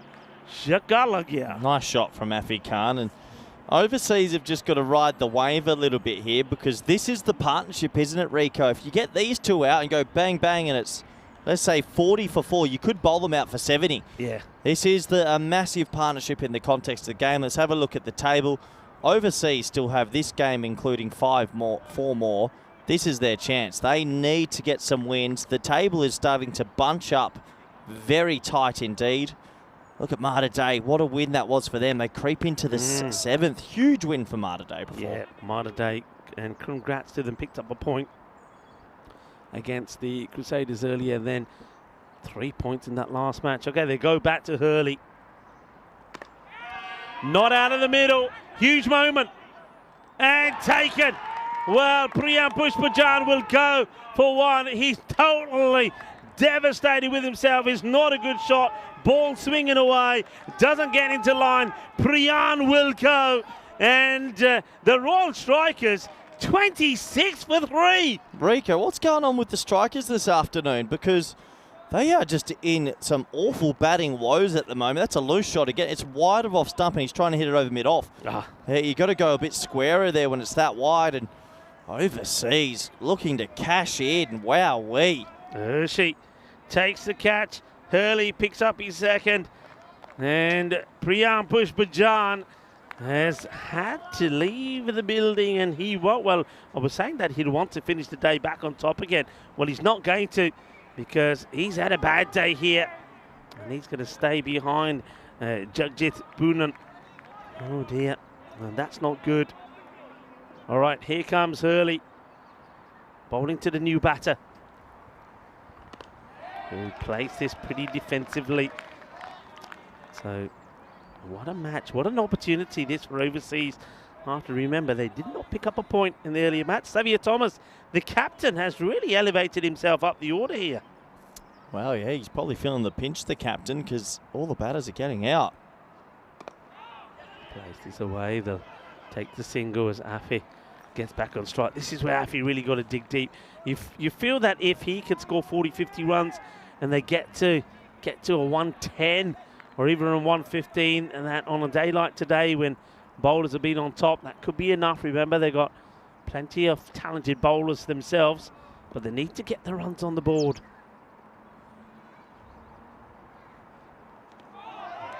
Goes for the big shot, goes down on one knee, but doesn't connect. It's another dot ball for Hurley. Tell you what, Hurley's bowled extremely well. There's not much pace about him, but he's moving it. He's moving a lot in the air, and if Afi Khan goes, They're in trouble again, it would be a huge boil over if the overseas were to do it. And quarter wide. That was a close one for me, actually.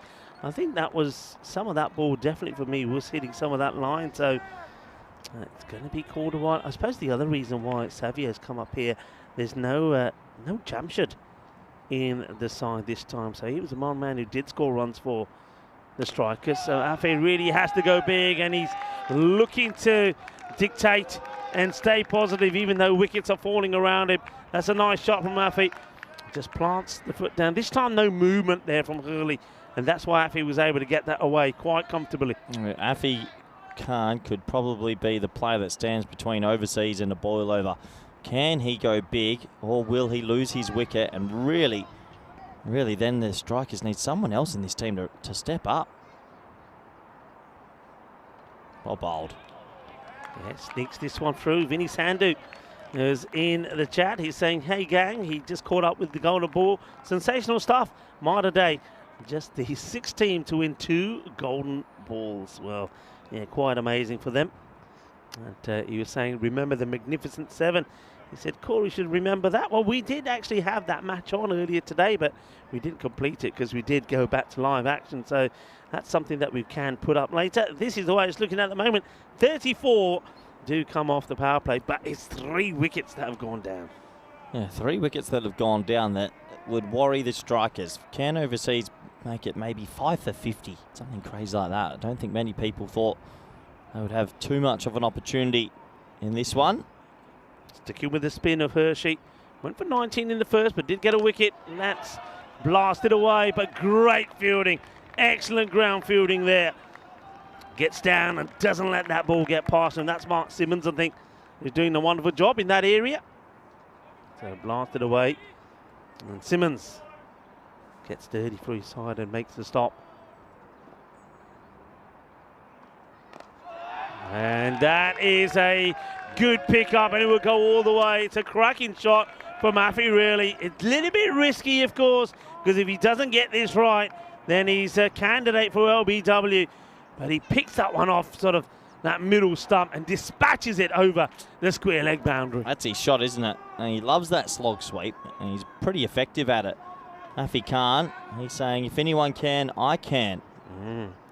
Actually, I wonder if he just holds one back slightly, tries to draw Afi out. And it's clipped away. That's a nice looking shot, but this time it should just be a single. Fielded out there quite easily by Nihal Muidu. Now this is where they really want to attack Captain Xavier Thomas. And doesn't really get anything on this. I suppose Xavier coming in here, there's no Jamshid in the side, so really, I suppose you're saying you've got Xavier, who's sort of a makeshift batter, and then a key batter. Get the wicket of Afi here, and they are in all sorts. That's not a good ball. And taking it on, if he hits there, it could be close. And then they decide not to. Afi starts and then goes back. Wide will be called. Just going down the leg side. Yeah, Herg.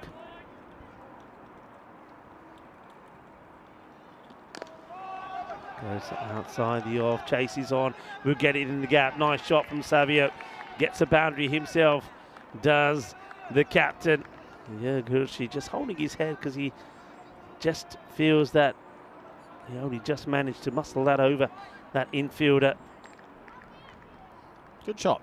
Good shot. Just a partnership growing here that was desperately needed. Well, if Savio Thomas can even score 20 or 30, I think he'll take it. Slightly quicker delivery, fires this one in. Gets the dot ball. 32 come off the spell from Hershey. And the Royal Strikers, 47 now for 3 or 4. So I suppose they're happy with the rate they're going at. And they want to partnerships are everything. One thing we haven't really seen today, Corey, and talked much of, we haven't talked much of partnerships. There haven't been many big partnerships here today. Maybe to do with the conditions. You think the pitch was a little bit livelier this morning, and batters have struggled to sort of bat consistently, that's for sure. Bowlers have got more out the surface today than we've seen. Yeah, they have. All right, it looks like overseas are going to go to Sirikant. Ready now. We're ready to see some action from him. Did get a bowl in the last one. Now, this is where it's important. So, remember, Hurley has bowled out, so they need at least 3 other bowlers to really step up here. Time being taken to set the field by Daniel Giventon behind the stumps. Okay, big moments in this game. There's a small partnership growing. Overseas need to find a wicket. Oh, wow, that one could have gone anywhere. Just, he's leaning towards this, isn't he, Afi? I mean, you're right, he does like to play on the onside. He likes a slog sweep, but I mean, that one, he just needs to step into this and play it on the offside, but gets it completely wrong. Inside edge, which could have gone anywhere. Yeah, another inside edge. That's his shot, but has he found the fielder? Oh, he has! What a catch! He just plucks it out of the air. And, well, he's like changing the light bulb out there. What a great catch this is. It's been hit pretty firmly. And Vishnu Babu coming in just picks this up. Well, like they're picking him up there. He just picks it out of the sky and says, thank you very much. It's like he's in the orchard picking up apples, isn't he? Here we go. Thank you very much. What a catch. What a moment. It's another wicket. And Afi Khan will go. He went for timing rather than power, but he was too close to the fielder. And no mistakes from that man. What a catch from, what a catch that fair from Vasim. I can't believe he's caught that. It was above his head. He was sort of running in, if anything, and just stuck out a juke. I thought he completely misread it and holds the catch. He's a couple metres off the rope there. I think he got extremely lucky, but well done to him. That's the big breakthrough, Rico. We were talking if they picked up one more big wicket. Yeah. Overseas, they dare to dream. Royal Strikers came into the day thinking they would get valuable points against Mater Dei and the overseas, 2 teams that they're way ahead of in the standings. But, well, they're in line for another shock defeat here because they're struggling. That's a good-looking shot. And it's right out of the middle of the bat. That's out of the meat, it is. And they need something special. And maybe it is going to be their captain, Savio Thomas, that's going to provide it. With that shot, he doubles his score. Yeah, nice shot from Savio. He just gets one over pitched and lofts it over come for 6. The rate's okay. The wickets are a little bit stressful, you'd imagine, but the rate's okay. 50 comes up with that Maximo.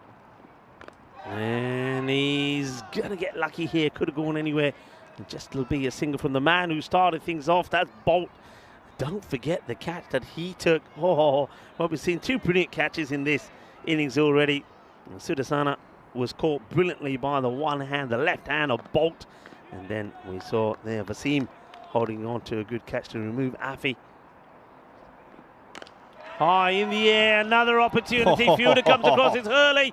And he takes it afternoon. Humdinger. Oh, yeah, baby. What a catch. And he absolutely loves it. Hurley has taken a brilliant catch. Oh, that's absolutely wonderful. And overseas, they are bringing us some joy in the fielding. that is going to be the end of Vishnu Babu, who thinks he hits this well enough, but it's in the air. Hurley comes along and he hurls himself at this, and watch this for a catch. Oh, what a catch.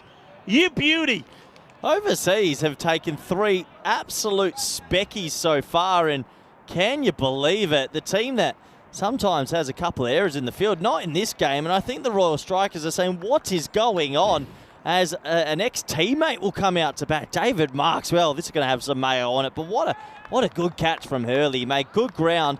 He ran all the way from deep mid-off, and it's all happening here. Well, David Marks does come out, but here's the end of the over, so he won't be on strike. 55 for 5. As you said, they won't be too disappointed about the rate they're going at, but those 5 wickets, they need something special here. Savio Thomas, can he stick around? Oh, that one just pops up. Let's get away. That's going to be 4 byes. Oh, that one just... I mean, it does take off, but you would expect Niverton to take these in the gloves. It just gets done here, just gets gloves to it, but maybe too much movement, doesn't get behind the ball. That should have been a dot ball. That hurts. When you've got the running going your way, just got to make sure you do the 1%ers. And yeah, that's 4 runs that should not have been conceded. Got to stay calm here overseas. Do the 1%ers correct now. That's a good hit. And, oh, just millimetres away from what would have been another sensational catch from Wasim Sheikh, who was out there. He leaps, but he's just not able to get that ball in his hand. So, well, this is a good start to the over here for the Strikers. Xavier doing the damage at the moment. Keeper comes up to the stumps now. It's quite interesting. Oh, right, Hurley. Well, it's over him this time. Nothing he can do about this. To the cheers and the joys of the Strikers. The Strikers are making some noise here, but you still get the feeling overseas they shouldn't be discouraged here. They know that get the wicket here of Savio, and then you could once again keep the Royal Strikers to below 100. That's what their plan is here. 70 on the board, though. This is a good over so far. Started, of course, with those 4 byes. It's going to be a wide, yeah, just a little bit too far outside that to widen up. But you can see here that Xavier is just throwing everything, including the kit and sink at these, hoping to get lucky.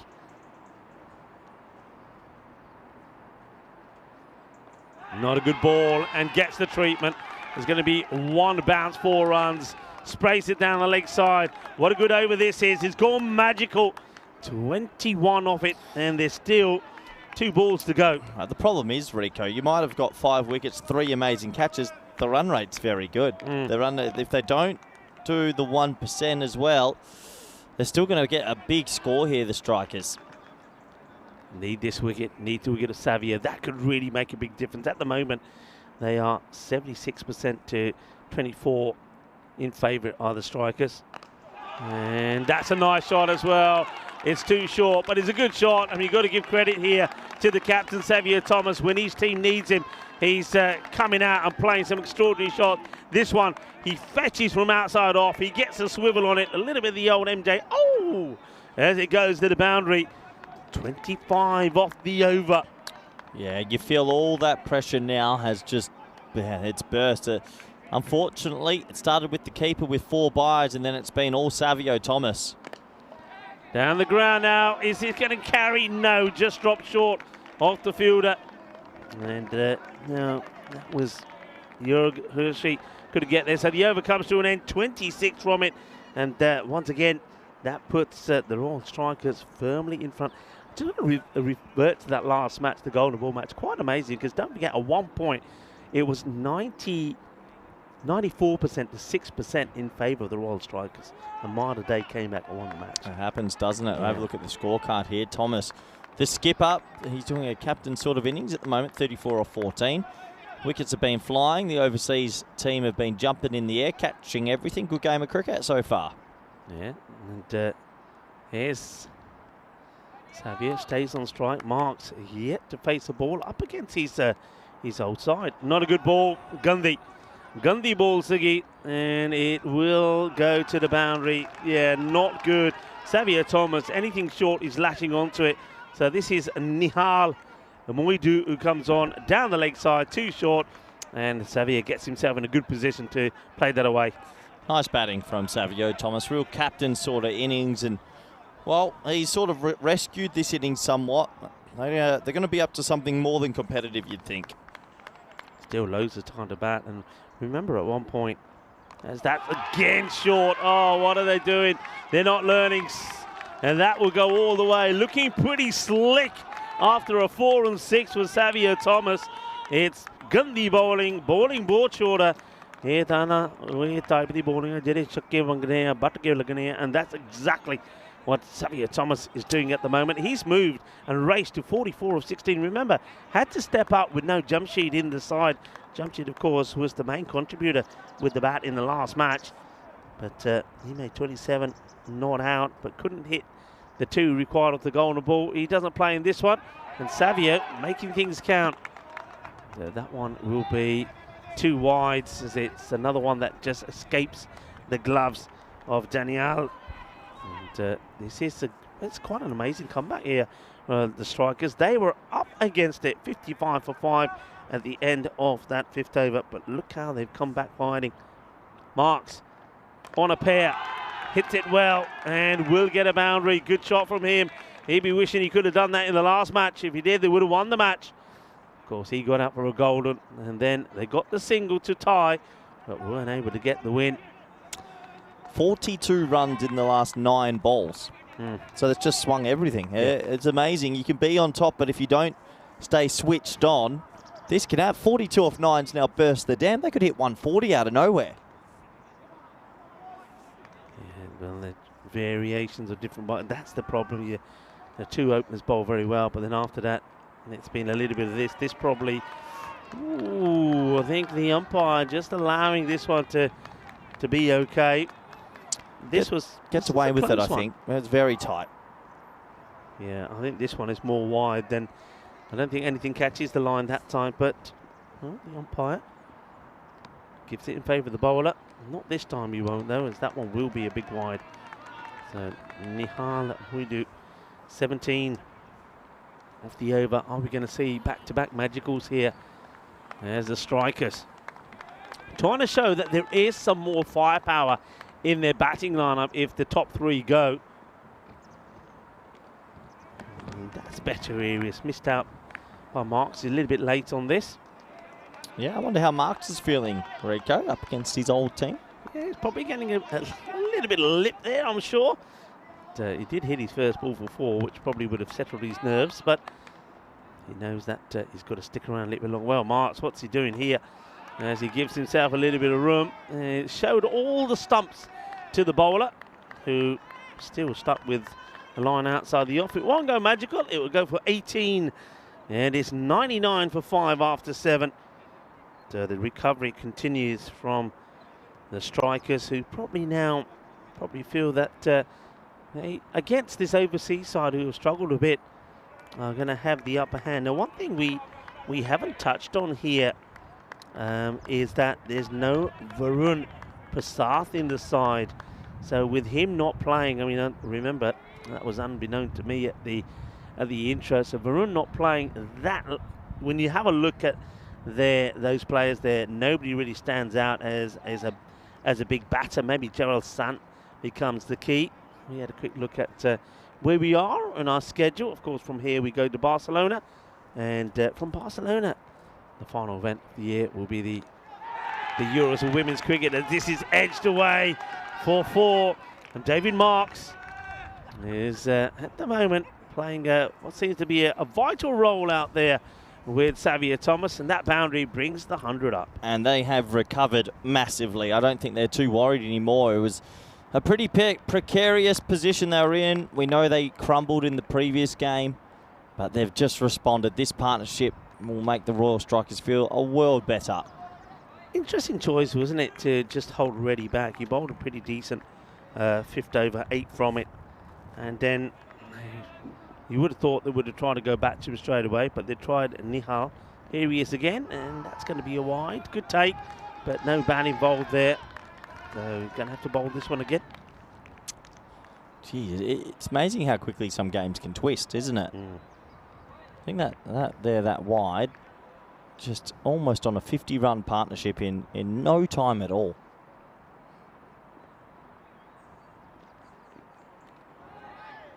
That one is better delivery, short of a length.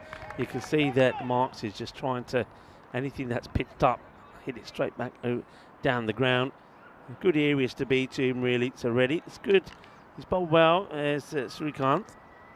Right, the keeper's having a few words there as well. Obviously, ex-teammates. Oh, that's a good shot.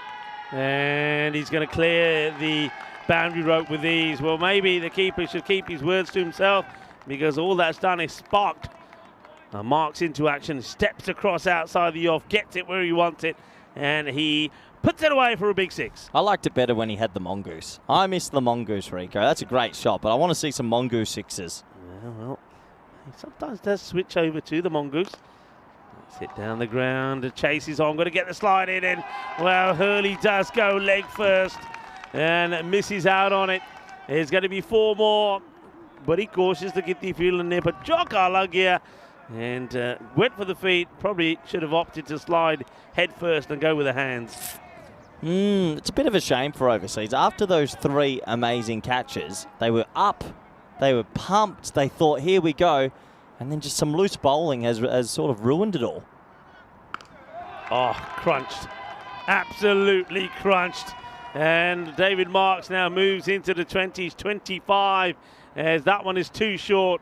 And he picks that up beautifully. That's a lovely strike for Marks. And the Royal Strikers, well, from nowhere, and I literally mean from nowhere, have now just put 120 on the board. And I was saying at one point when they were really struggling, if they could get to that 110, it will be competitive. Remember, no Varun Prasad in the side for the overseas. He's their main man, the main run machine. So they're going to struggle chasing this 120. And it's likely to be more as this one gets through the legs of the keeper. But the batters decide not to take the buys. It's the end of the over. 120 for 5 with 12 balls to go. It's a 65-run partnership in 3 overs. And if they go on to win this game, which I'd say they probably will from here, these 2 will be putting their hand up for man of the match or player of the match. It's a 3-over burst, which has just broken the back of overseas. That will kill them because they did so well for 5 overs. Look, we'll see in the highlights. The wickets that fell, the catching, unbelievable to take those 3 wickets, and they were on a high. But then that 1 over really from Liam, 26 came from it. Then Nihal went for 18.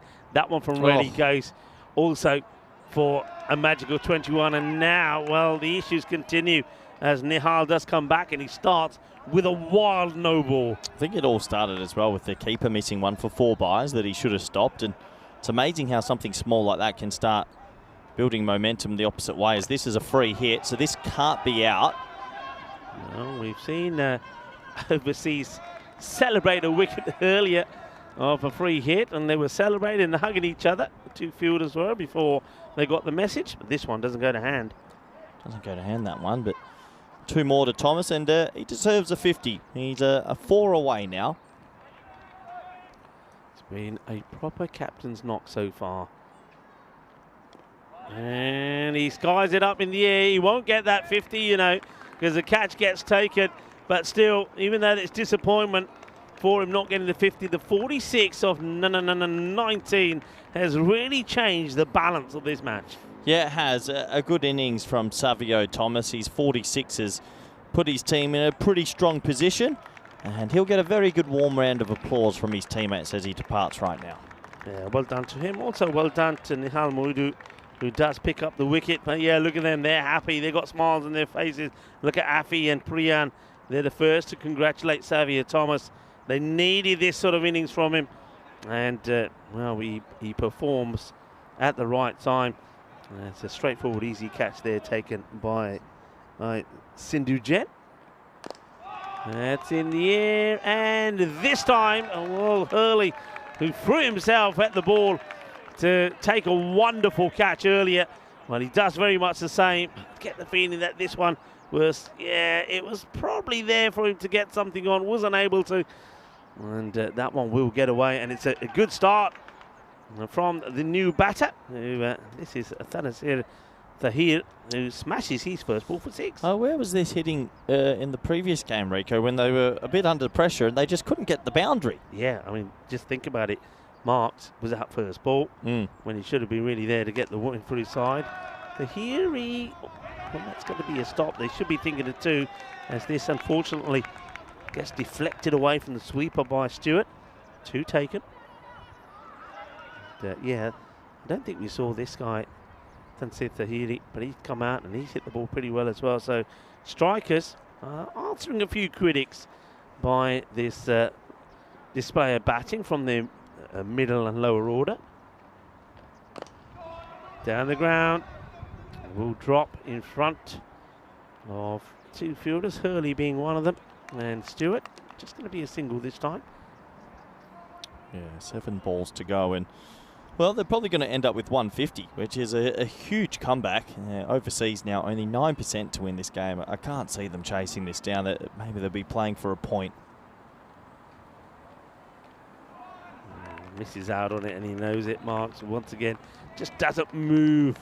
There's no footwork, doesn't get outside the off, and swings past it. 132 for 6 after 9. Yeah, you're right. I mean, I didn't see this coming, especially when we saw that wicket of Priyan Pushpajan going for just 1. But Xavier Thomas has played a fantastic role, and Marks has played his role in this as well. But early on, you see Hurley bowl very well, and even Jörg Hershey, 1 for 32.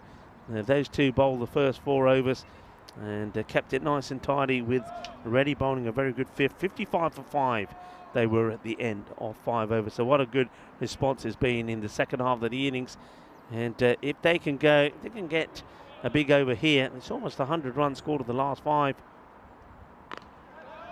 And, played away, doesn't quite make good contact, but enough to get a single and get Marks back on strike. Yep, Marks back on strike for the last 5 deliveries. 150 just around the corner. Only 1 innings left in the day after this, and it will take something special from that overseas team to pull off a chase in this stature. Hits as well, and it does slow up a little when it hits the deck, but still with that man at mid-wicket pretty square, he's not going to get to it. Now they will make it, looks like they're making a change in the field. Square leg now gets pushed back, which means that one of the 2 fielders out, sweeping on the offside, has to come in. Extra cover comes inside now, and moves Hurley around a bit. The Sindhu Jain, 137 for 6, 4 balls to go in the innings. David Marks on strike, and well, he plays the perfect dummy, and he's going to get, I think, a minimo here. Yeah, it's all going pear-shaped for the overseas, as that's a minimo. Marks, he moves early, probably puts the wicket-keeper off a fair bit. Keeper doesn't see it, is not a good delivery. And Sindhu Jain, who was making all the movements to his field on the offside, fires a Gandhi ball down the leg side. Talk about the wheels falling off the cart, Rico. Top ball this time.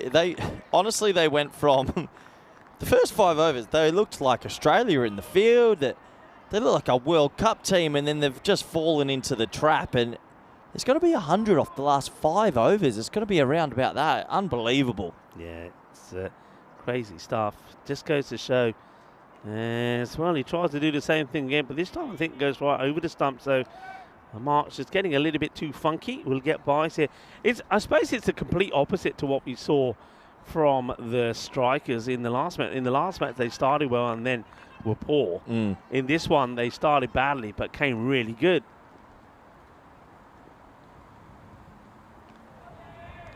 Goes for the big one, gets it through. So going down to the last ball here. So it could be a 150 chase if this ball goes for a maximo. And not the worst of overs here from Sindhu Jain so far, even though it had the 5 wides in it. Only the 10 from it. Now at the moment, here's the last.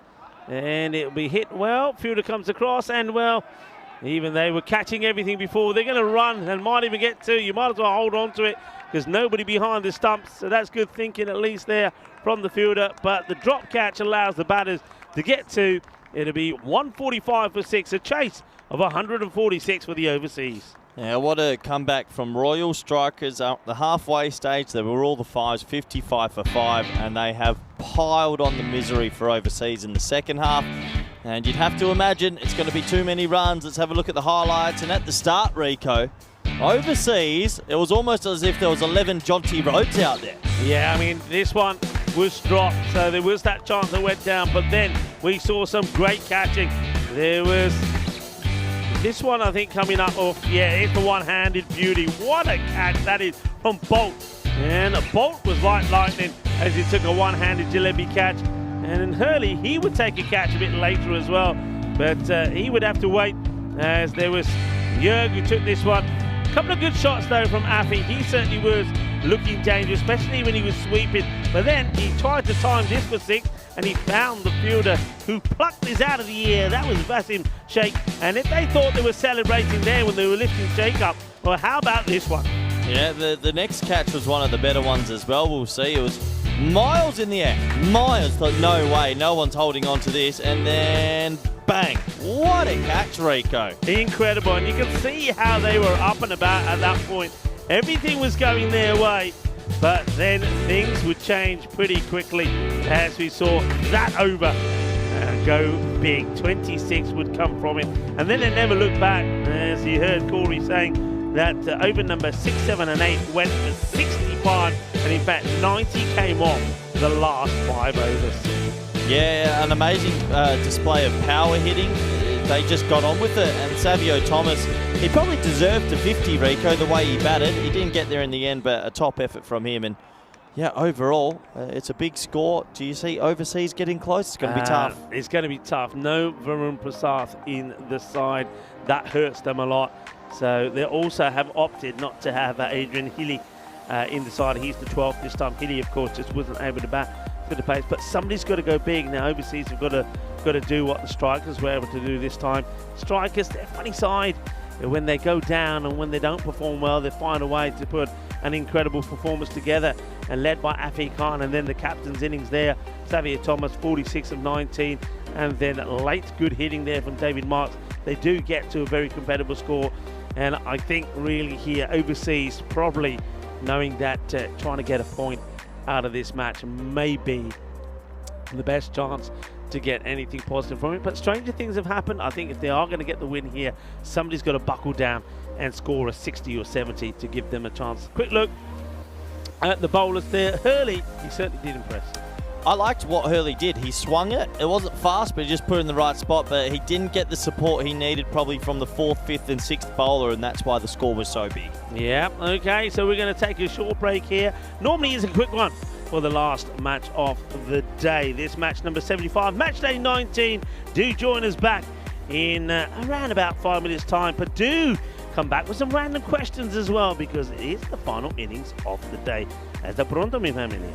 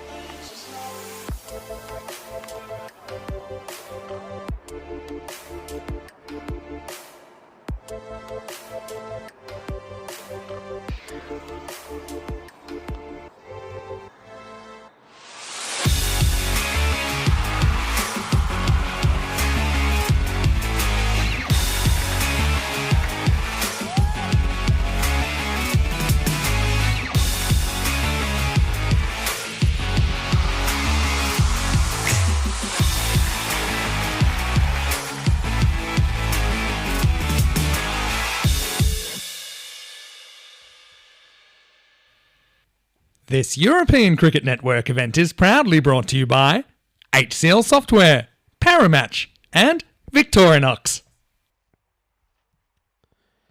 Hello cricket lovers and welcome back to the Malta International Cricket Ground on a day where we have been pleasantly surprised. The weather and the outlook was not looking good, certainly when we got here for the start of the first match, match number 72. The rain just continued to hinder us, and we weren't able to complete the first match without issue. It was reduced to 6 overs, then DLS came into play, and Crusaders got that win over Mater Dei. But then after that, we have been good, thanks to the efforts of everyone. Let's have a look at the bonus point equation here. 101 or less, restrict to, and a chance to take all the points. And I think that certainly the Royal Strikers will be looking to do that. They certainly have got the ability to contain this overseas side, who are going to be light on the batting front because of the absence of Varun. And Daniel Covington is opening up here with Hamish Bolton. Remember, Bolt took that fantastic catch, one-handed jalebi catch. So he's opening up the innings this time here. So Daniel Covington, and it's a wicket straight away. It's going to be a royal duck as Daniel Covington will go. He just pulled away earlier of the first ball, wasn't quite ready. I think there was some discussion in the field. And then when he does face up, this is what happens. And he gets a snick. A nice catch there taken. And a nice moment there, actually, for the wicketkeeper, as Surya is behind the stumps, takes the catch. And Clinton Paul does the bowling. And there's the Royal Derrick. He's going to get quacked off. It's the old... So we've seen a Royal Derrick, we've seen Golden Derrick, and the normal Derricks here. So the Derricks have been in form. Well, there's the joy. A disappointment for overseas as the first wicket, that of Daniel Keverton, will go.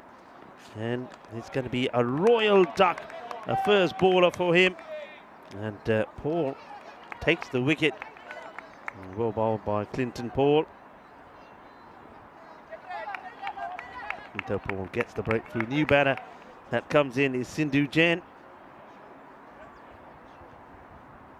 Right, here's Jain, and chasing a wide one. An acrobatic take there from the keeper.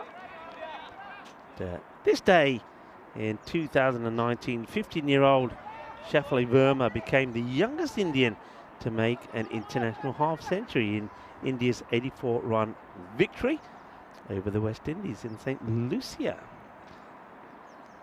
Oh, that's one that just takes off. It's pretty close to catching the edge. No edge involved in that one, so it's another one that gets through. World Freedom Day today as well.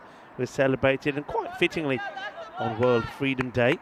There's the commentators, we get our freedom with the cage going down. Also, we get a freedom in terms of the number of matches since the golden ball go to 0.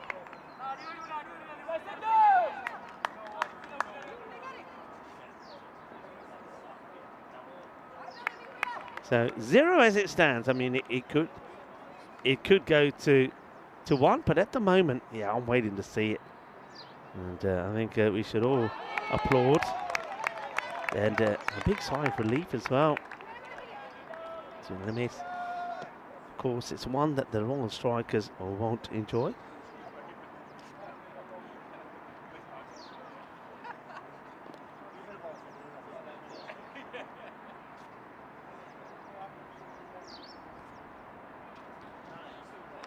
Very much the same. See, just stepping away.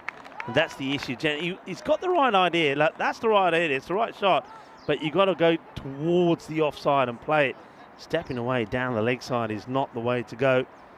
And we're just going to play and miss. So not going to plan at the moment. This for the overseas is a nightmare of a start.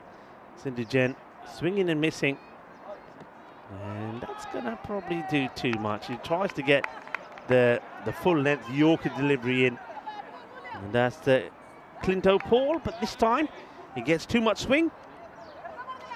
It's going to be another wide. That's all the runs so far, courtesy of wides. It's over. Strange one. Wicket. Wide, wide, dot, wide, dot, dot, wide. And that's where all the runs are coming from. And this one's going to be okay. So we will get another dot ball in. Beautiful sunshine, by the way, here at the moment. And in the sunshine, this ground looks an absolute treat as well. Clinto Paul looking to complete what's been a pretty long over. Just 4 balls, legal deliveries. That's a wild swing from the batter. Swinging and missing. And now Sindhu Jain, who does go to the top of the batting order at the moment, can't get anything away. And that is called over. Now this is what we wanted to see. Matches into golden ball at 0. And let's have a look. We've got a graphic here which shows all the golden balls here as well. And I'll show you where we've had a look. This is all the golden balls this year. Started, of course, on the 21st of January and continues. And here we go. Mater Dei against the Royal Strikers. That's on there now. And we can see here how it compares. So the bowling side winning a 10 compared to the 6 to the batting side this year. So overall, it tells you the number we've seen there as well, 40 to 26. Good delivery, good start. And this man is going to be fired up, isn't he, David Marks? He'd love to put a good performance in here. Remember, we have seen him playing for the overseas. And at the moment, with the fine batting that he did earlier, scoring 29 of 14. And now, with the ball, he'll be looking to show the overseas what they miss. Oh, it's another tremendous effort. And that would have been a great one. We saw a one-handed one taken by Bolt. Now this time, there's Clinto Paul, who after bowling a good first over, nearly holds on to another acrobatic jalebi catch. Great effort. Just gets away from him. So Time for Jen to try and see if he can get off the mark, and he can't. That's a ball number 6 now, and nothing on the board. I suppose the question is, how long will overseas wait this time? Liam Stewart is their captain with the absence of Varun Prasad. Oh, this is hurting the overseas. David Marks will probably try and keep it in that area. In the air, and it will be caught. And it's a very good catch, well held. And Sidhu Jain, well, they say that 7 is lucky for some. Well, it's not for him. 7 balls and no runs at all.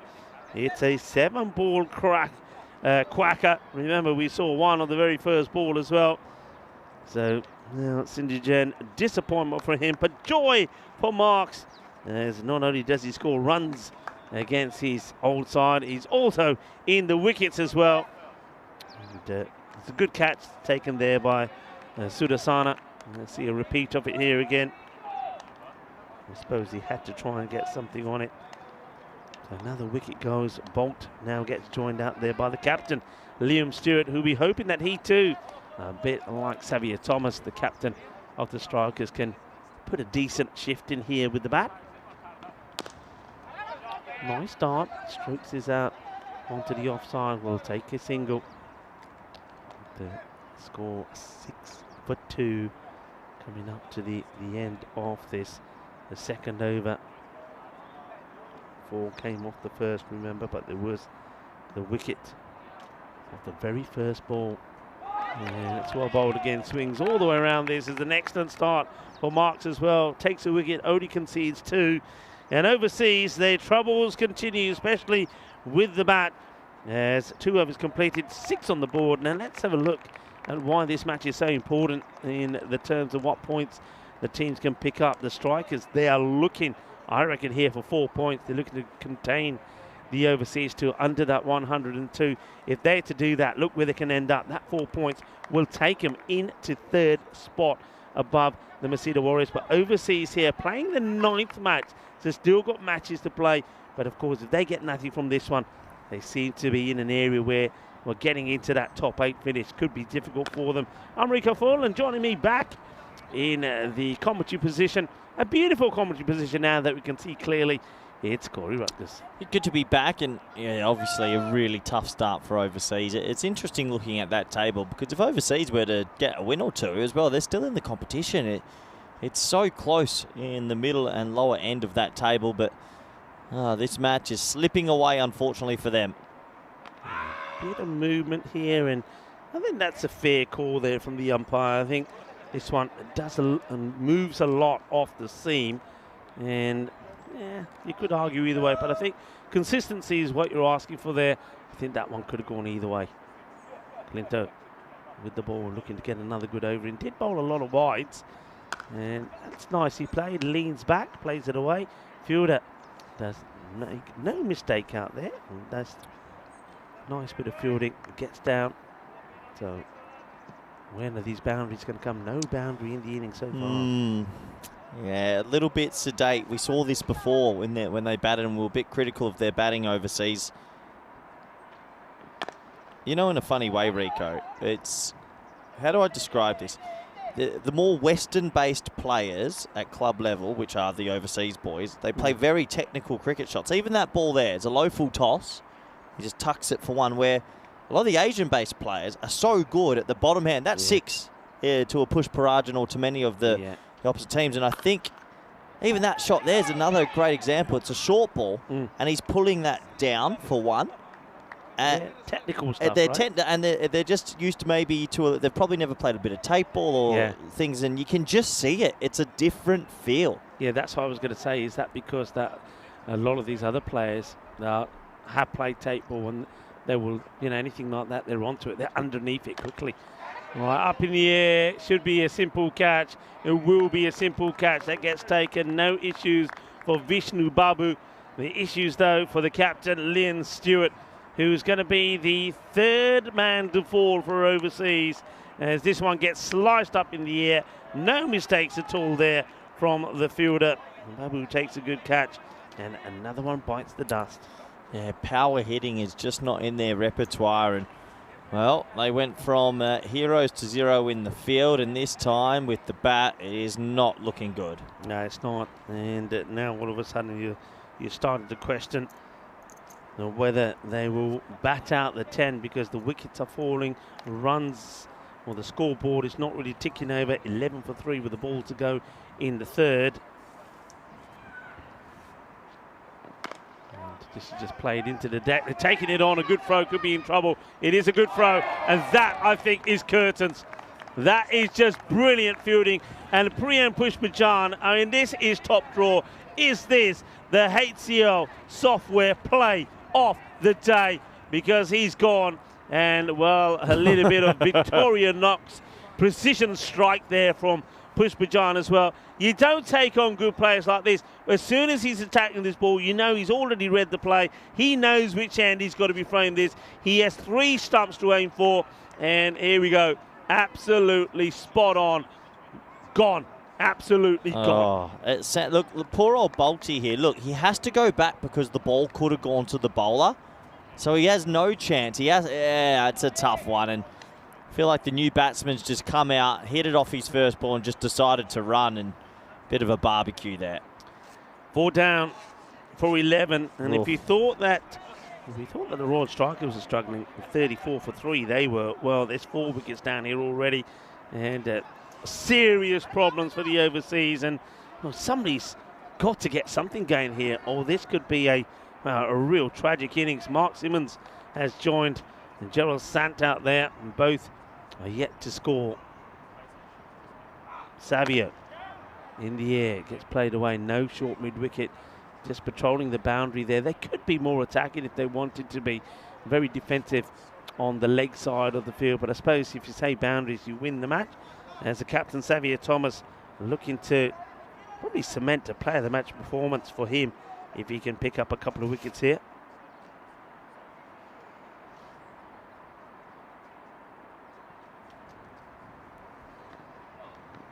Go short, and that's the shot you're talking about. It's like being, you know, when you're in the nets with the kids and you're teaching them how to play that ball shot and you're throwing balls right from high to low, and that's what they play. But of course, in this format, it doesn't get you the boundaries. It doesn't get you the boundaries. It's very good cricket for 50-over cricket, but yeah, it's just not T10 cricket, is it?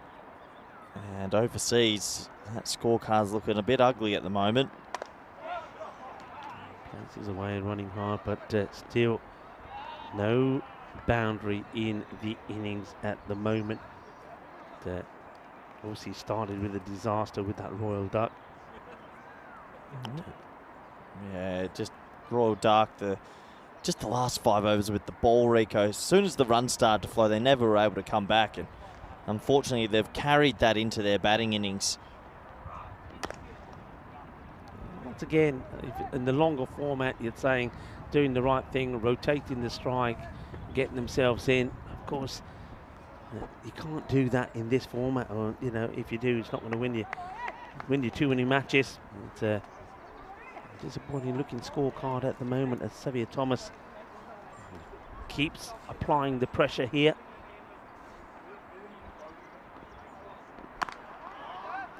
Again, just slices this to think about too, but not want to be taken on this man. I'm telling you that Priyan Pushpajan has already shown you that he's got his radar well switched on. He just hasn't got going with the bat. Having said that though, and I did want to have a check later to see how the day finishes up. He does maintain top spot as the leading run scorer. He's on 447. So that's played away. Could be... Nope, no boundary, no mistakes in the field. And that's another thing that the strikers do very well. So Jagat Puna, who did bat very well here today, stays just 5 runs behind Priyan Pushpajan. And in third spot, Michael Das, the player of the Titans. And be interesting tomorrow, Corey, if you see him. I know he split his webbing, and at the time when it happened during those internationals, he was told when he came back with some stitches in that he was told 2 weeks, no play. So let's see what he does. He's on 430 runs. They're the 3 guys in the 400s, then just a fair few behind, about 120 behind in the 300s. You've got Mahbub Ali on 311, and Gopal Thakur who's on 301. That's your top 5 batters. And maybe I'll give you the bowlers a bit later. But at the moment, let's just go back to this one. Overseas, they really are struggling with 17 for 4 after 4. Yeah, they are struggling. I'd love to see them just take a couple of risks, even if you are bowled out. I'd rather watch them try and hit some boundaries instead of block themselves to their own fate. Looks like we're going to see a little bit of spin. And just gets played. You see, that's the difference, I think. I mean, anything that was that length earlier from the strikers, not that all the batters put it away, but they were at least having a go. If you got out, you got out, but somebody would click. And I think that's what's got to be the plan here when you're playing this format. You've got to believe, you've got to attack, and if you get out, somebody else will take over and get the runs. And, watches this well. It will get fielded. It will just be a single. Bowlers, let's talk about the bowlers. Well, we said that Jagannath Puna was 5 runs short of being the top place with the batting, but he's top with the bowling. 19 wickets to him. Bibek Durai is on 17. 15 for Salman Shajel. This one gets sliced away, of course. Someone plays for Gozo Zalmi. Bibek Durai for Gazira United. Clinton Paul on 13 now. He's picking up wickets and making his way up. And the same as him is Vivian from the Red Stars. Oh, well, there will be the first boundary. And it's because the fielder gets drawn into the catch. You can hear some of the fielders shouting, catch, catch, catch, catch.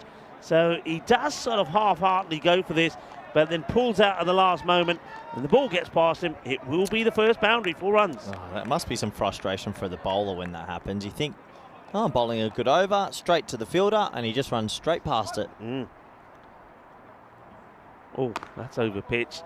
I might have a look at this side on. Yeah, I reckon that might be a no ball. It looked high live, but they might double check it. Yeah, well, he's hit that twice, you know. Pretty incredible to be able to do that, but yeah, I think that's going to be called. Bill is the bowler. And yeah, they're having a look at this. See one more time here. Yeah, that, for me, it's a no-y. Let's see. Yeah, there you go. Good work between the on-field umpires and the third umpire. They get it right. So free hit to come. And let's see if Sant can... Is this Sant or Simmons who's facing? Well, it's not out. That's fine. There doesn't seem to be any real celebration. So at least the Royal Strikers knew that this one was a free hit. Well, he gets away with it. Well bowled. That's the way I'd like the ball to go dead. Straight away. Once the stumps are dislodged from the bowler, yeah, they can't be able to run. That's what I think should come in.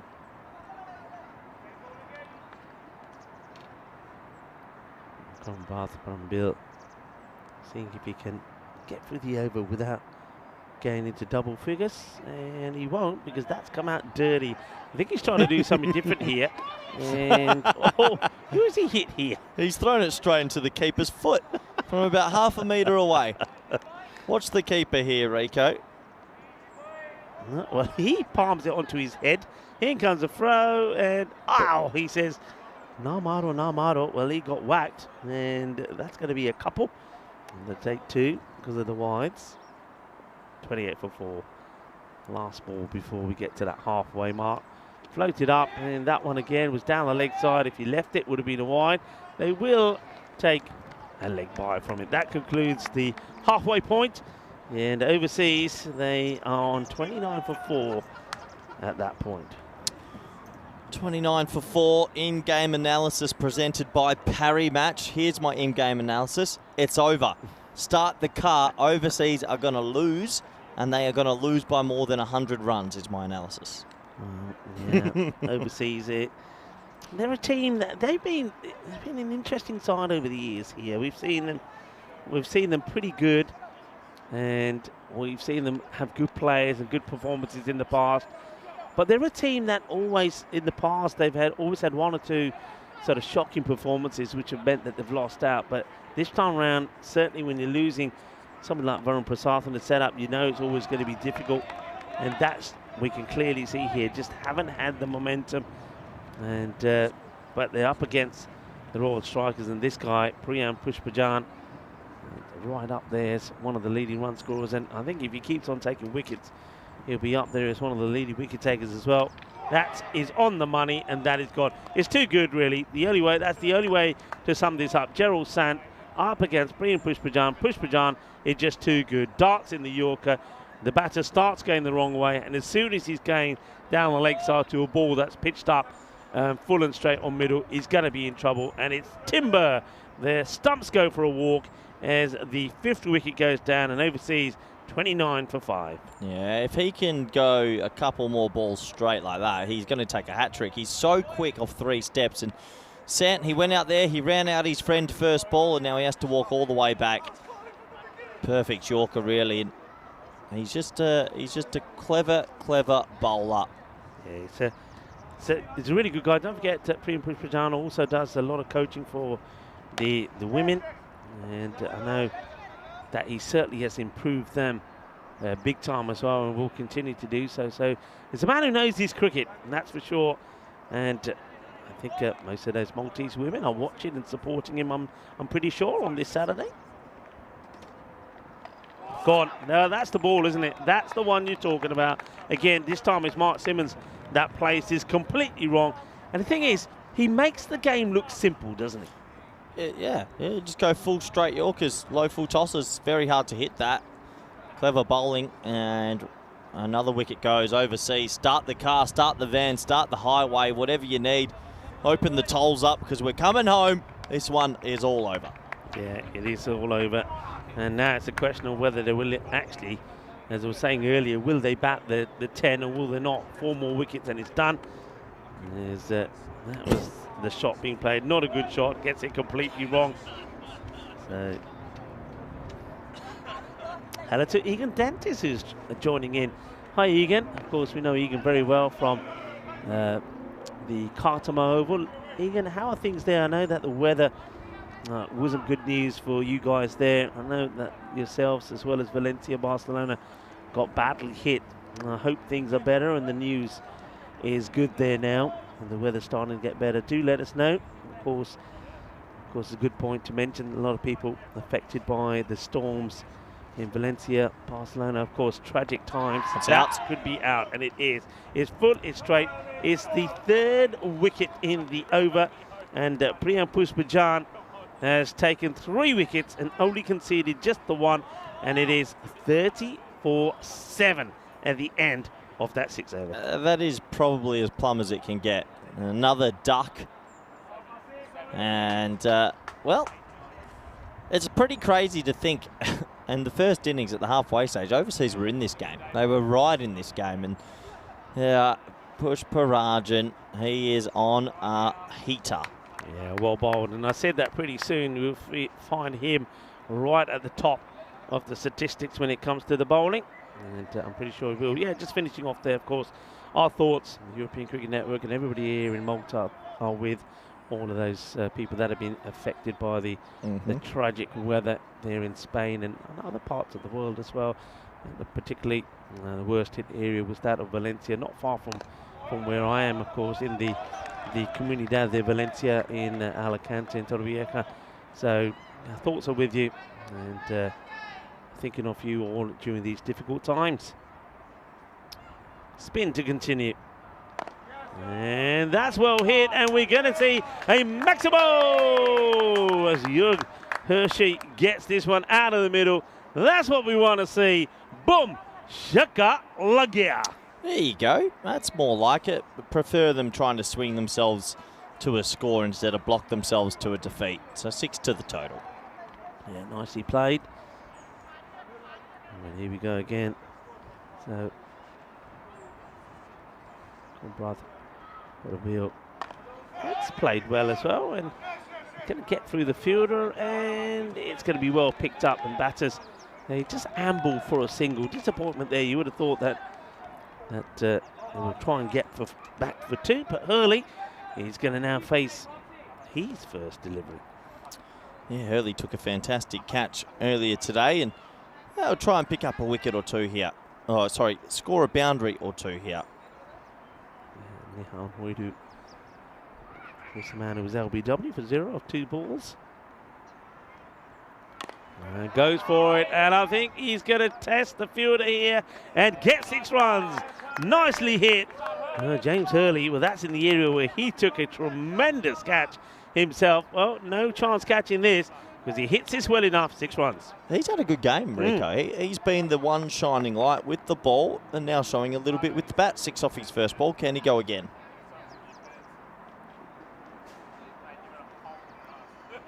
And liking it.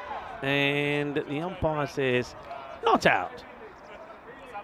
Just has a little sort of fish at this. He wants to sort of, almost like he's trying to guide or chip this in that very fine third area. Risky shot to play with the catcher in place.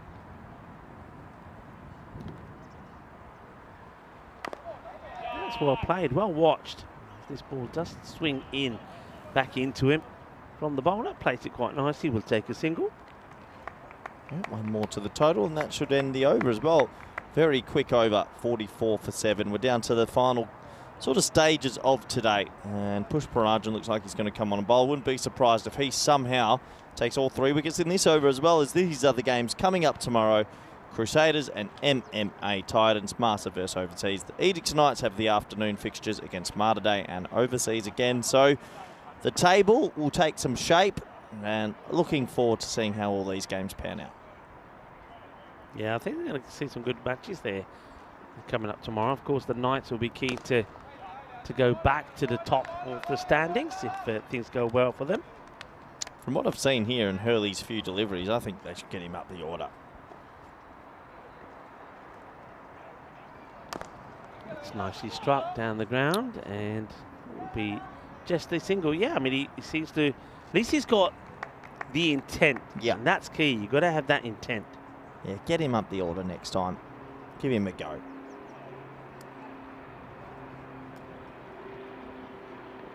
Oh. It's just popped up from nowhere, and then, well, commitment here, and, well, they're going to go upstairs to have a look at this, you know, because this is pretty close. Gets the dive in. The question is whether he gets the bat down. So wants to take it, look at the 2 batters not looking at each other. In comes the throw. Just keep an eye on this, whether this bat goes down. He's in trouble. He's gone. He's gone, you know. He's gone. So that's another example of the 2 batters not looking. You see that Herg was actually looking at where the ball was. So Hershey watching the ball. Hurley saying, come on, let's go. And by the time Hurley gets the message that Jurg is not going to go, he doesn't get back. It's a good throw in the end. It's a fairly easy one to take. He takes it on the bounce. Just here. And thank you very much. Pushparajan actually bowled a leg spin of that ball, just showing he's got a few things up his sleeve. So 2 wickets to go. Start the car, Rico. Start the car. And, the top ball there. Got to be careful. There's Hershey. Probably a good job that he is on strike. You've got Reddy at the other end, who's come in here now at number 10. Short one. Not a good ball, but doesn't get punished. But I suppose He's actually trying to bowl some leg spin here. Oh, what is this hit? Oh, this is spicy. Well, how about this? Watch this. Suraya gets his lid knocked off with this throw. In comes a throw. I mean, it didn't need to be like this. So here's the throw. It hits the edge of the pitch perhaps and takes off. Watch this. In it comes. Oh, well, on the shoulder. But the lid comes flying off. Yeah, it could have been worse. I don't think that's the fielder's fault, though. It's just that edge of the pitch. It's one of those peculiar ones. Hits the shoulder. He's okay. Right. Watch out for this Yorker, because I think Pushparajan will be looking to jam this into Reddy. And there you go. Not quite the Yorker, but it's full it straight. It's going to be 4 for 3 from Pushparajan. And that's the end of his spell. It's also the end of another batter. It's right for him. And Reddy, he might have been ready, but he weren't ready for what Pushparajan gave to him. And it's going to be another golden duck. Another plenty of ducks today. Good weather for the ducks, that's for sure. 9 down now, 46 for 9. Reddy gets cleaned up. First ball from Priyan. Well, there is talk about a 10-pin bowling night tonight for the crew. And if we're allowed to select teams, I'm bringing Pushparajan to come 10-pin bowling with me. So I think he just got 4 bowls, Rico. Yeah, well, bowls it nice and straight, and as a result of that, he's always going to pick up wickets. And I said that he's certainly one who's pretty key to also be right at the top there of the number of wickets taken. And where is he now? So just have a look. Priyan Pushpajan, making his way up to the top. Up in the air. Oh, it's the second time that it's gone past that fielder. Second time that he's committed to this, and hasn't been able to take the catch. So another opportunity, and another one that gets missed. Yeah, another opportunity, another free boundary. So that would be frustrating. For some reason, I cannot find Priyan Pushpajan in the stats, in the bowling stats here for the Royal Strikers. So he's vanished somewhere, but I'm pretty sure that he's probably around 14 or 15 wickets now. So I'm not sure where he's disappeared to, but he's going to be right up there. Well, that's hit away, and that's going to be 4. Nice shot, and a pocket of space, and a couple of boundaries at the back end as Afi Khan came on to try and get a couple of wickets. Yeah, well, Afi Khan, that's why he himself is not behind the stumps this time. But I tell you what, this is good from Jörg Hershey. We know that he can use the long handle. We've seen him do it in the past. And at least his score is going to be above the extras, because I think he might be the only one. And other than that, I think Gerald Sant with 9 was the highest scorer. Extras we've had, it's been 10. So yeah, at least we're not going to see the extras as the leading scorer. Thing is though, he's got to also try and protect Bimal at the other end.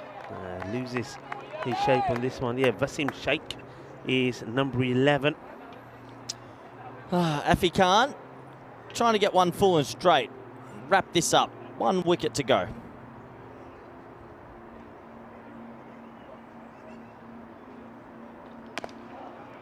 Hit firmly, and that will and should just be a single. That means number 11 is going to have to, well, you would imagine, block out this one from Afi. Mind you though, the number 11s I know like to have a bit of a go. Vasim might be one of them. And well, he has a little fish at it, he misses it. It's the end of the over, so Overseas will take it into the last over. 56 for 9 after 9. Yep. Last overtime, Rico, and what's been another interesting day. The golden ball drought complete, and yeah, it's another day where the table starts to take shape. Yeah, and that's the key. And the other thing is, of course, none of this would have been possible if it weren't for the hard work from everybody around the ground here today. So they should take a lot of credit. And because of their efforts, we have, of course, been rewarded with a golden ball. Joy for Mater Dei. Not for the Royal Strikers, but the Royal Strikers, they will get their joy in this match as they will take all the points against the overseas and take themselves into 3rd spot. So despite that loss where they picked up a point against Mater Dei, they will finish on a high. And here's the last over with Babu to bowl it. Good luck to Babu. Hershey's on 18. He's done a good job. He'll be looking to, I would imagine here, to stay on strike for every ball. And pretty sure at the same time, if it's there to hit, he'll go for it. That field being made pretty tight out there on the off. That's hit well to the fielder. Now they will take the single. So this is going to be a real test here now for the number 11, as he's not being protected here at all. Oh, give him a go. Give him a go. He pays his fees, I'm sure. Here's his moment, Rico, to hit it into his own foot. As I love watching number 11's bat. You got to give him some fun. Well, I'm glad he gets back onto this, because I think otherwise this one would have been pretty close to maybe getting onto the stumps, but he's managed to avoid it a little bit. Bit short there of Vishnu Babu with the ball, bowling his one and only over. Oh. See, that's the ball I'm talking about. If this hits him on the pad, if he's in front here, everybody's saying, ah, it's absolutely plumb. But look at it. It goes a fair bit over the stumps. Yeah. It's a bouncy pitch, this, you know. I think the umpires have to always take that into account when you're looking at the LBs. And most of the time they have, the balls being very full and straight when they've given them. Babu again. And that's that full of delivery. Taking it on. If he, I'll say if he was able to pick that up cleanly, it was a chance. So you can see there that Hershey's saying, give me a chance to get a few more out of the middle. And I want to say a very big thank you to everybody that's been tuning in around the world, especially to all of our viewers watching by YouTube, and of course everybody that's been chatting away as the day comes to an end, as Jörg gets bowled here by Babu. It's a bit of an ugly shot, really, and it'll be 19 and bowled off 15 deliveries. So he's the last batter to go, and well bowled from Babu, just full and straight. Jörg wanted to clobber it for a big 6, and overseas will be bowled out for 58, which at the top of my head, I think it was 54 or 58 was the lowest score that we've seen already in this series. So it's not a good show from them being bowled out. But Royal Strikers, that's the way to bounce back. They're funny sides, the Strikers. They sort of have a bad performance and then come back with a good one. I think their recovery in that was key, and I think the Xavier Thomas probably will get perhaps the player of the match. Mind you, he'll be fighting Priyan Pushpajan for it, but I think Xavier Thomas did not a 46, and scoring those runs when they were all sorts of trouble was probably the key, I think, for the Strikers to get out of jail. And then with the ball, without Varun Prasad in the side, the overseas never came close. This is what's coming up tomorrow. I won't be here, but you will. Yeah, enjoy a day off, Rico. You deserve it. Yeah, we're looking forward to tomorrow. It's moving day, day 20 of 27.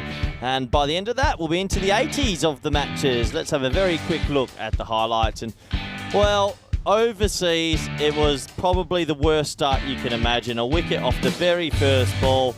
Marks came in. He could have had an amazing catch there, but he again did pick up the wicket a couple balls later. Yeah, he did. This one was just lobbed up into the air, and a very good catch taken there. Nice and calm, and that was Sudha Sanan, who had a good day here today. But yeah, they just bowled nice and tidily. This one was just Priyan Pushpajan at his best. I mean, that's why he's playing in the national team, and that's why he's such a quality player. He can change a game with moments of magic with bat, ball, or even in the field. Yeah, he definitely can, and let's enjoy his bowling. 4 wickets, 4 bowls. He keeps it pretty simple, doesn't he? A couple of steps, full and straight. 3 bowled, in an LBW, and he does a good job. Yeah, there's nothing, doesn't try to overdo it, nice and straight, but he's got those variations. He's got the one, the quicker one, and then he's got the one that's slightly slower. This was another run out, unfortunately. A good bit of work from the fielder to get the throw in, and then he's full straight once again and picks up the wicket, 4 wickets. That was the last one to go. That was Babu taking the wicket of Jörg Hershey. So overseas bowled out for 58. Disappointment in the day for them. I tell you what, disappointment because they did not pick up a point in the 2 matches that they played. Yeah, it has to be said. A tough day for them. That scorecard's not pretty. Hershey did get to 19, but yeah, overseas it's been a tough old day, and they'll have to go back to the drawing board. Yeah, they will too.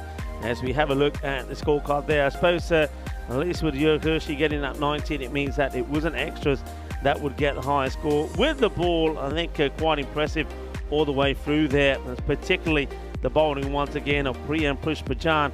He picks up 4 wickets and only concedes 3 runs. There's a 2 for there for Vishnu Babu, and also from Kunta Paul, who bowled very well at the beginning of the innings. Yeah, game, set, match, Rico. It's been pretty comprehensive, some interesting sort of fixtures, but finally we got the close game, and it couldn't have been any closer, could it? It couldn't have been any closer. We do, of course, end the golden ball route. Went to 312, but we reset the counter. So tomorrow, Corey, you'll be starting with just 1, and it is World Freedom Day. Well, we got freed from the cage as the cage went down the same way, of course. Back in 1989, the Berlin Wall went down as well. And then also, well, we got freedom from the golden ball because we did get one. Thanks, of course, to a very good match between Mater Dei and the Royal Strikers. Mater Dei showing that you should never give up. You can come back and you can win from any situation, as they got that win. And the Royal Strikers showing, well, when you're down, there's only one way to come back, and that's to fight hard, and led well by their captain, Xavier Thomas, with a fine 46. And don't forget the 29 not out from David Marks. They would get that win. It's been a sensational day. Once again, thank you for everybody that's been watching. Thank you for, once again, your understanding and your support for the European Cricket Network. And I think it's fair to say that your patience and also your understanding of sport was rewarded with a great day of cricket here today, and when we did have that golden ball. And once again, a big shout out to everybody, and I mean all the players, the ECN crew, and of course the local ground staff for making sure that cricket did happen here today. If it weren't for their efforts, it would have been another washout, that's for sure. And thankfully that the rain, even though it did come and go, did stay away for majority of the time to allow us to get the matches here. And a big shout out to the umpires, done a brilliant job. And also, look, when the weather is bad, Spring Media have it rough as well. Not only do they have to film, they have to make sure all the equipment keeps working with the strain of the weather on them, and they were absolutely brilliant as well. So well done to Spring Media. It's time to say goodbye. Of course, I won't be here tomorrow, so do look after Corey. I know he tries to wind you up in the chat, but I know we love him really. Corey will be talking you through 4 very exciting matches tomorrow. So it's goodbye from me. I know that the highlights are ready to roll, and we've got some cracking highlights for you today as well. So be good, be happy, be safe, and have a wonderful evening. Hasta pronto from me. I'll be back in a couple of days' time. Have a great day tomorrow. Shukriya, muchas gracias. Hasta mañana.